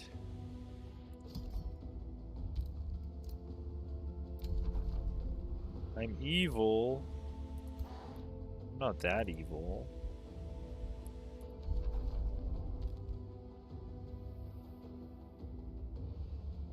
I guess I'm gonna kind of do a little bouncing around here and then reverse clear because I got a couple guys on my mana nodes that I didn't notice.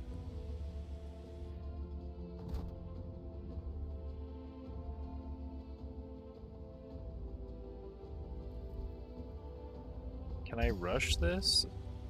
Not really. Are you gonna attack me? Oh.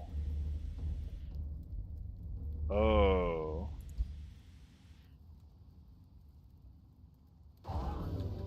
Wow, we lost a bone horror is all. We gotta watch that. They had more power than us.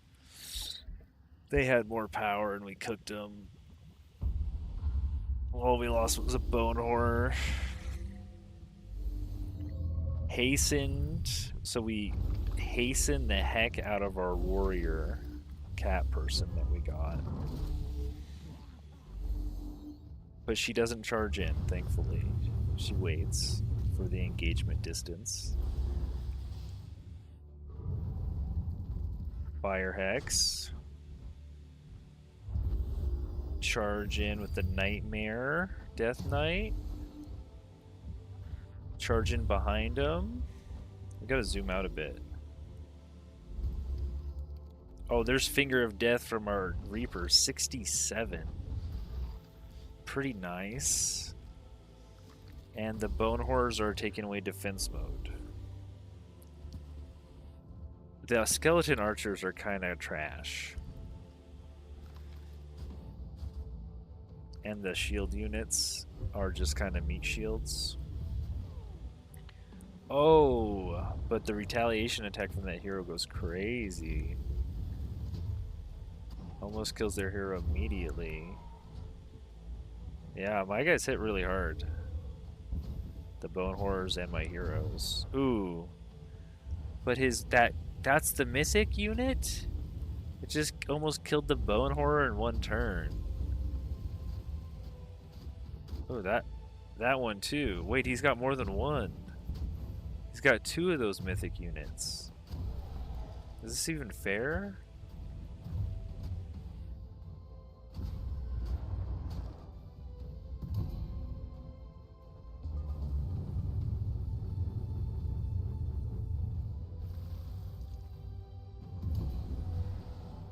There's our Elementalist. Why do we hasten our archers of all our units?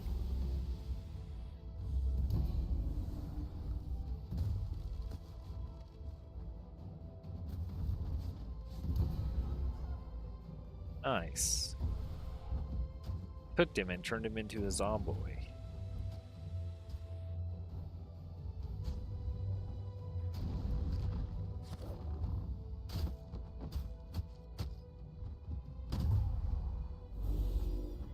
Oh, we got a little Storm Spirit going. Oh, he fumbled. Oh, that's where he... Yep, that's the guy that died. Molten Fury. Oh, yeah. We're undead, so we take even more damage from fire. I knew being undead this was a bad scenario. I just had a feeling being in the desert we were going to take fire damage. We take even more fire damage from these bad boys.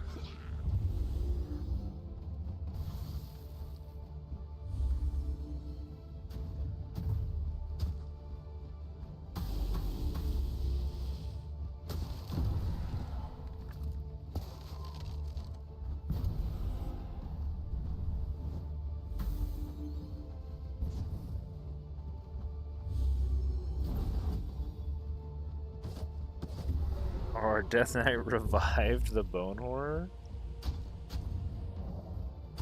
Yeah, being able to revive your units and then heal them to full, that's a lot of value. Then whenever we kill the opponents, we're making like decaying zombies a lot of the time, which just eat up more attacks. Yo, that's a ballista. What the heck? You just have a bolt repeater? Almost killed my whole army over here.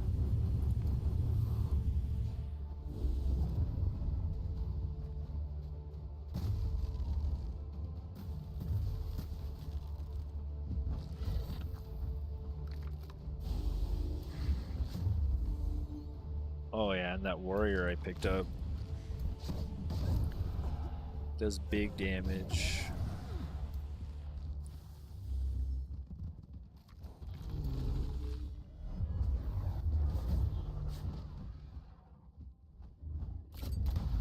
This was his only chance to win the game, honestly.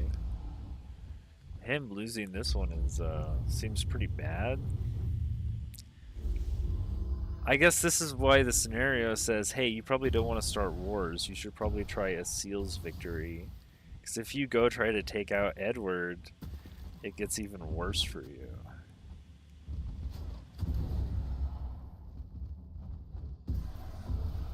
This should be like a army destroying fight for you.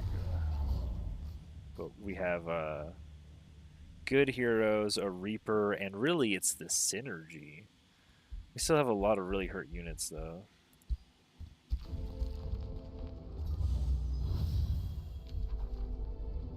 We can summon some bone dragons. I guess just one bone dragon, because we're out of souls. After that.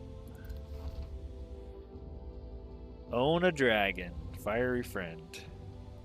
Staff of polymorph.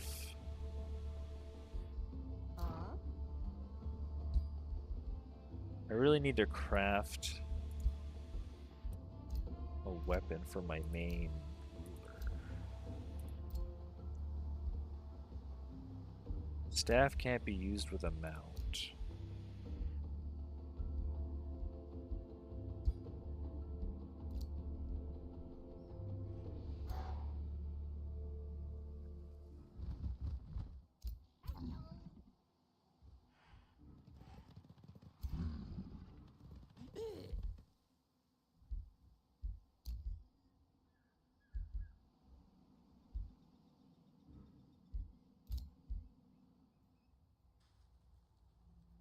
Should I keep trying to finish him off?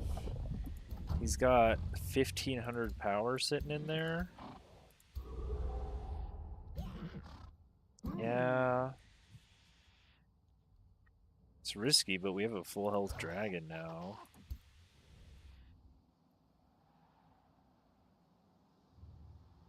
Honestly, I feel like after losing that fight, this is as weak as he'll be.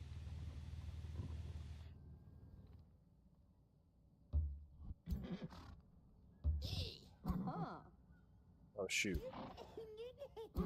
No, I don't have any movement. Oh, because I summoned the dragon into this army?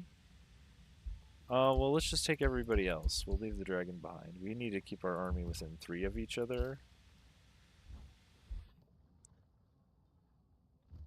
And then we'll bring the dragon next round. That's dumb. I didn't realize when you summon the unit, they got no movement.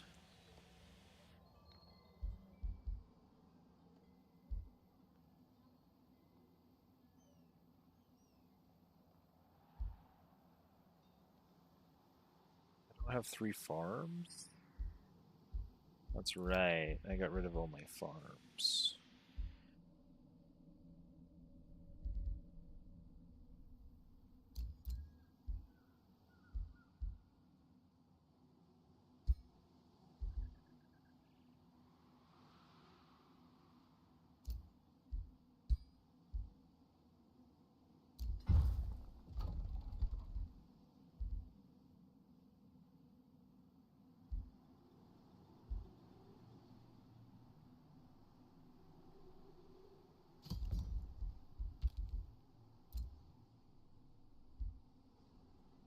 What do we want for our delirium?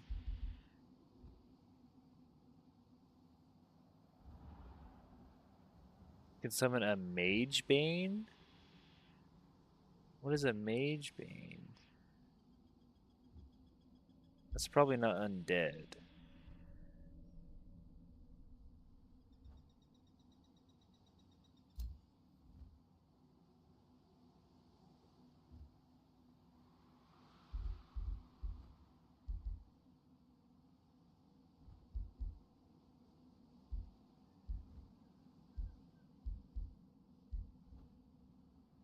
Raise undead. We could also go down here, infectious affliction.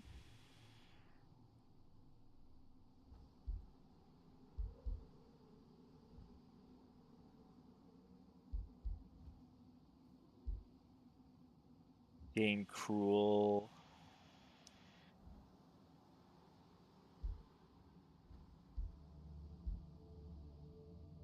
Apply misfortune.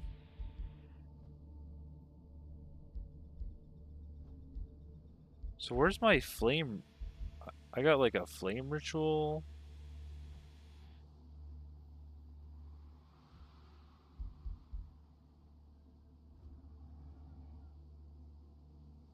I guess it's random.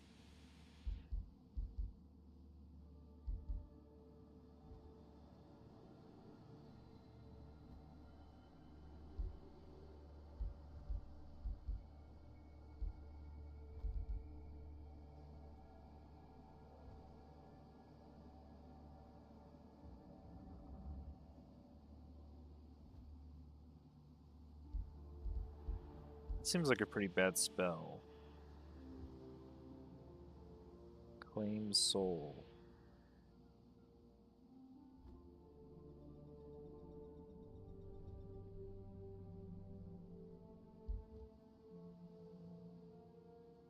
That seems pretty good.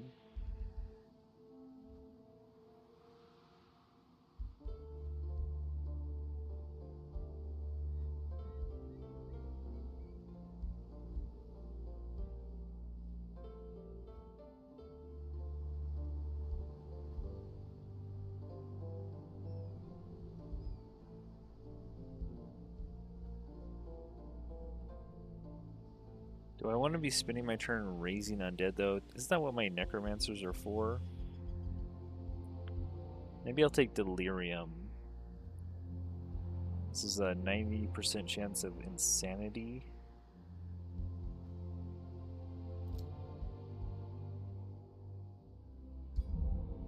Gives me a really big thing to do. Ooh, now I can summon another Reaper.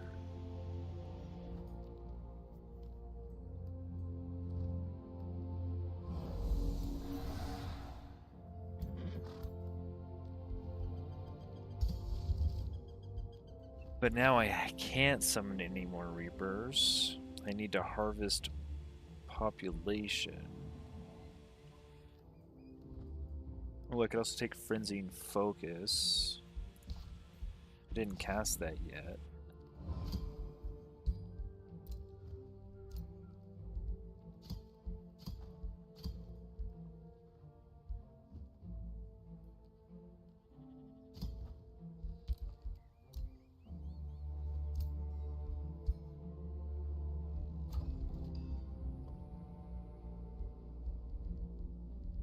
Pit. I guess now you can do your Tithe Collector.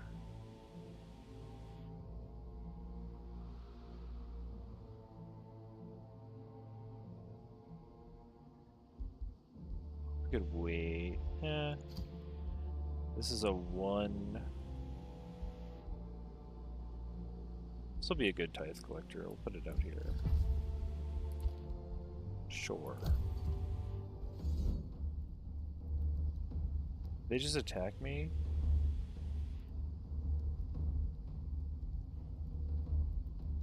Oh. They're attacking the Marauder Guard. And one of my heroes got pulled into it.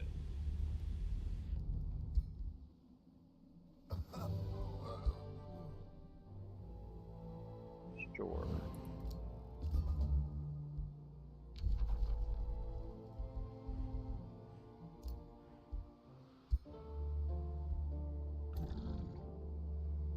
I want to kill these guys on the seals. I guess there's one here, and one over here. I'll just go to the close one. Screw it.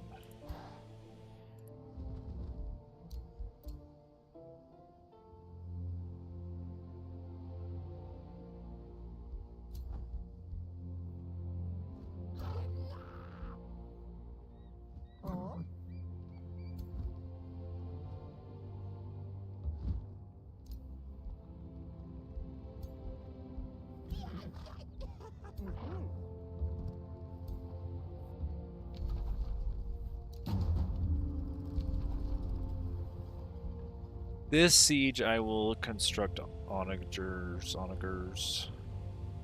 Normally I just do raiding party, but this is like a huge fight for the session. And we'll do tower bombardment, because those towers, man.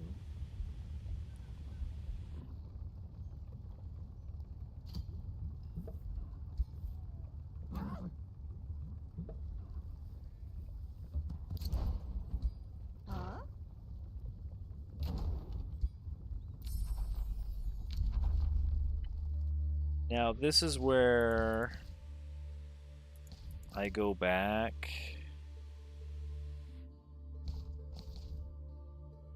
and I looked at Astral Convergence, and it's like, sure, we get Explosive Manifestation, At the start of combat, gain combat casting points. Whenever you cast a spell... Oh, actually, this is kind of good. Whenever you cast a spell, a random enemy unit takes 20 lightning damage. Okay, no, wait. I can see this being good. Even if that's the only thing we really want. There's also a siege project that we don't really need.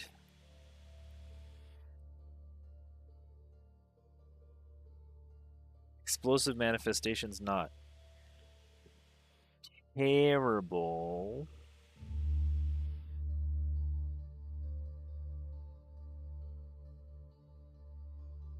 But this cascading power stacks up.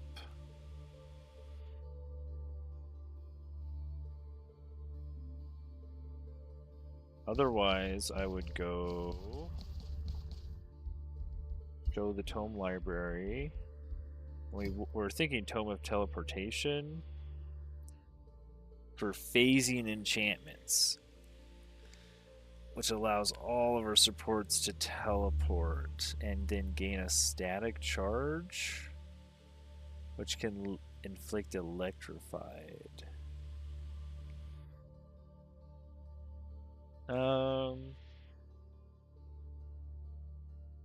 Or 20 and then 40 and then 60 lightning damage.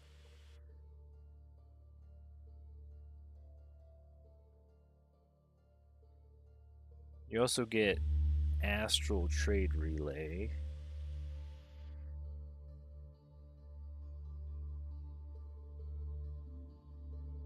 Mass Recall, Emergency Teleportation, Chrono Gate.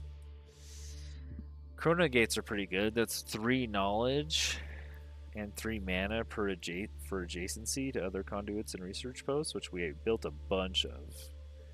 Grants evasion to visiting armies. Oh, that's pretty good.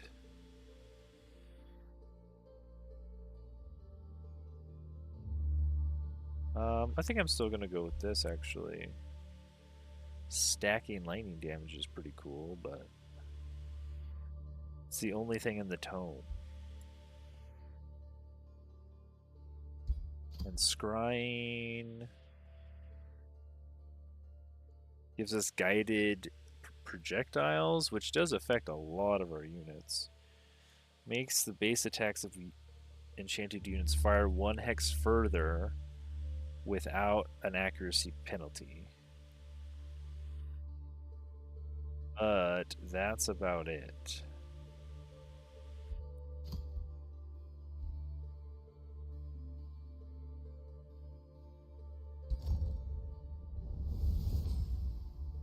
So hopefully we get...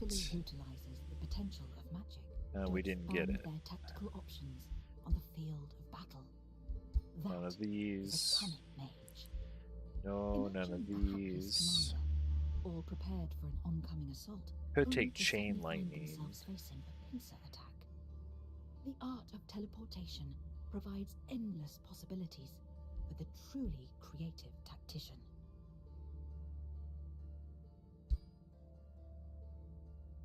Soul Siphon Ritual. I mean, we already started sieging.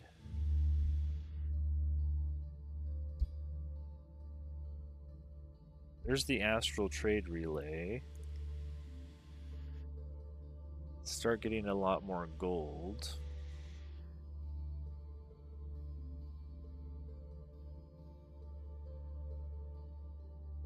Requires Wizard Tower Apex. I guess we could try to build that. I really want the enchantment though. It's not giving. There it is, phasing enchantment.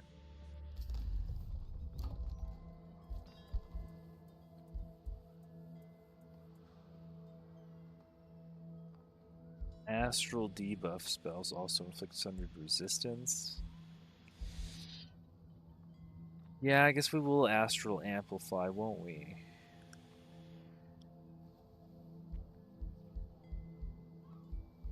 We also want our... Oh, I think we already have the Wizard Apex. I guess we can buy the Astral Amplifier lens. We can get Chain Lightning. And eventually we'll get the... Ooh, this is the Chrono Gate right here. Where can we build the Chrono Gate?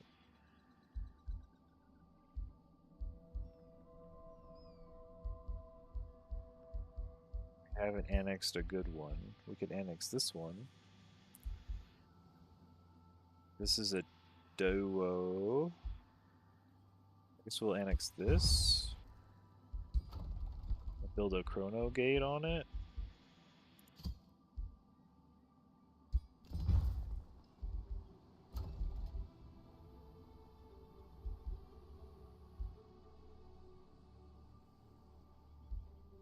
And we can annex this. Build a Chrono Gate on it.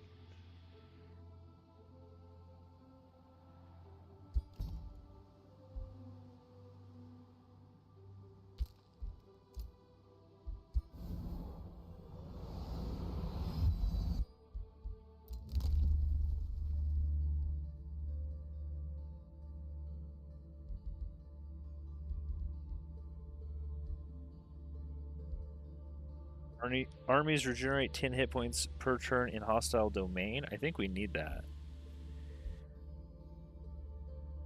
Oh, actually, no. We need to spend 500 Imperium, so we're not at minus 25% city income. Honestly.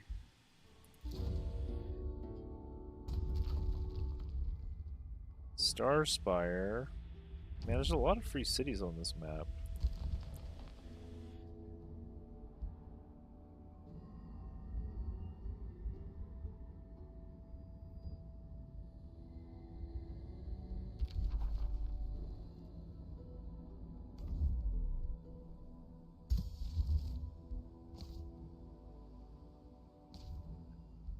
Don't have enough souls. So what we can do, we've got all our buff spells, but we could try to heal. Does he have a Spelljammer? Let's check. Don't see a Spelljammer. He has a teleporter though.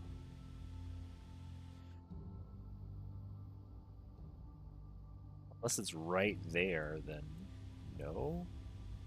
You could literally cast a healing spell. These guys are really weak.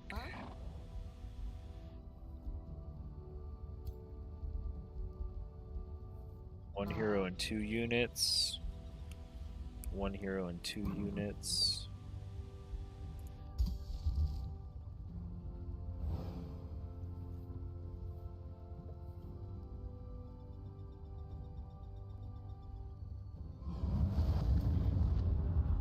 There we go.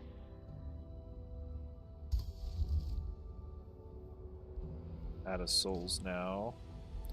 Now we need to harvest population.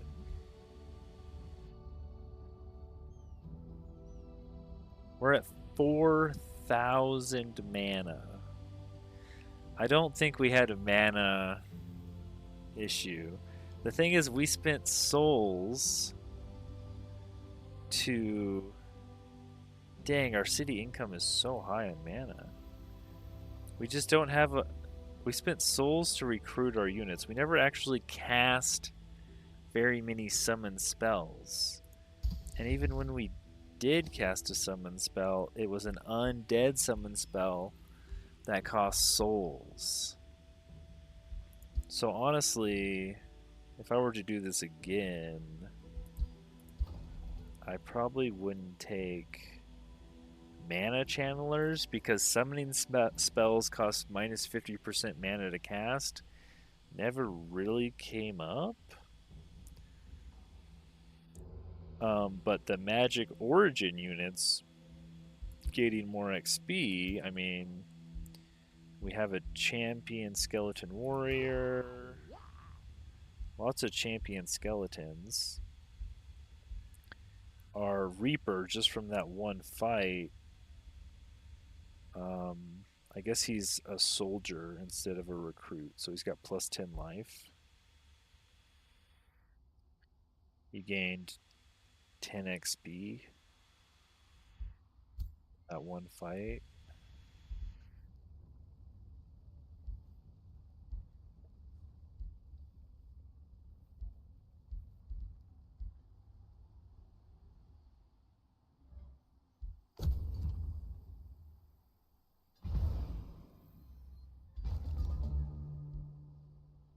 Okay, let's increase our city cap.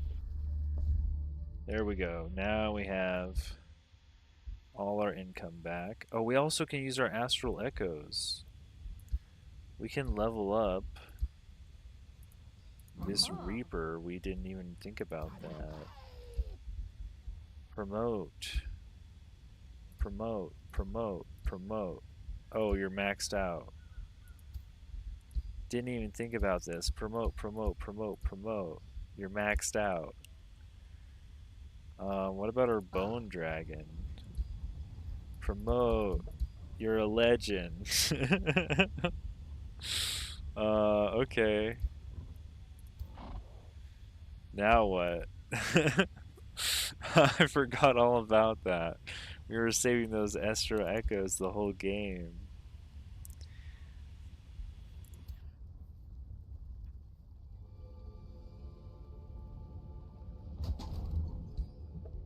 Now they all have not only a bunch more life, but killing momentum.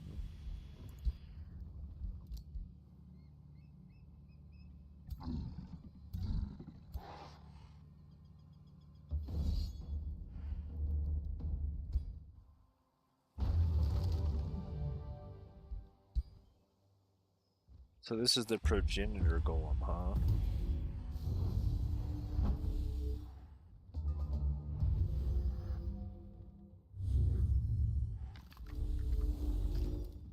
These guys do tons of lightning damage. Yeah, they just like cast chain lightning or something.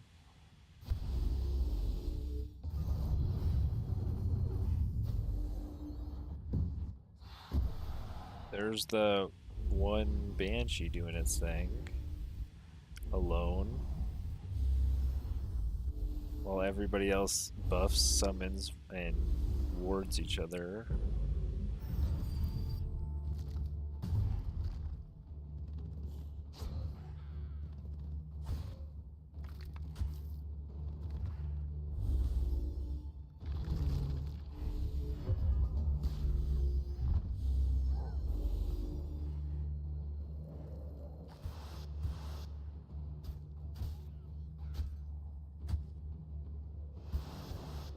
Oh my god, my hero.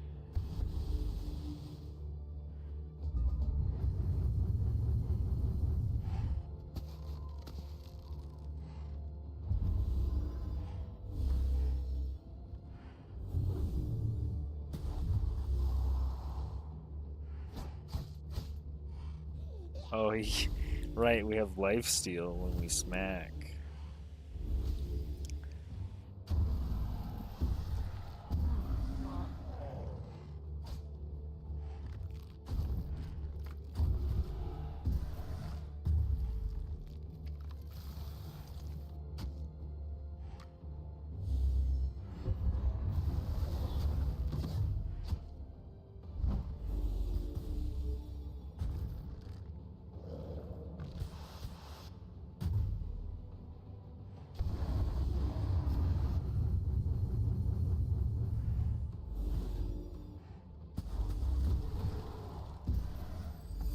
That's what the Banshees do.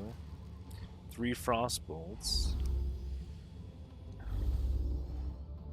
After they wail.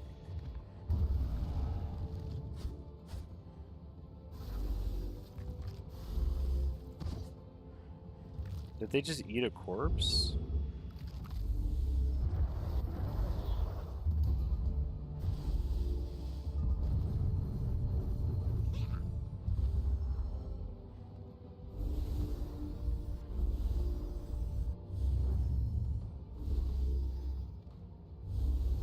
Now they're all summoning? I guess they warded already.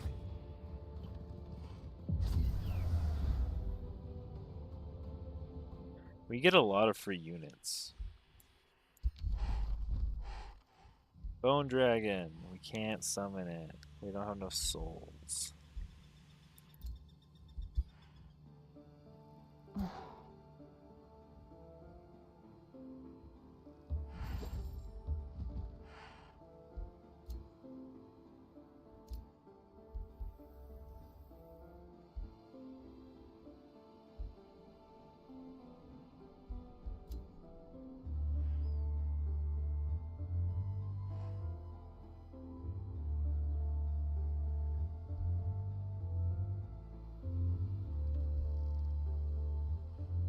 Guess we should heal.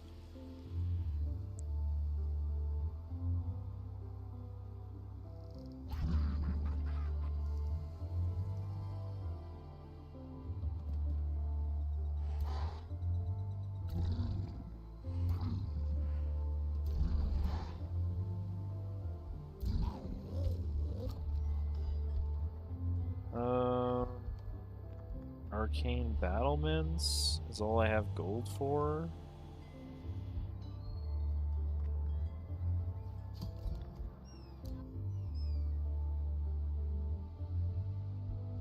Sundrin, yeah, let's take logistics training.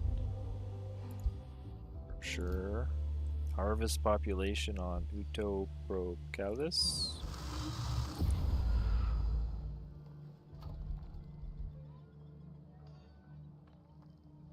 They have -11 food? Not bad.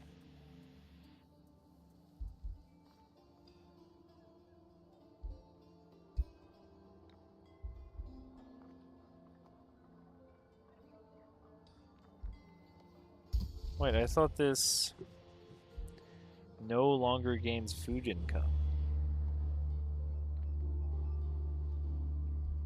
-20 stability.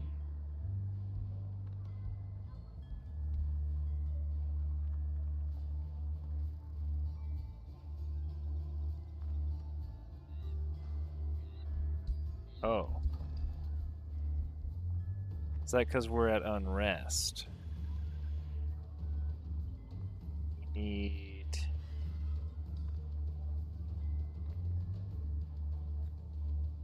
like a bathhouse stat.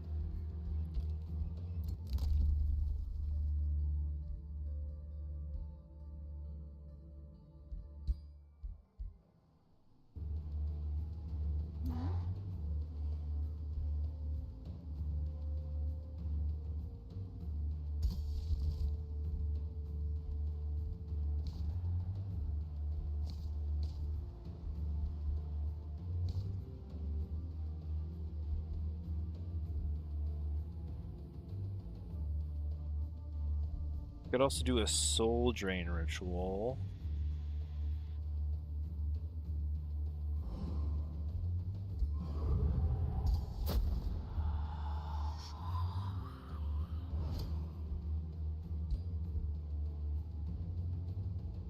Try to get rid of all our thralls, turn them into souls to summon more reapers.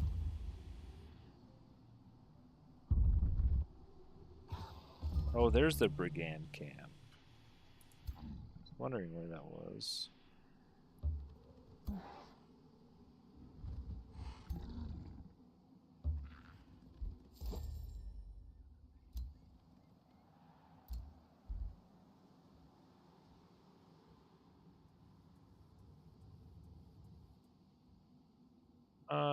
I guess you should heal.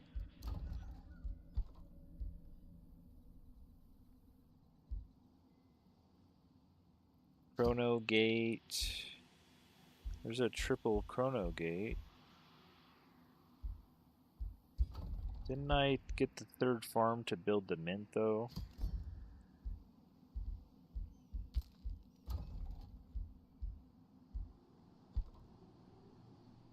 We need gold.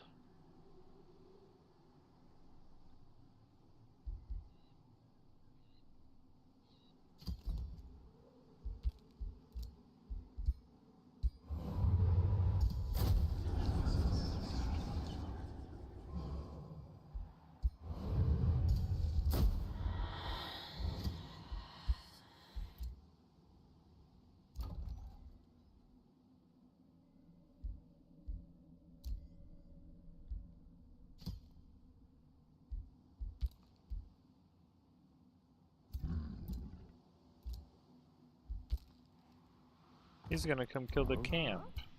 Look at all these guys.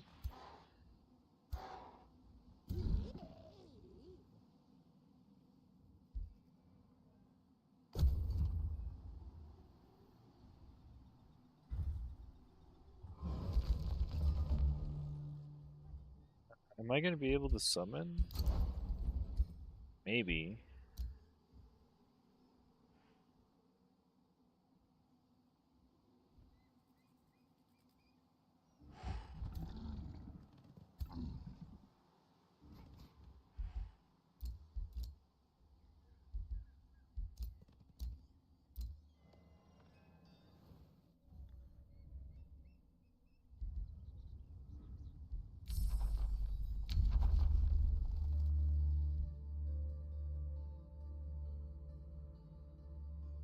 Yeah, we could get this. Yeah, I might use it.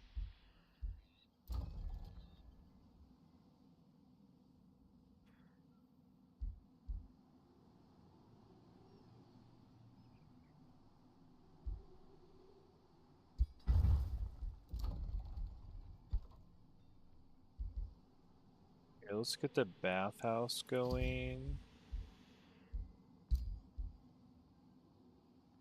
Maybe we can rush it.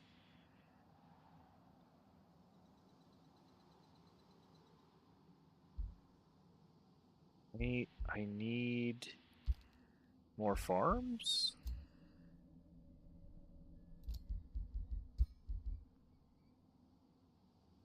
But it says you don't produce any food.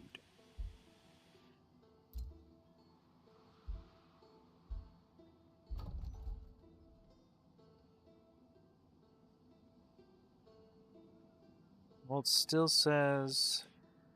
Okay, so it's just giving me minus 57 food. It's not no food.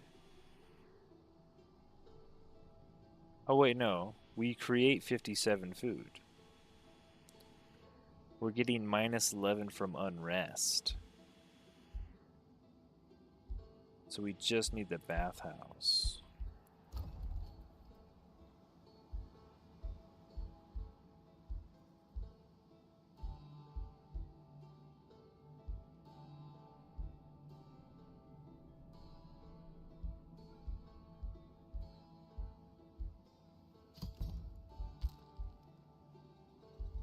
Actually, I don't want to build anything.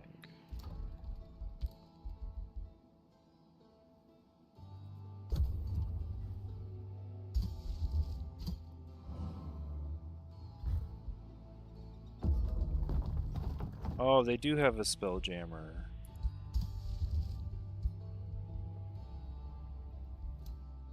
It's not very nice.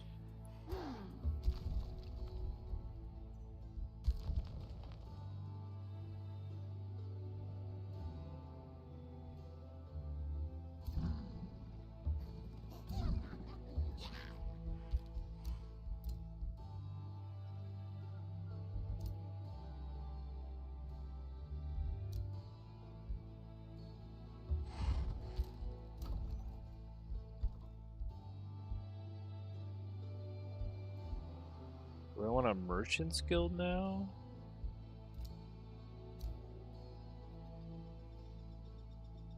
Looks like I could build a lot of mints. This can't turn into... I guess these should all go to research posts.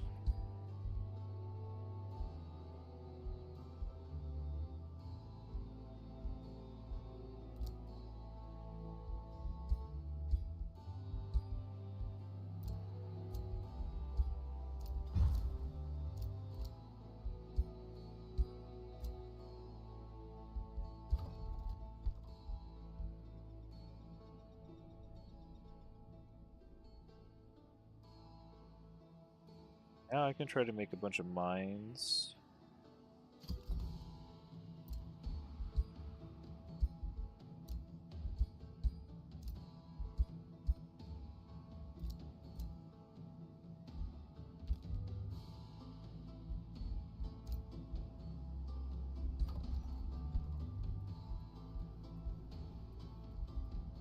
Oh, actually, I have all these other things to build too.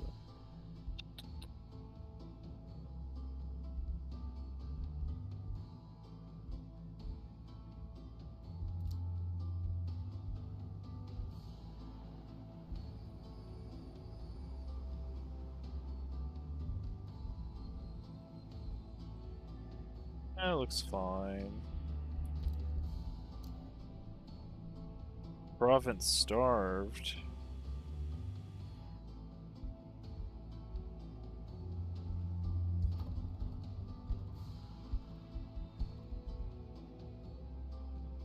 Yo, I need so much gold. The frick?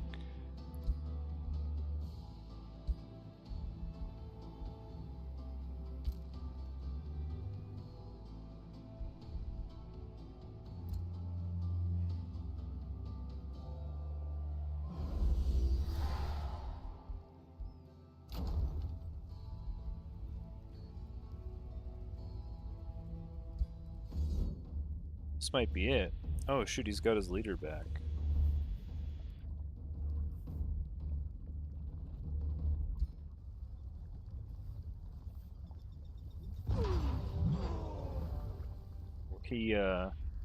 We had one Necromancer route, and we lost a lot of HP, but we didn't actually lose a unit.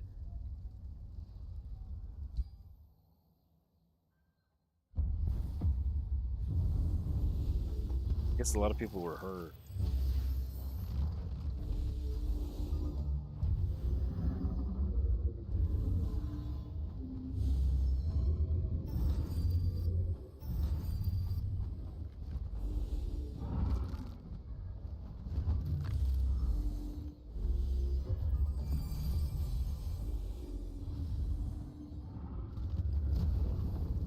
Oh, what are those?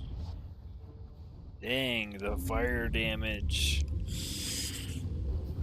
Oh my god, the fire damage is murdering us.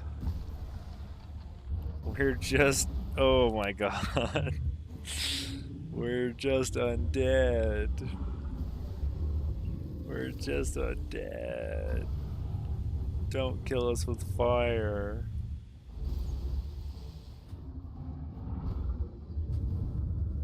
Bone dragon trying to get in there, but we get our free teleport. What do we do? What was that turn?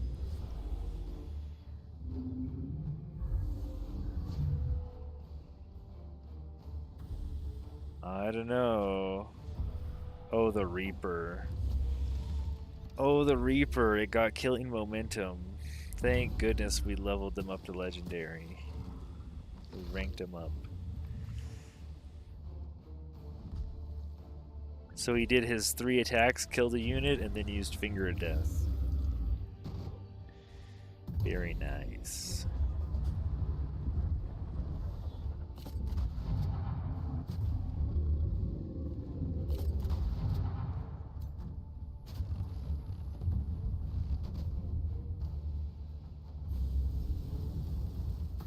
Dang. This is like the worst build to go in this scenario, but making it work.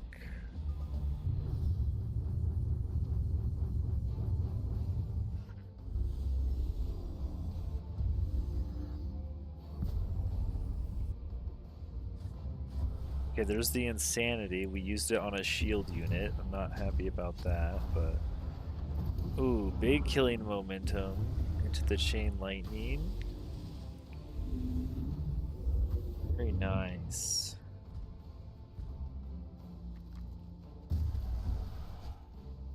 Yeah, I mean, it looked really bad round 1 when we lost all our units.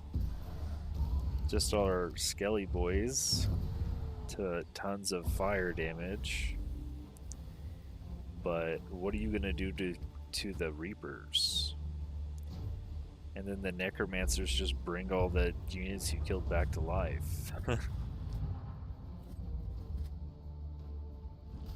Yeah, you hurt the dragon, but now he's just mad. Oh my god, that was a triple kill with a The trebuchet got a triple kill.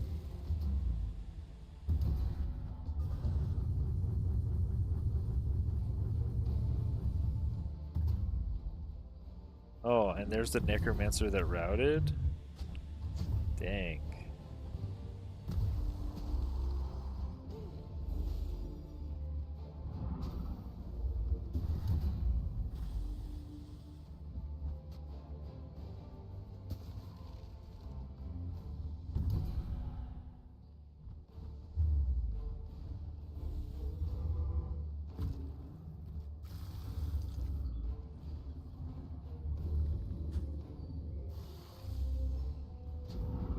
Didn't even get to Cosmic Overdrive.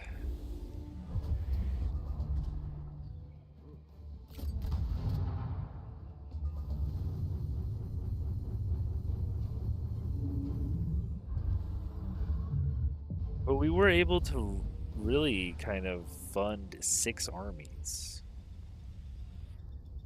We got 300 knowledge, 74 souls, and 4 thralls out of that. We can summon a bone dragon.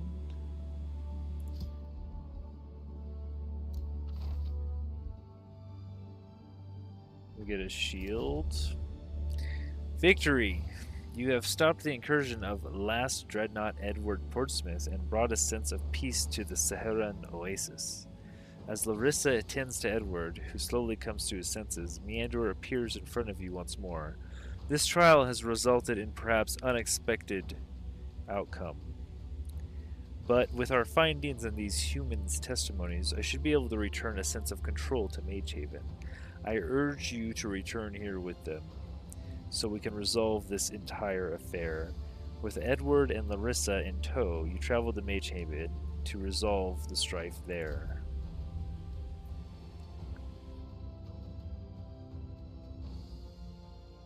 This is Age of Wonders 4. Mike. Victory! Revealed the Endylon of Chaos. Turn 81! Yes, we won before turn 100. I'm happy with that. But we did. That means we didn't get to actually Cosmic Overdrive our Reapers.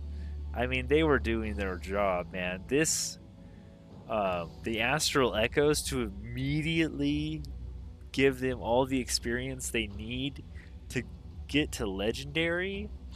That's pretty crazy. Who died here? Who's the blue guy? Oh, is that the Noctis?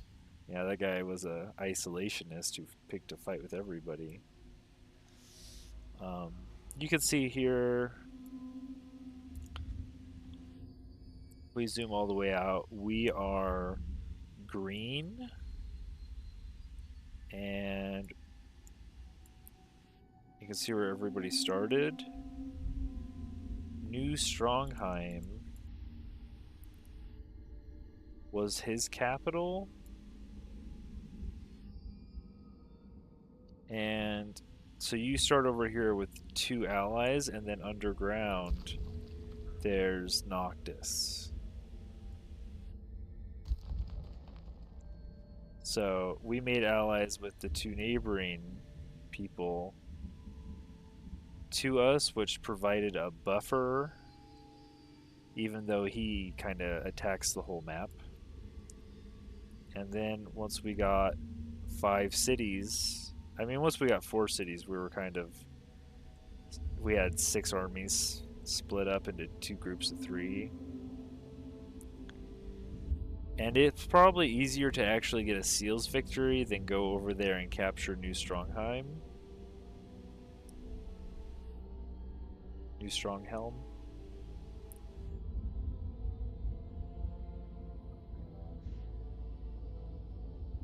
We did it. Thus, the dreadnought Edward Portsmouth and his war machines were stopped in their tracks. It was revealed that the Endylon of Chaos, released from imprisonment on Grexolis, was amplifying the passion and temper of all Godia. With this proof and newfound understanding, a sense of reason returned to the Godia of Magehaven. As one of the closest Godir when the Undylon were released, Edward had been the most affected of all. The torment and hatred that had driven him forward had started to cloud his mind until nothing but rage was left. And it was not until his connection to chaos was severed that he regained his senses. Confronted by the destruction he had wrought, Edward swore to somehow atone for what he had done. Sundren, meanwhile, did not join her old friends and allies in Magehaven. She travelled onward to search for the Undylon of Chaos and others, guided by the wisdom of her old mentor Merlin before he disappeared. Nebulix Starsmith has proven worthy to ascend. Her conquest of the realm has given her a chance to ascend to your pantheon. Yes. And her ascension trait could be Deathcaller, raise a random skeleton unit from the target corpse. That's a free thing every other turn. Seer, vision range, +2 range on all abilities. Summoner, summon a phantasm warrior onto the target hex for 3 turns. Ascended Summoner, in combat, friendly magic origin units gain +10 hit points and deal 10% more damage.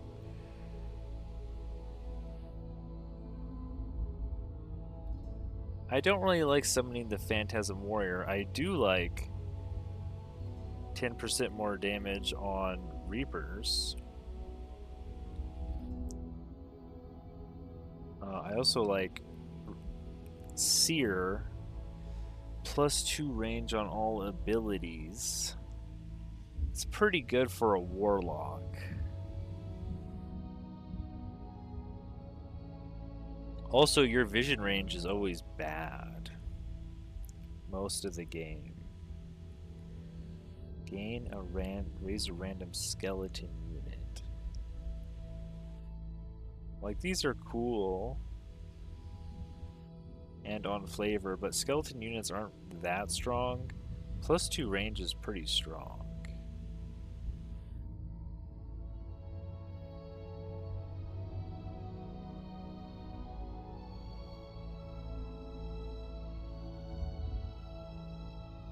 But, I mean, you are a warlock, so you could make these random skeleton units. I guess it's only from corpses, though.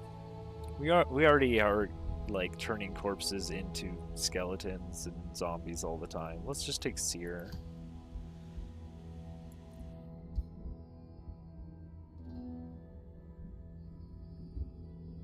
We defeated only 8 heroes, but our heroes gained 57 levels. We unlocked 7 tomes, cleared 7 ancient wonders. This has to be everyone we were allied with, also. Yeah. I think, yeah, we formed 2 alliances, and I think you get your alliances Pantheon XP. So we can go to rewards. We can pick 5. And what did we want last time we didn't get? Mirror Veil, Infusion, Inner Grace, Bless, Farsight, Fearless.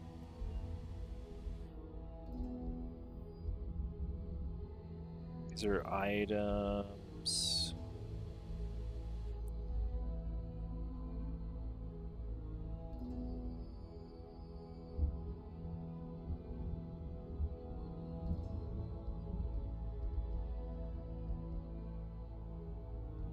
These are skins, mostly.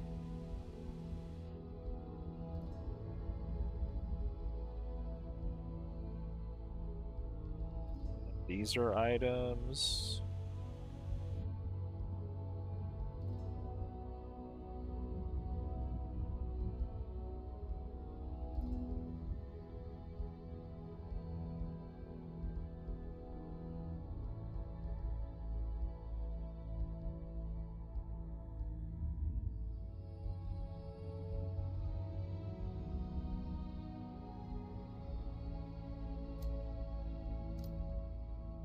have all the realms.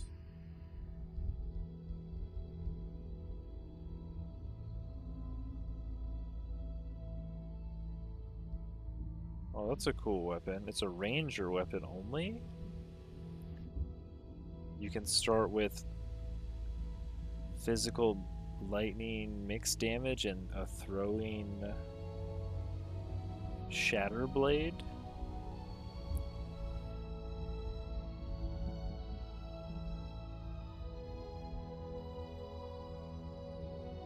I guess we'll get these infusions. Seem pretty good.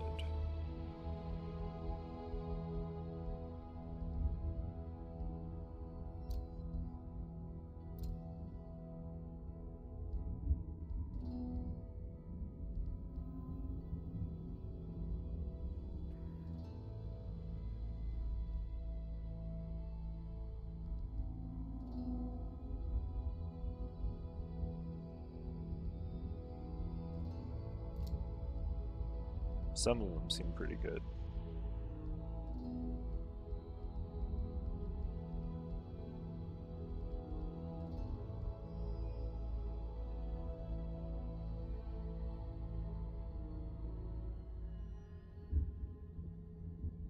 Wow, that's a AoE insanity?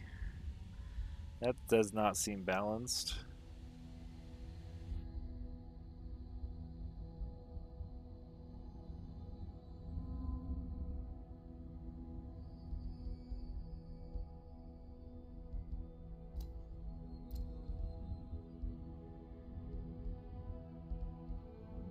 You can start with a weapon that has an AoE insanity ability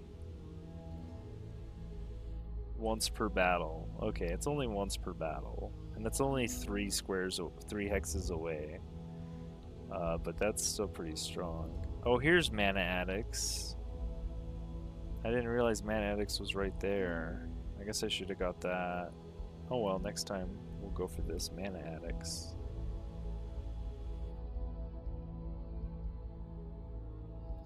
Oh, it's literally 1 away, too.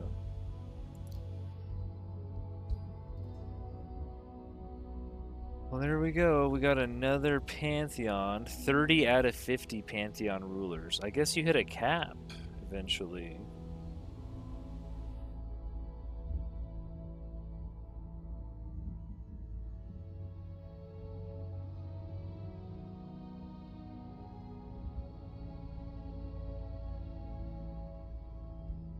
Choose your destination. Right. That was the Saharin Oasis, Ashes from the Past, Empires and Ashes Story Realm 2. Well beaten in under 100 turns.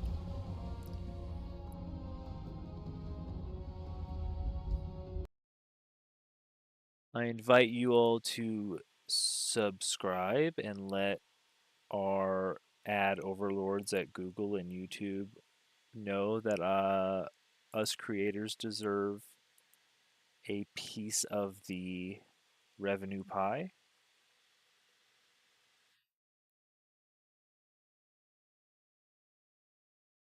Here on Playthrough Pulse, I'm going over and playing and sharing my playthroughs of the past 15 years best of games. Next up, we have our second year in Stardew Valley, I still have to do, and then we have Sonic Mania, Hollow Knight, What Remains of Edith Finch, and Nier Automata for the year of 2017, 2016, I think. And then 2017, we have Yakuza 0, Dead Cells, Gris, and Subnautica.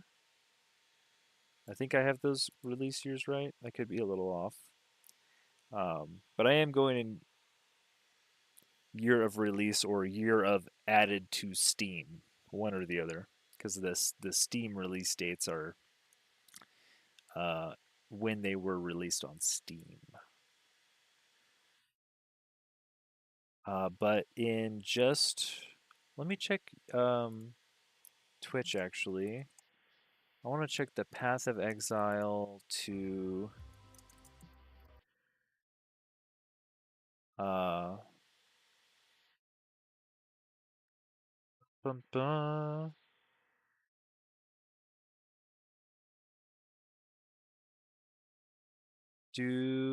Does Grinding Gear Games have its own channel?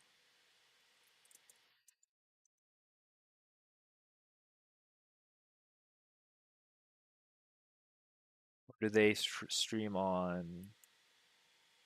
Maybe they're not. Let me check out what the other creator's doing. Like, who's the biggest guy on Path of Exile 2 right now? Gazzy?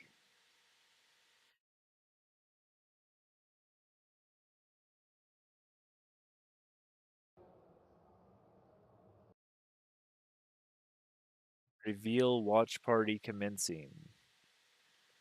Merch, trivia, drops are on. Yeah, I guess we can just hang out and chill. I only have so long today, but we got some time left. Let me switch back over to the Path of Exile 2 channel. Done. Done. My drop should be turned on also. If you want whatever Path of Exile 2 drops, let me go check out what they're dropping.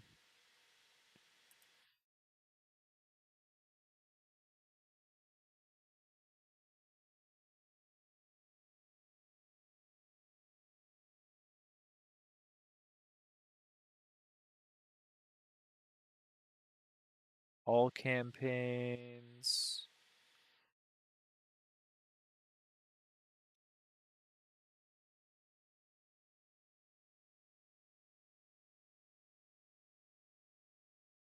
Lost Ark, that's not right. It doesn't even look like they have one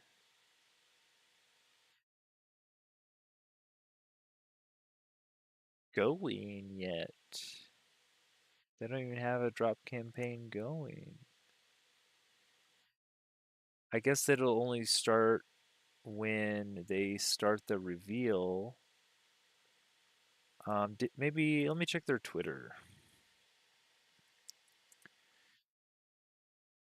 For Grinding Gear Games. Path of Exile 2. Maybe they're tweeting. This is this is a weird world we live in where even like the companies are communicating on social media first. If you want to know anything, 1 p.m. 1 p.m. PDT.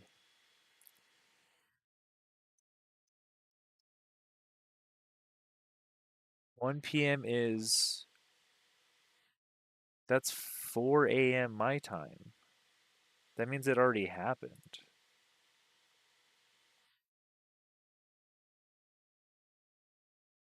Huh?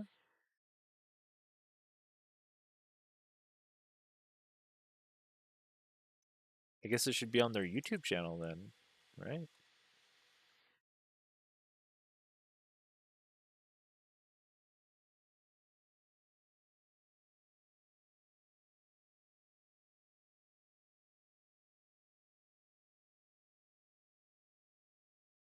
It's got to be wrong. Oh wait, isn't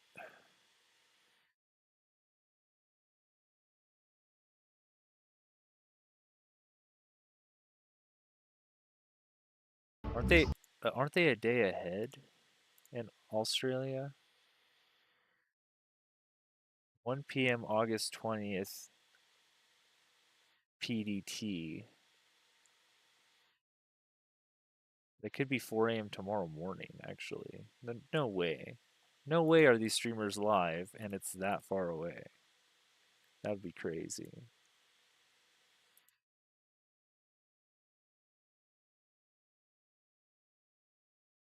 No, I did not mean to do that.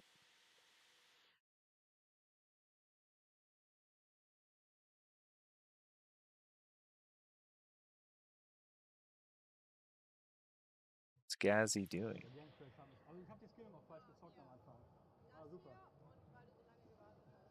When are the drops? Type exclamation drops for more information on it. The Darth Kid is dual PC setup. Exclamation point drops for more information on it.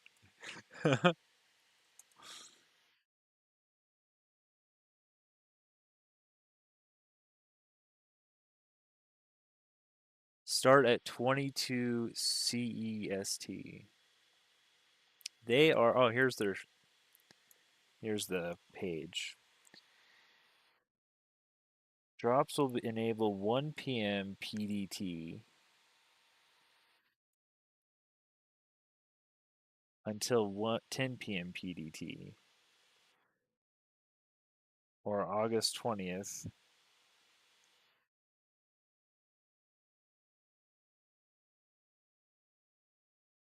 In your local time.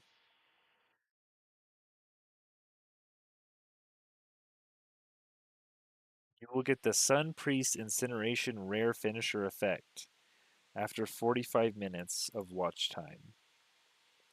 Is that what this is?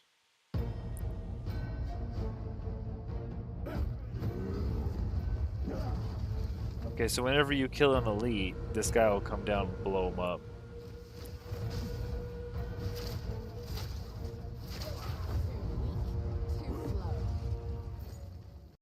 Sure.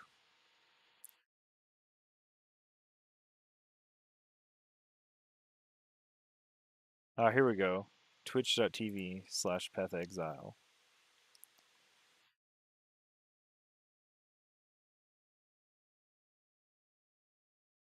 So this is just the reveal. They're offline. Schedule. Here we go. It's 12 p.m. noon.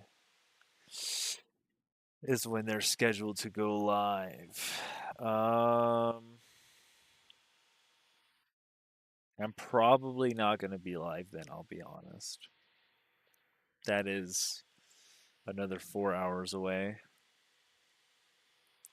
So I'm probably just going to leave a Twitch tab open, honestly, and get the drops. So just find your favorite creator that's live.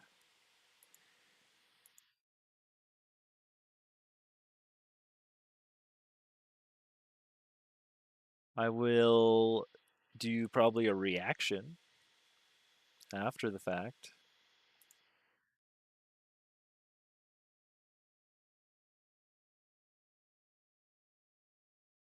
Because I want to figure out, from whatever they reveal, I'm going to figure out what I'm playing. Is the thing. And if you go to the data mine website, we see axe skills, dagger skills, claw skills, all that stuff. Druid shapeshifting skill gems.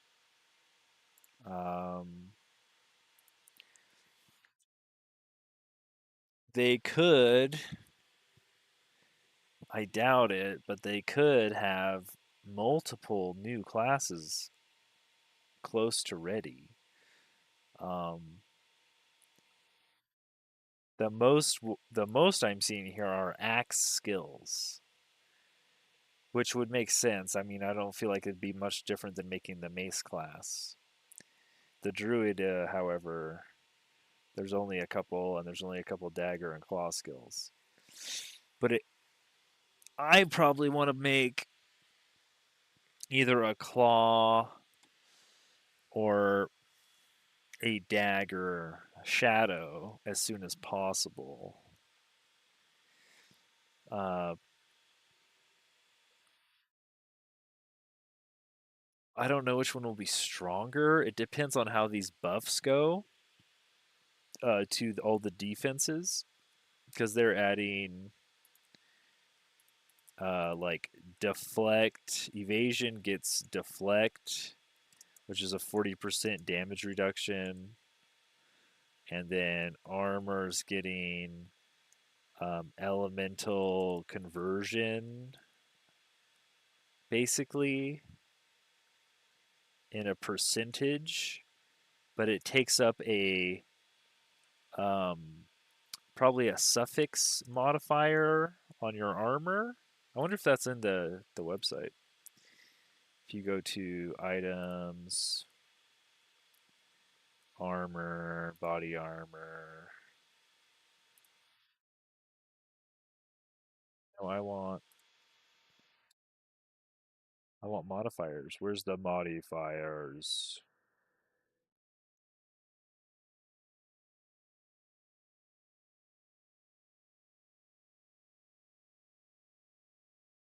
Why don't you have the modifiers for the body armors?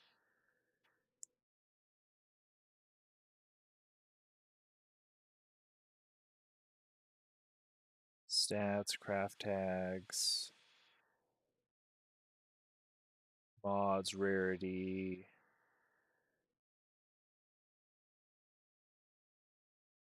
Huh.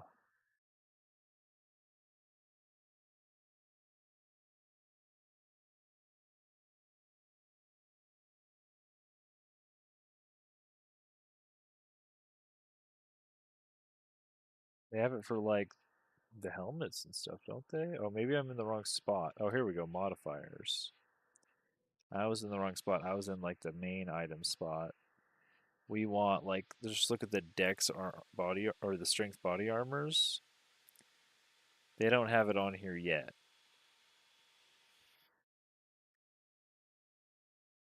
So they didn't leak it through the game files. It was through the French commie news organization, media outlet, whatever you want to call them. Oh, here it is. Socketable. 20% of armor also applies to fire damage.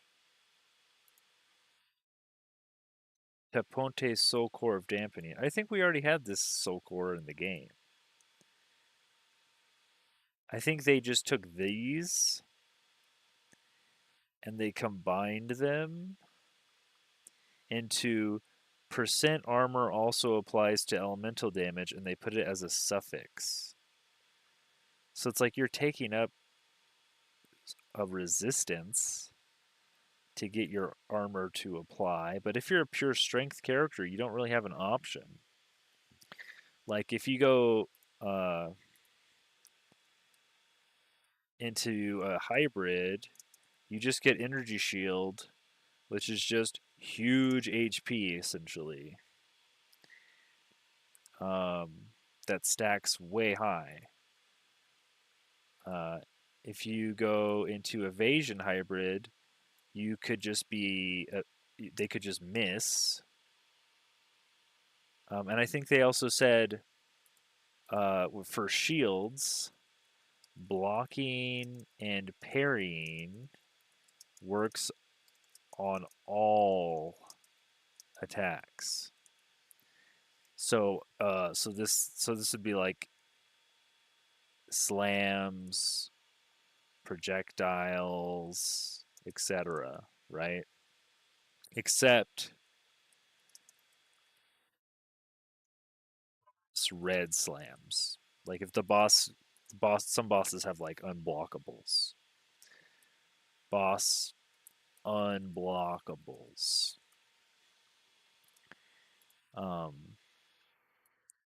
So you have a lot of choices, and this is the only one that takes a suffix off your body armor. So that still feels pretty bad, but it's better.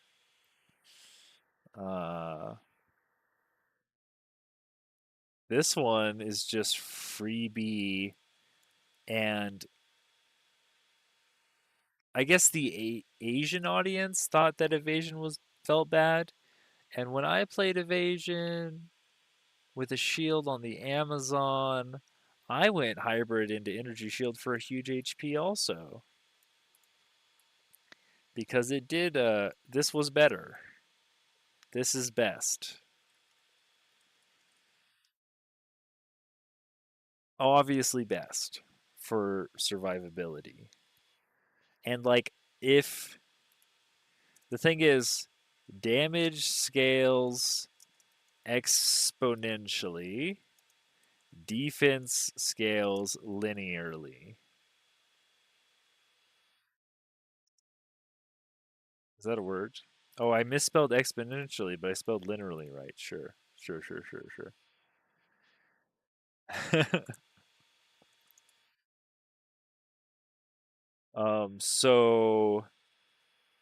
So if all classes can do sufficient damage,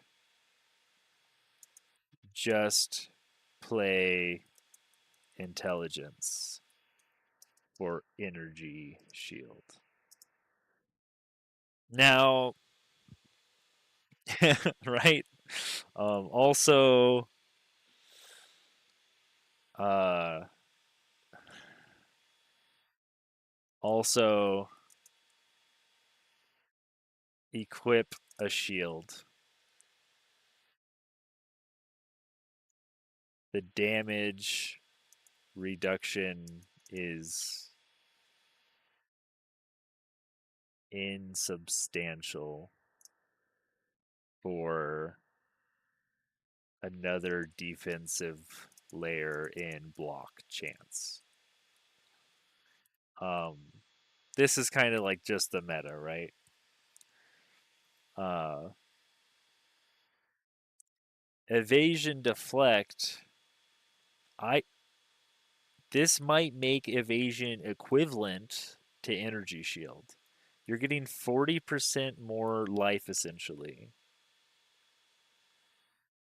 Not really, because you're not always going to deflect.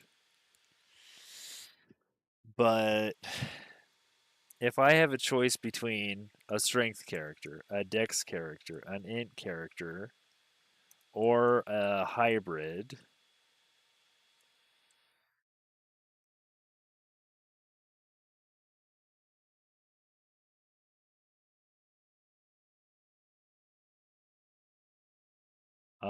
I'm sitting either here,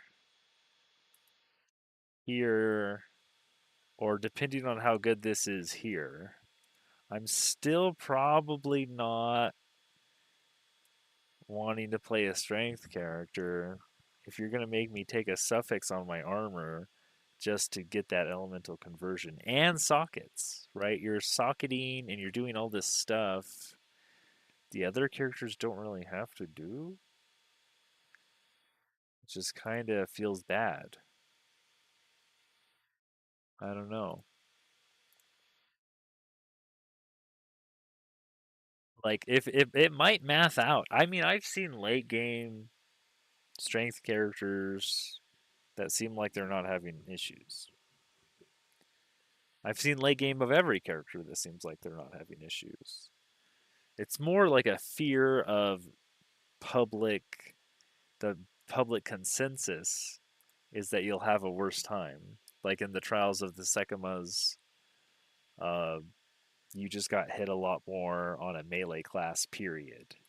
So you also I don't really want to play melee because uh, you don't want to lose your honor in the trials. But they seems like they fixed that. If you get hit in melee range, you take less honor damage, so it should be more equal now.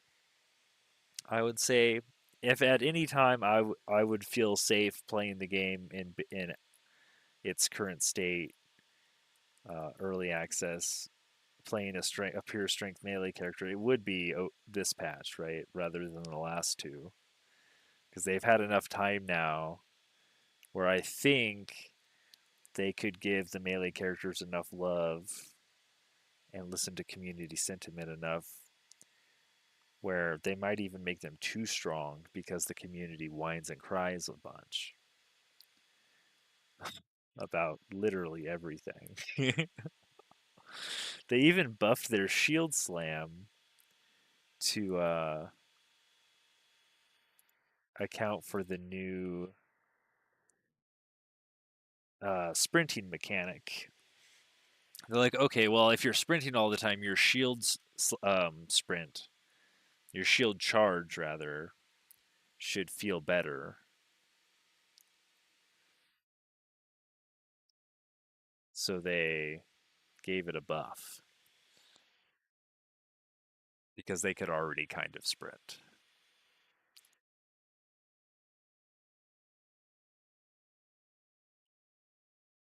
Well, I'm going to take 5. And we'll come back and chat a bit more.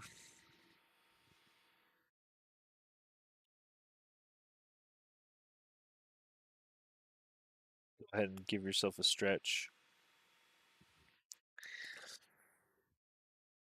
Put something in the microwave, grab yourself a drink. I'll be right back.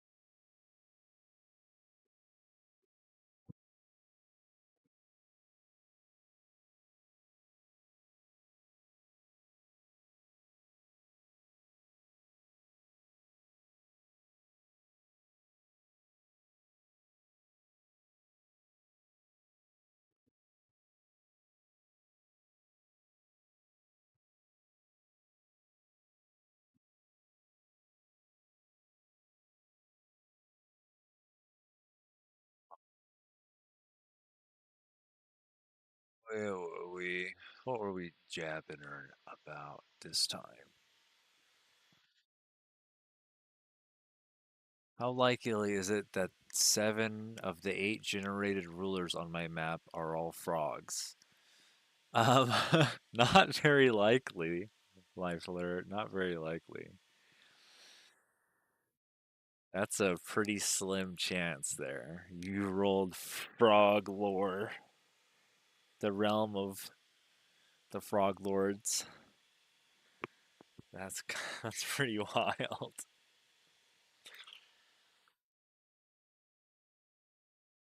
I think there's like 20 races, so it's like a 5% chance of a 5% chance that there's it's like less than 1% that there's 2 of them.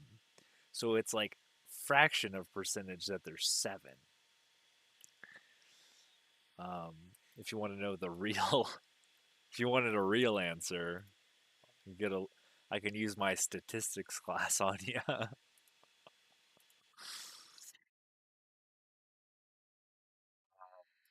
What are these? So, yeah, this build worked really well. We didn't actually get to see like the full thing because it kind of worked so well that I just ran my army at him. Actually, technically, I only ran half of my army at them. I had another half of my army ready to go.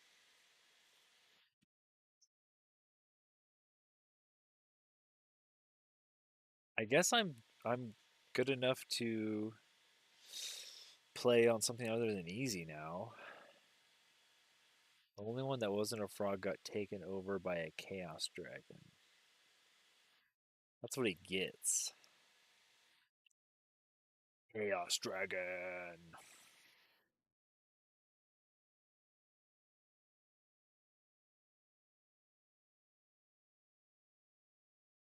The chaos dragon spellblade. I saw somebody play that in multiplayer, and they were critting for 200 light chain lightnings. Pretty crazy. Do you want to help make a build with me? Sure. What are you thinking? I can give it a shot.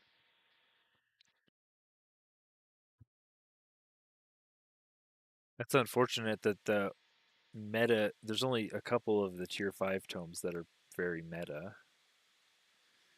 See, you basically have to get 10 astral or 10 nature affinity. I'm sure the other ones aren't that bad, but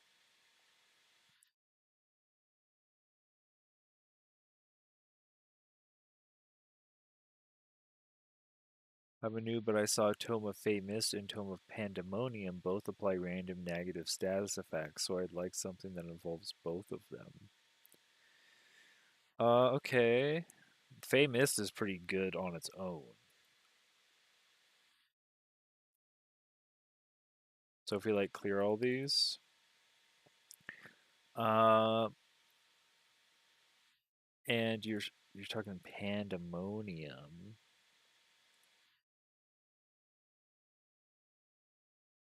Pandemonium is a double chaos tier 3. Um, what is here? Vessels of Chaos?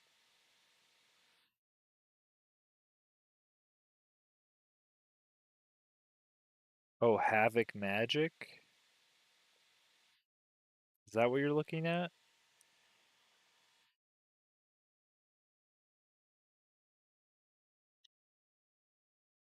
You want to apply negative status effects?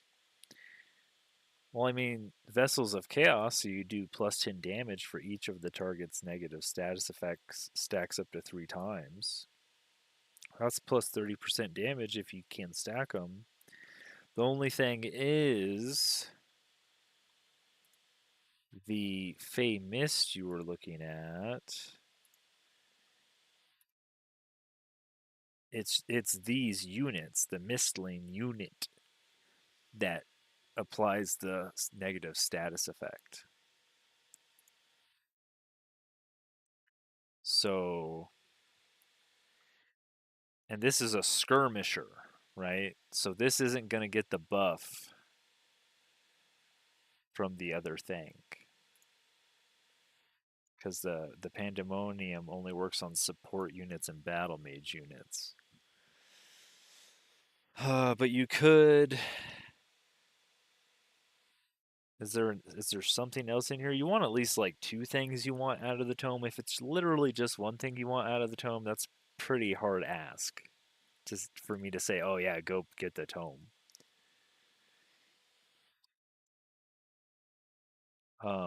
Like these Chaos Eaters are battle mages.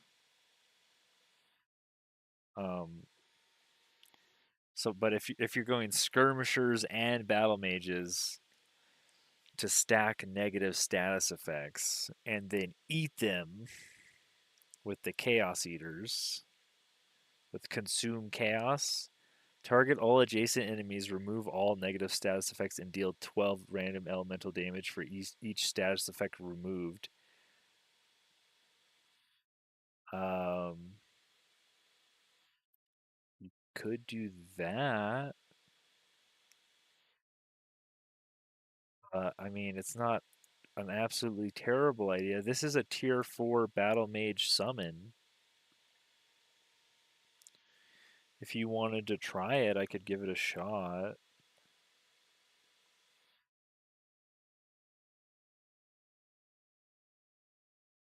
Mass hysteria.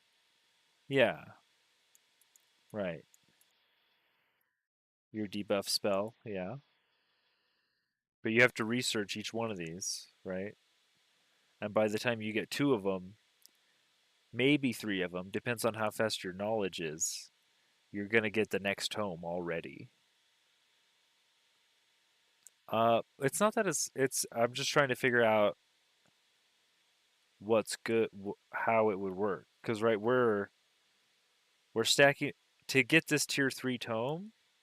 We already need 4 chaos affinity.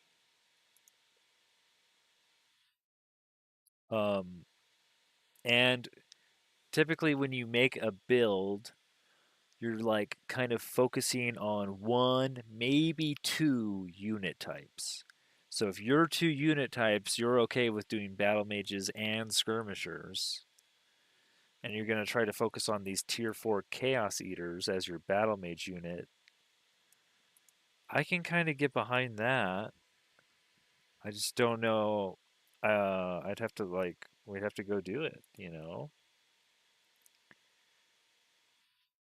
Um, for that, we might. That's a magic unit, right? So this is the Chaos Eater is a magic origin unit. So I would assume you want to end with Cosmic Overdrive. And what about these little Fey boys? The Mistlings? These are probably also magic origin units. And these are tier 3 summons. So you're going to be pretty heavy into summoning units that have mana cost and not necessarily drafting as a ton of units if this is what you're looking at. So I would start with something like something I just did. Like Mystic School of Summoning Mana Chanter's Cult of Personality. But we have to get 4 Chaos Affinity. So I don't know what DLCs you have access to. Uh,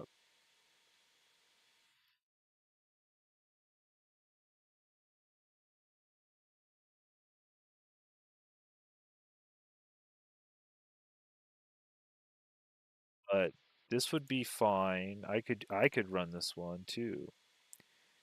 You'd want to start probably getting. Not only do you want random status effects, you also want any status effects, right? Like burning, slowed, all that stuff also counts for your Chaos Eater. And we're also looking at stuff for battle mages, right? Or skirmishers, like a mix. So, like Toma Pyromancy can give us chaos. It gives us Summon Magma Spirit. It gives us Searing Blades for the skirmisher units. And it gives us Fiery Arrows for the skirmisher units. And it gives us a Pyromancer.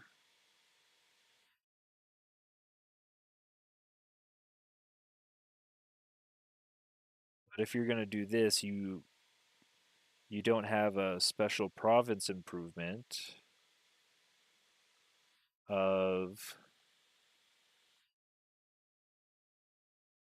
what tier of unit is a build supposed to revolve around? Typically 3 or 4 is good. If you push to 5, that's like really late game.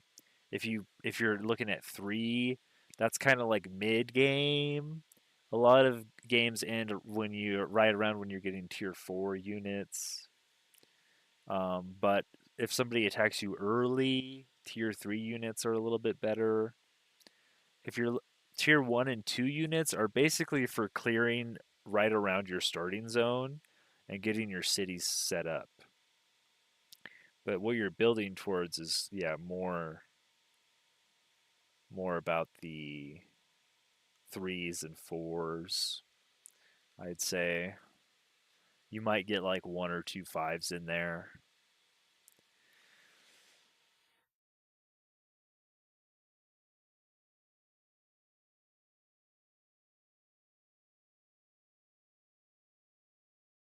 Um, do you know what origin you want to start with? Because like if we go Dragon Lord,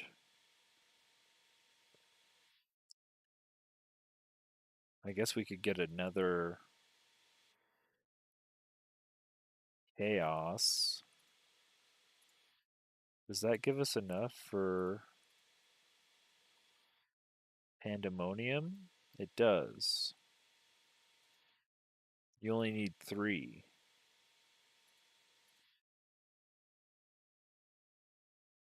What if we're not Chaos?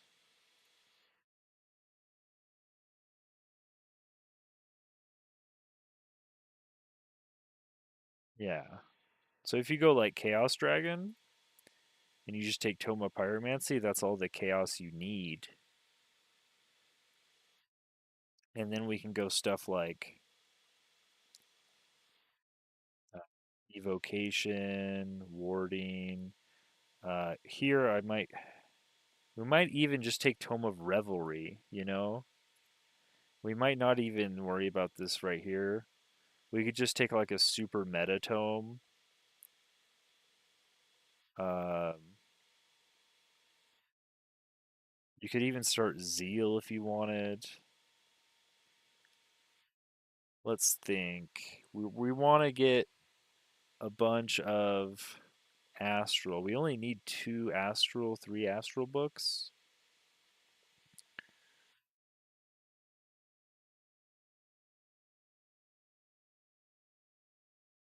Let's push this back to Chaos Dragon. So you need to somehow get 3 Chaos Affinity to get that other book you talked about. And then Evoke. If we started Evocation over here, this gives us something for battle mages. You get lightning focus, and you get something for skirmishers and lightning blades. And your summoned unit, your storm spirit. Now that's a shock unit. It's the cold units that are skirmishers. It is the cold units. It's cryomancy.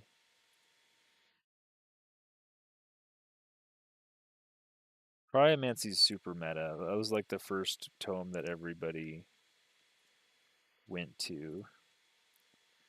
This has frost blades for skirmishers and frost arrows for skirmishers. And it gives you a summoned snow spirit that's a skirmisher. And blizzard's always good. And if you really wanted to draft a white witch battle mage, like you're only gonna probably get here, you're gonna probably research summon snow spirit and then uh frost blades and frost arrows. And this gives you School of Cryomancy. Are there any racial units above tier 3? Yeah, there are a few. There's Geomancers, Pyre Templars, and Stormbringers. If you go to units in here, you go to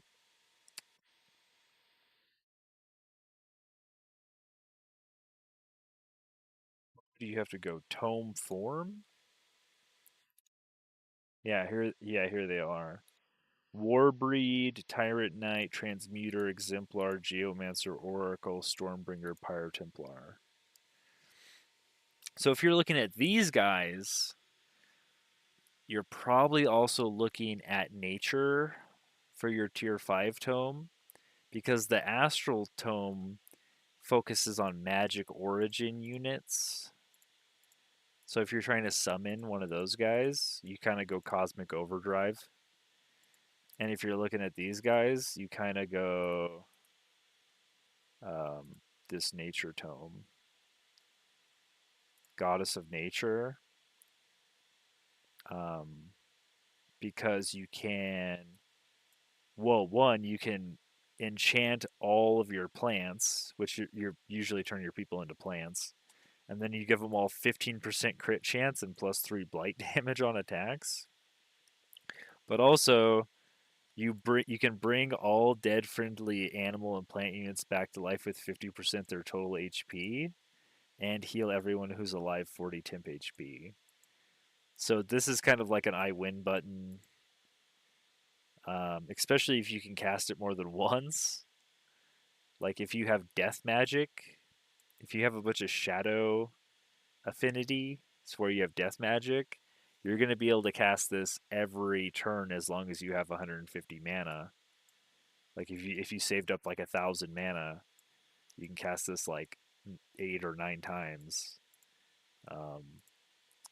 You do have to go Tome of Paradise and turn all your people into plants, but that means that all of these guys will be plants too, whichever build you wanted to go with here. Tyrant Knights, Warbreed, Transmuter. Basically have one of every type of unit in here, except there's no fighters, but there's a support, there's a battle mage, there's a shield, there's 2 shock units, there's a skirmisher, and then there's a polearm. So unit enchantment is for racial and summons, while race transformation is only for racial. Yes, exactly. Well, sometimes you can summon a racial unit. There are some summons that are also racial units, which is, it's not that cut and dry, unfortunately, because I'm pretty sure if you go in here, the Phantasm Warrior is a summon from the Tome of Warding, and he is a form unit that you summon. So is the Zealot, the Zealot from the Tome of Zeal. He's a summonable form unit. So you summon him, but he's also a member of your race. Sometimes you summon somebody, though, and they're like an elemental. A lot of them are elementals, right? All these elementals you can summon. Like the snow spirits. So if you're going racial, a lot of racial units, then you typically, looks like you go plant and then revive them all, and then you stack a bunch of not only minor race transformations but also unit enchantments. But if you're going magic origin units, which all these are, then you just go unit enchantments mostly. You can get a few minor racial transformations as you go along, because you're going to have some of those in your army. And then you go Cosmic Overdrive. Does a unit enchantment work for units that are a different race or summoned in combat? I think the summoned in combat thing might be hit or miss. I don't know about that one. But the unit enchantments definitely work for units that are a different race. It just targets the unit type. So even the ones you summon in combat might get it. I don't think I've tested that. I would have to look. And then it might matter on how you summoned it. Is it like an ability or an item? I don't know how that boils down, honestly. That's pretty specific. So a hero that is a different race will get unit enchantment? Yeah, it should. If it's the right type of unit though.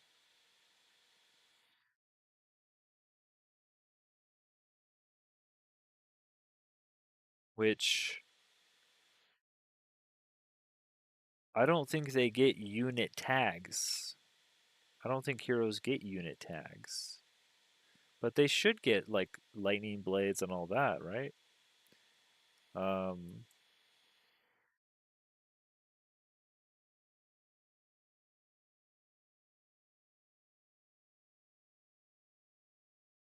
cuz like a warrior is not a shock unit, but it acts like a shock unit. A defender's not technically a shield unit, but it acts like a shield unit. Like an elementalist isn't technically a battle mage, but I uh they might. I'd have to check. You probably can check on your save file right now. You probably have unit enchantments going on a save file right now where you can check. I'm not sure. I'm not sure if they do or not. I'll be honest. Because they don't tech like technically these things are different, but at the same time I feel like they do get unit enchantments. I feel like they might get almost all of the unit enchantments, is what I would feel like. But you'd have to test it. I've played the game for like over 100 hours or whatever, and I still don't know everything about it. It's a pretty in-depth game. There's a lot going on.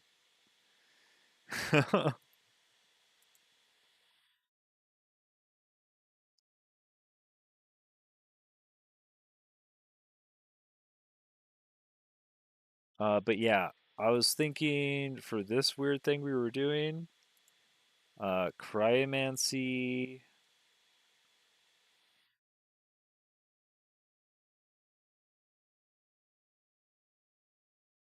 I want battle mage stuff too.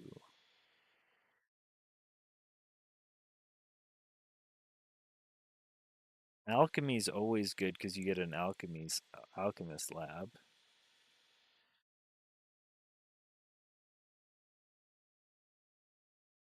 Yeah, you don't think they do? Wolf Primal Communion. What tome's that from?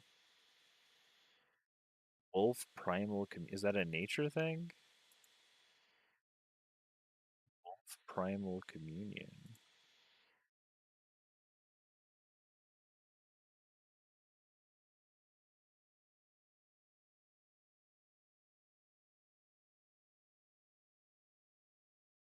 Yeah, I'm not seeing. It's from the Primal Culture. Oh, Culture Primal. The Sylvan Wolf. Oh, this website's not good for this. I might have to go to the wiki. It's a unit enchantment that affects what type of unit?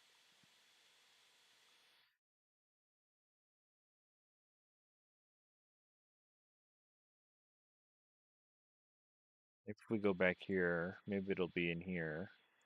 Sylvan Wolf. Unit enchantment, Staves of Mending. No.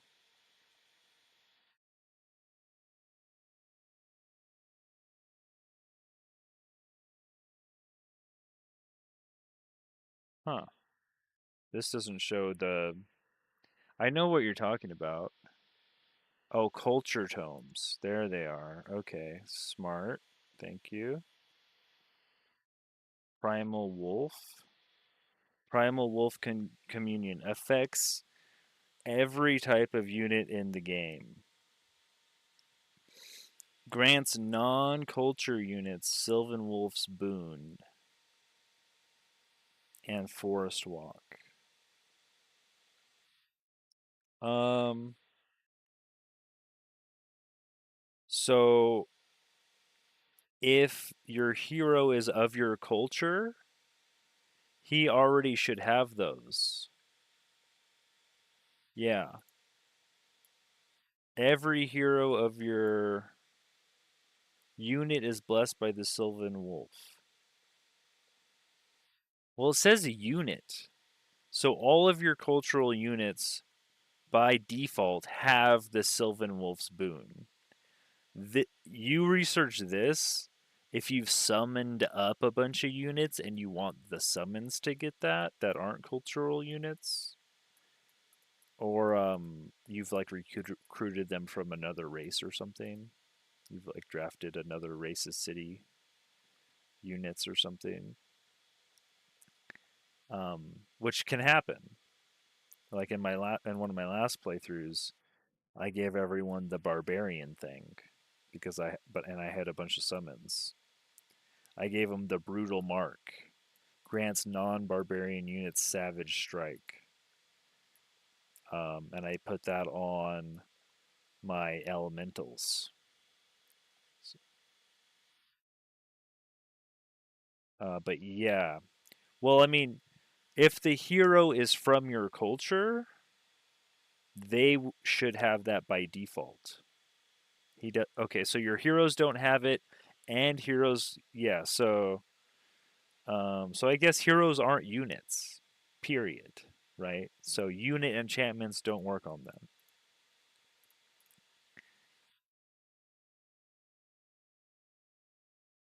Uh, but they are of your race, so the minor racial transformations should, and the major race transformations should work on your heroes. So that's good to know. The difference between a unit and a hero. Yeah, I haven't got into that. That's a fiddly little bit of the game. Right? I mean, it makes sense, right? You call them different things. The heroes are army leaders, typically. I think actually by default, it appears to me that if you have more than one hero in an army, only the highest level hero is the army leader. The summoned wolves? Yeah. The summoned wolves are a type of unit. They are a mythic. They have all these tags. So they're a magic origin animal. So if your unit enchantment targets animals or magic origin units, then the wolf will get it. I don't think of any. I can't think of any unit enchantments that targets any of these other tags, like ethereal units or mythic units. But I do know Cosmic Overdrive targets magic origin, and I do know there's a couple ones in the nature tomes that target animals.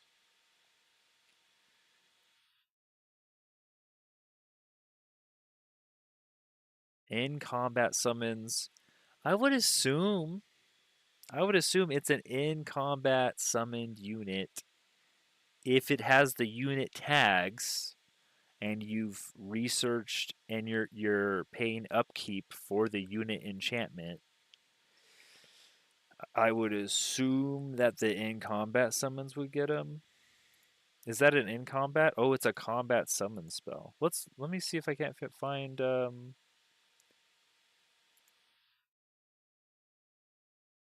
I mean, it's a unit. I mean, it doesn't really specify as far as I know. You could probably test it in your game. You could summon a wolf in one of your combats and see if it gets. Let's see here, something that targets a beast, like the Tome of Beasts, has a minor race transformation. No, that won't work. The Tome of Glades, that won't work. That targets different unit types. What targets animals? Is it just the Tome of Vigor? Yeah. Empowered Beasts in the Tome of Vigor affects all animal units. So if you research this, you have it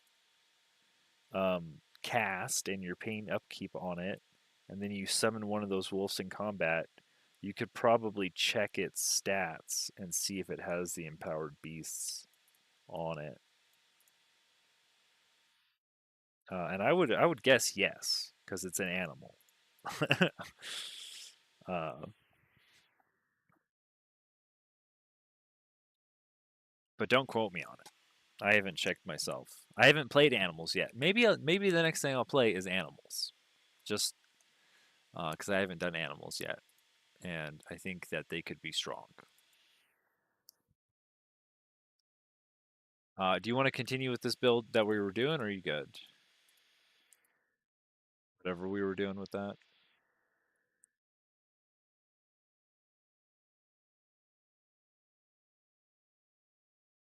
Yeah. Yeah, we can learn together. Shoot. That's what we're here for. I've played the game. What's my hours on this on Steam on the game? Let's say is a lot of my hours were from a long time ago.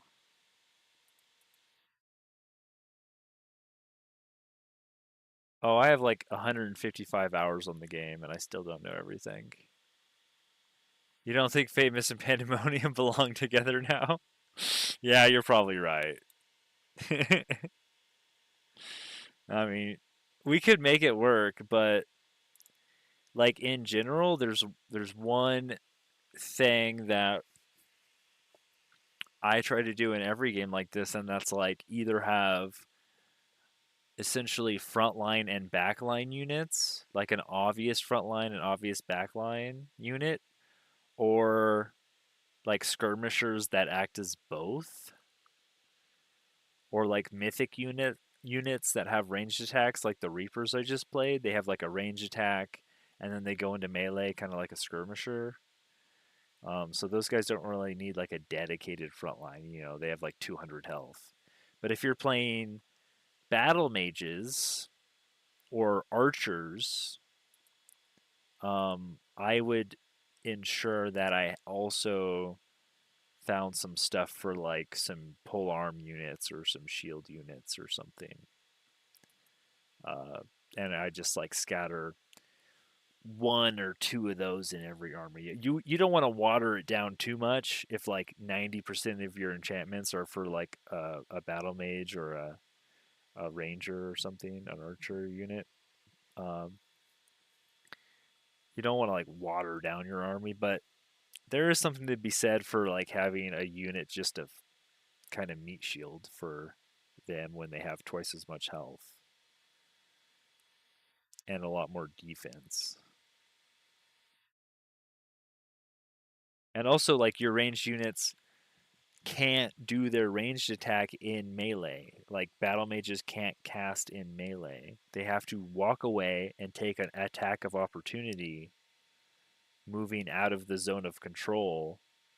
So it's just really, really bad if you have absolutely no front line for those guys.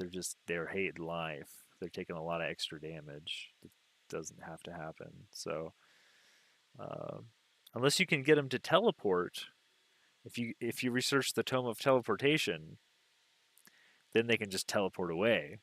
So that I mean, maybe they don't maybe you don't need a front line if you pick up the Tome of Teleportation and you get the phasing enchantment along the way, or you pick up Slippery. I think there's another thing you can get.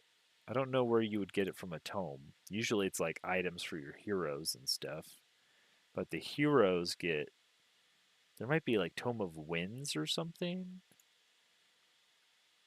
Tome of Winds. No, I'm not seeing it there. Tome of Glades. Nope.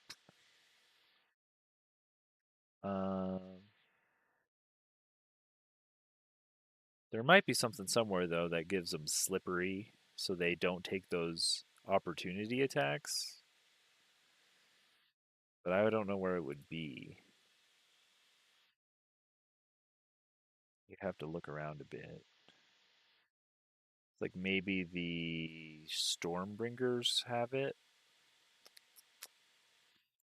and maybe the Fey Mist would have it. I mean, Fey Mist kind of gives if you're fighting in mist, it gives them an accuracy penalty from clinging mist, which might make that attack miss. But it's just something to think about when you're making a build, also. But like when you do something like dragons, you have like these slither hatchlings or these wyvern fledglings. These guys are skirmishers, and then they level up into slithers, which are bigger skirmishers. And the wyverns are fighters that just level up into fire wyverns that are skirmishers. So they don't really need like a front line. These guys are self-sufficient units. They also get kind of murdered by somebody with a pole arm. I'd have to say, from my experience, the Pyro Templars and the Stormbringers were the strongest unit, but in the last update, they both got nerfed. Stormbringers got nerfed kind of. Like, these guys have slippery, right? These guys are skirmishers and they have slippery. What's the point of racial transformations if they get phased out? They don't necessarily get phased out. Like, all of these guys are racial units. And like Pyro Templars or Stormbringers could be your late game unit.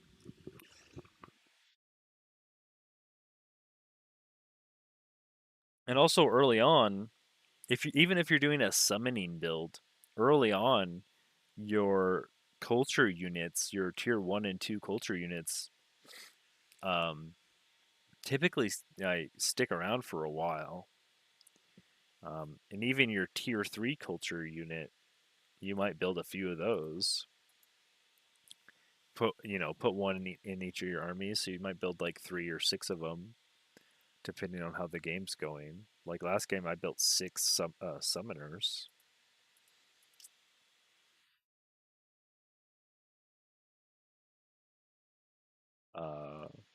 I think they're called summoners.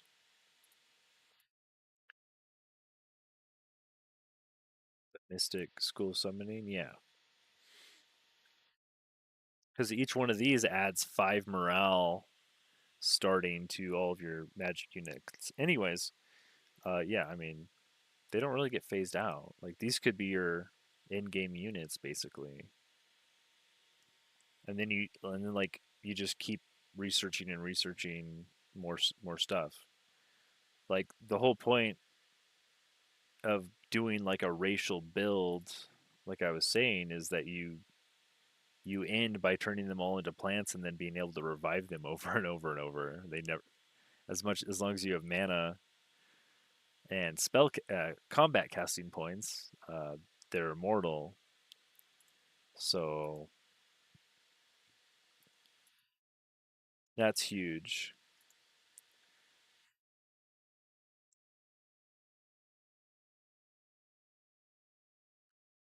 Like the tier 5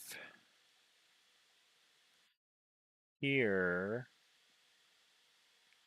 I mean, this one's not very great.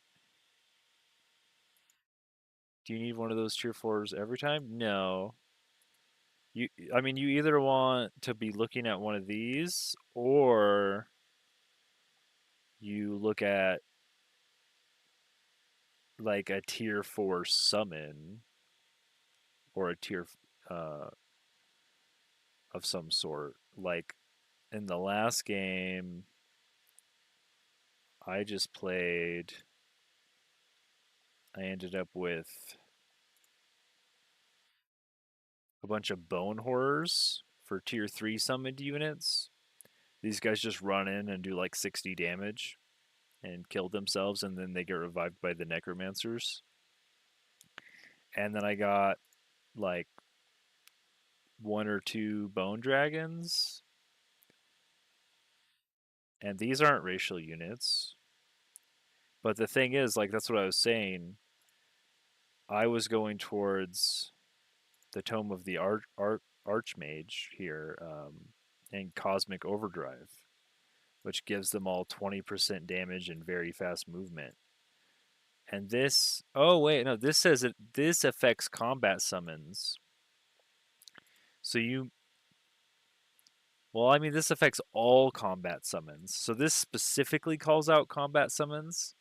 But if your combat summon is an animal, then if the thing says animal, it should affect it. This affects no matter what combat summon, it would affect it. But also it affects all magic origin units.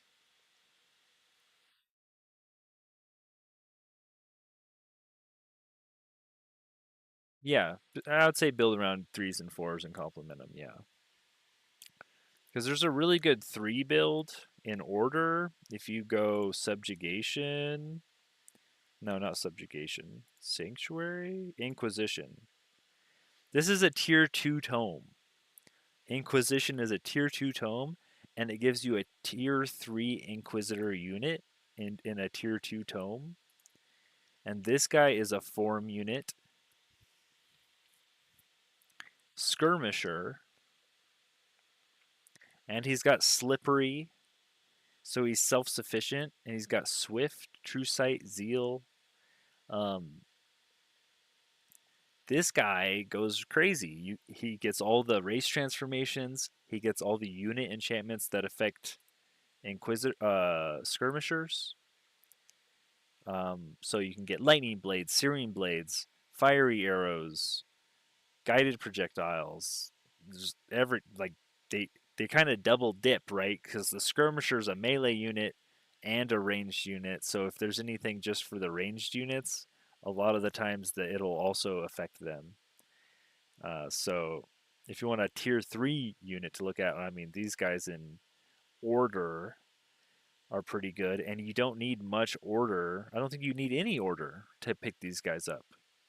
A tier 2 tome, if you go to the builder, I don't think you need really any order affinity. Like, we take this off and we just pick up this.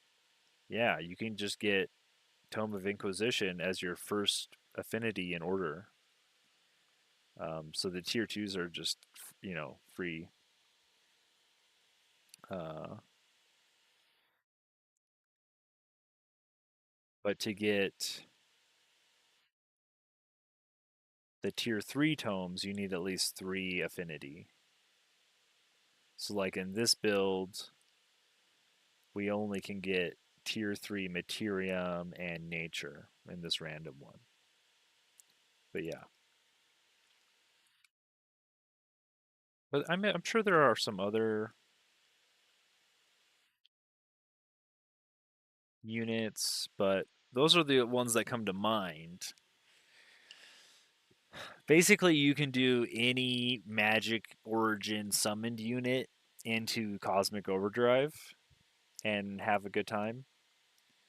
Or you can do any of those tier 4 tome units, or you can do Inquisitors. Those are like the things that come to mind as the strongest stuff that I know of in the meta. But if we look through all the tier 2 tomes, I wonder if there's anything else.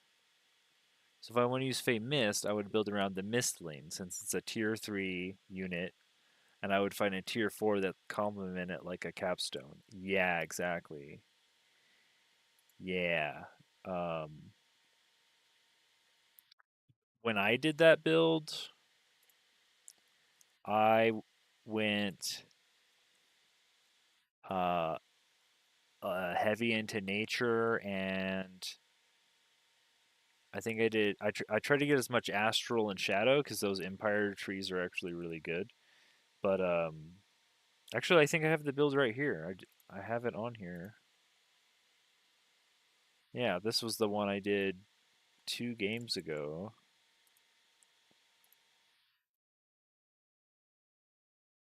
I did the Chaos Dragon Lord. It's on the channel. Oh no, actually, this is Pyro Templars. It was the one I did even before that. I did most of that one off stream, but I finished it on stream. I did like the last 50 or 100 rounds on stream. But I don't have a link for a build for that one. But essentially, I took Tome of the Fey Mist, and then I went into Stormbringers because they're both skirmishers. The Mistlings weren't a huge like unit that I built around because their magic origin, right? And the Stormbringers are racial. So they want different tier 5 tomes to buff them.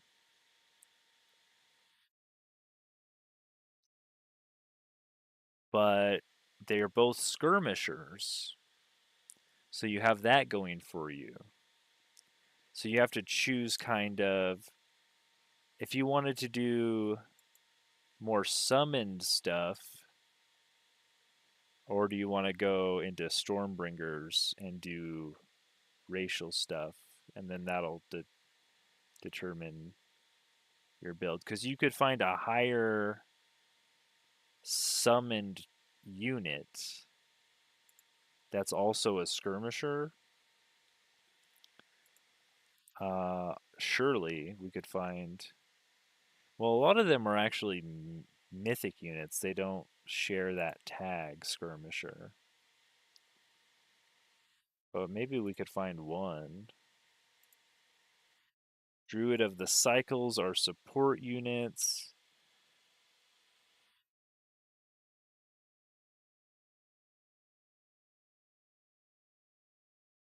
Snow Spirits are also tier 3. But they're in shadow, but that's not a terrible. No, that's not the end of the world.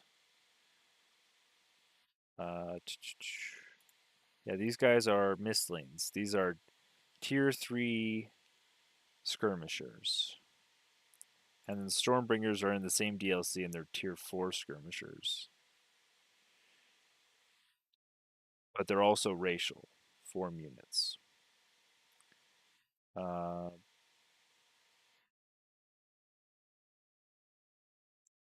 I don't know if we could find a higher tier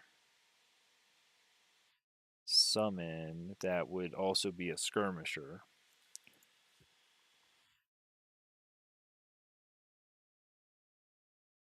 But it would be a summon, so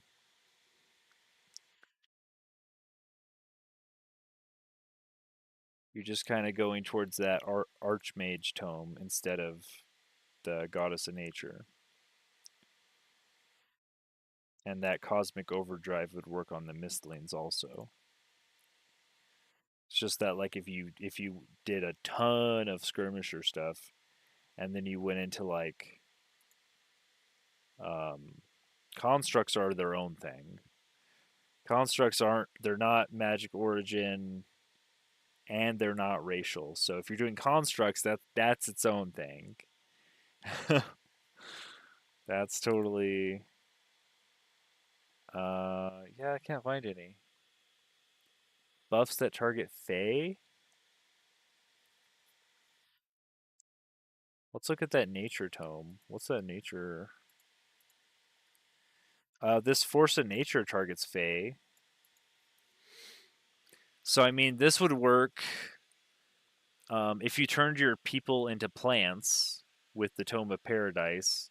This would work on all of your racial units, and it would work on your summoned Fae. So this would hit both of them. This is what I went with. I went Fae Mists into Stormbringer. What's the Stormbringer one called?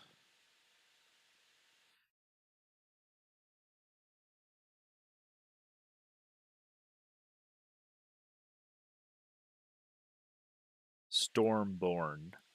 Tome of the Stormborn. And this gives you a major race transformation Naga, which gives you slip away. Oh, it doesn't give you slippery. It gives you slip away though.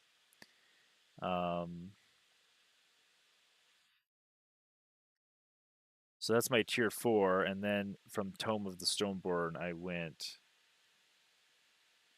and I turned them all into plants. I might have turned them all into plants that time. Maybe I didn't. I don't remember what I did actually. That was a few games ago.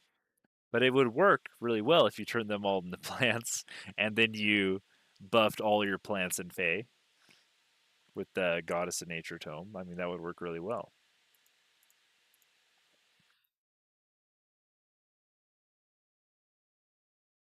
And then yeah, then I should make a list. I should try animals and constructs. Animals, constructs. What else is there? I just did undead. I did Stormborn, and I did Pyro Templars. So there's also, like I said, there's also, you could also try to build around any of those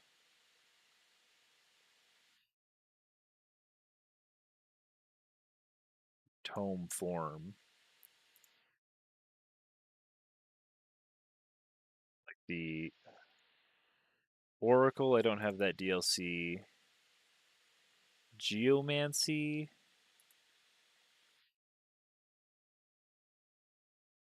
I don't know if I have Geomancy. Isn't this in a DLC?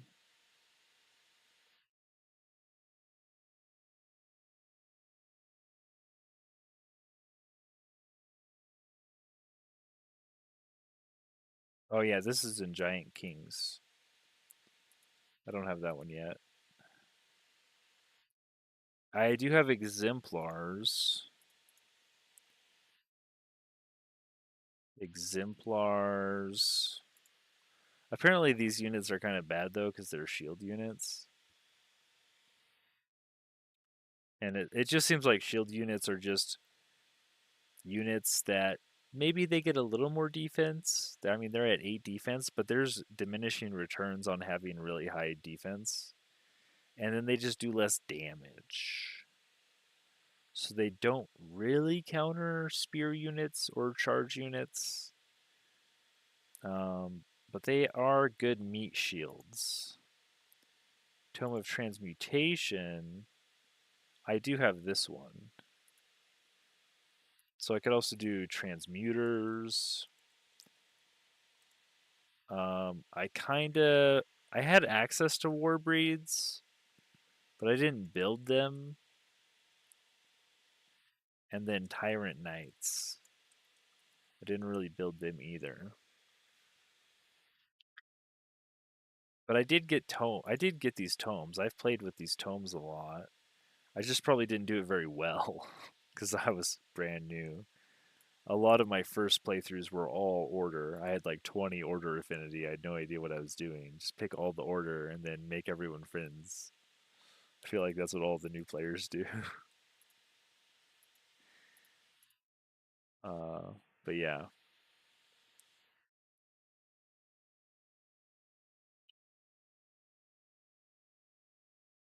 You got the. I think you got a good grasp of it. I guess dragons is its own thing. I played dragons my first because you kind of want to evolve them, and they're like, what tags do these guys have? They're animals.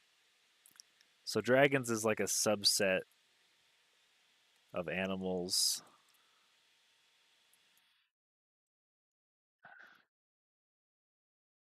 You can either do like summoned animals or you do evolving dragons.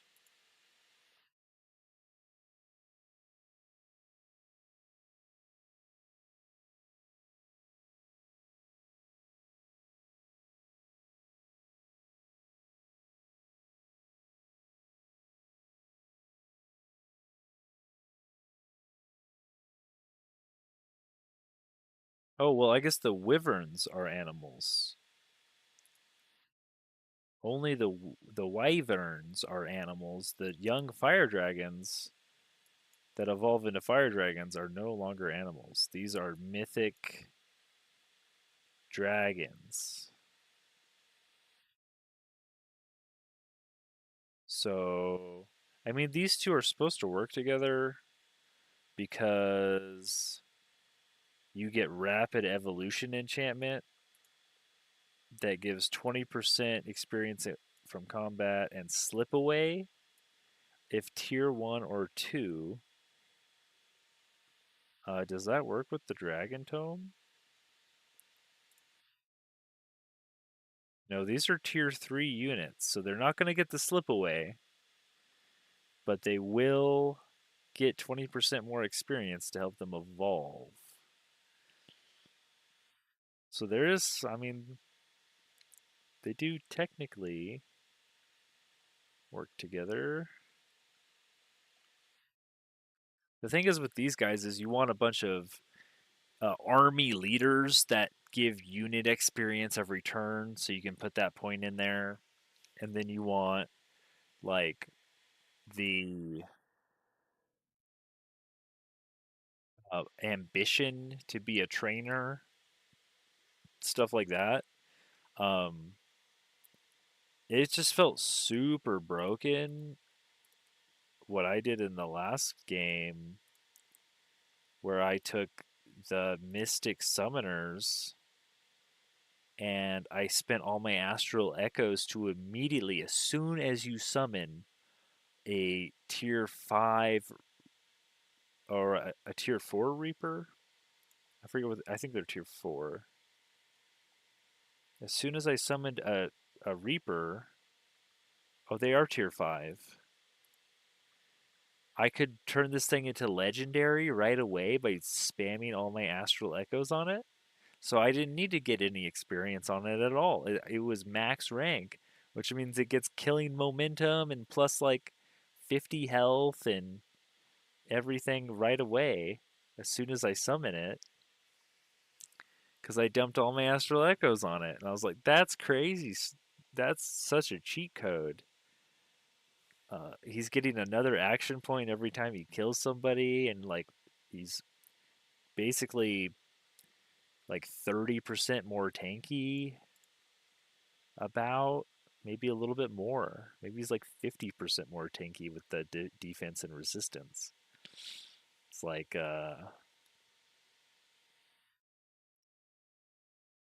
pretty nutty to be able to do that.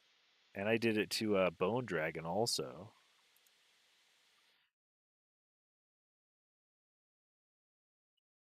The Bone Dragon gets all that same stuff, killing momentum, plus 10, 20, 30, 40, 50 HP, and plus 2 defense and 2 resistance. So yeah, that's like about 30% more tanky and 1 more action point whenever they kill something, and 10% more damage flat.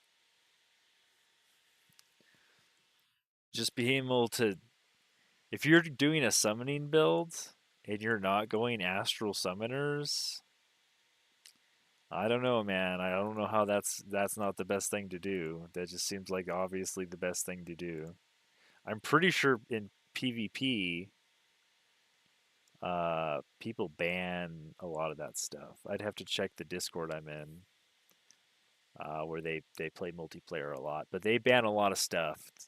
So I basically assume everything they ban is a must-have, so that it's actually eliminating options from the game rather than adding them.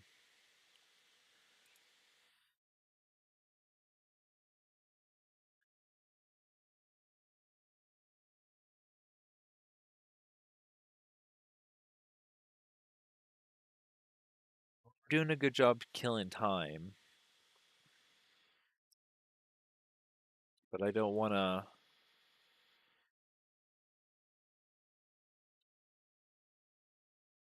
sit around too long.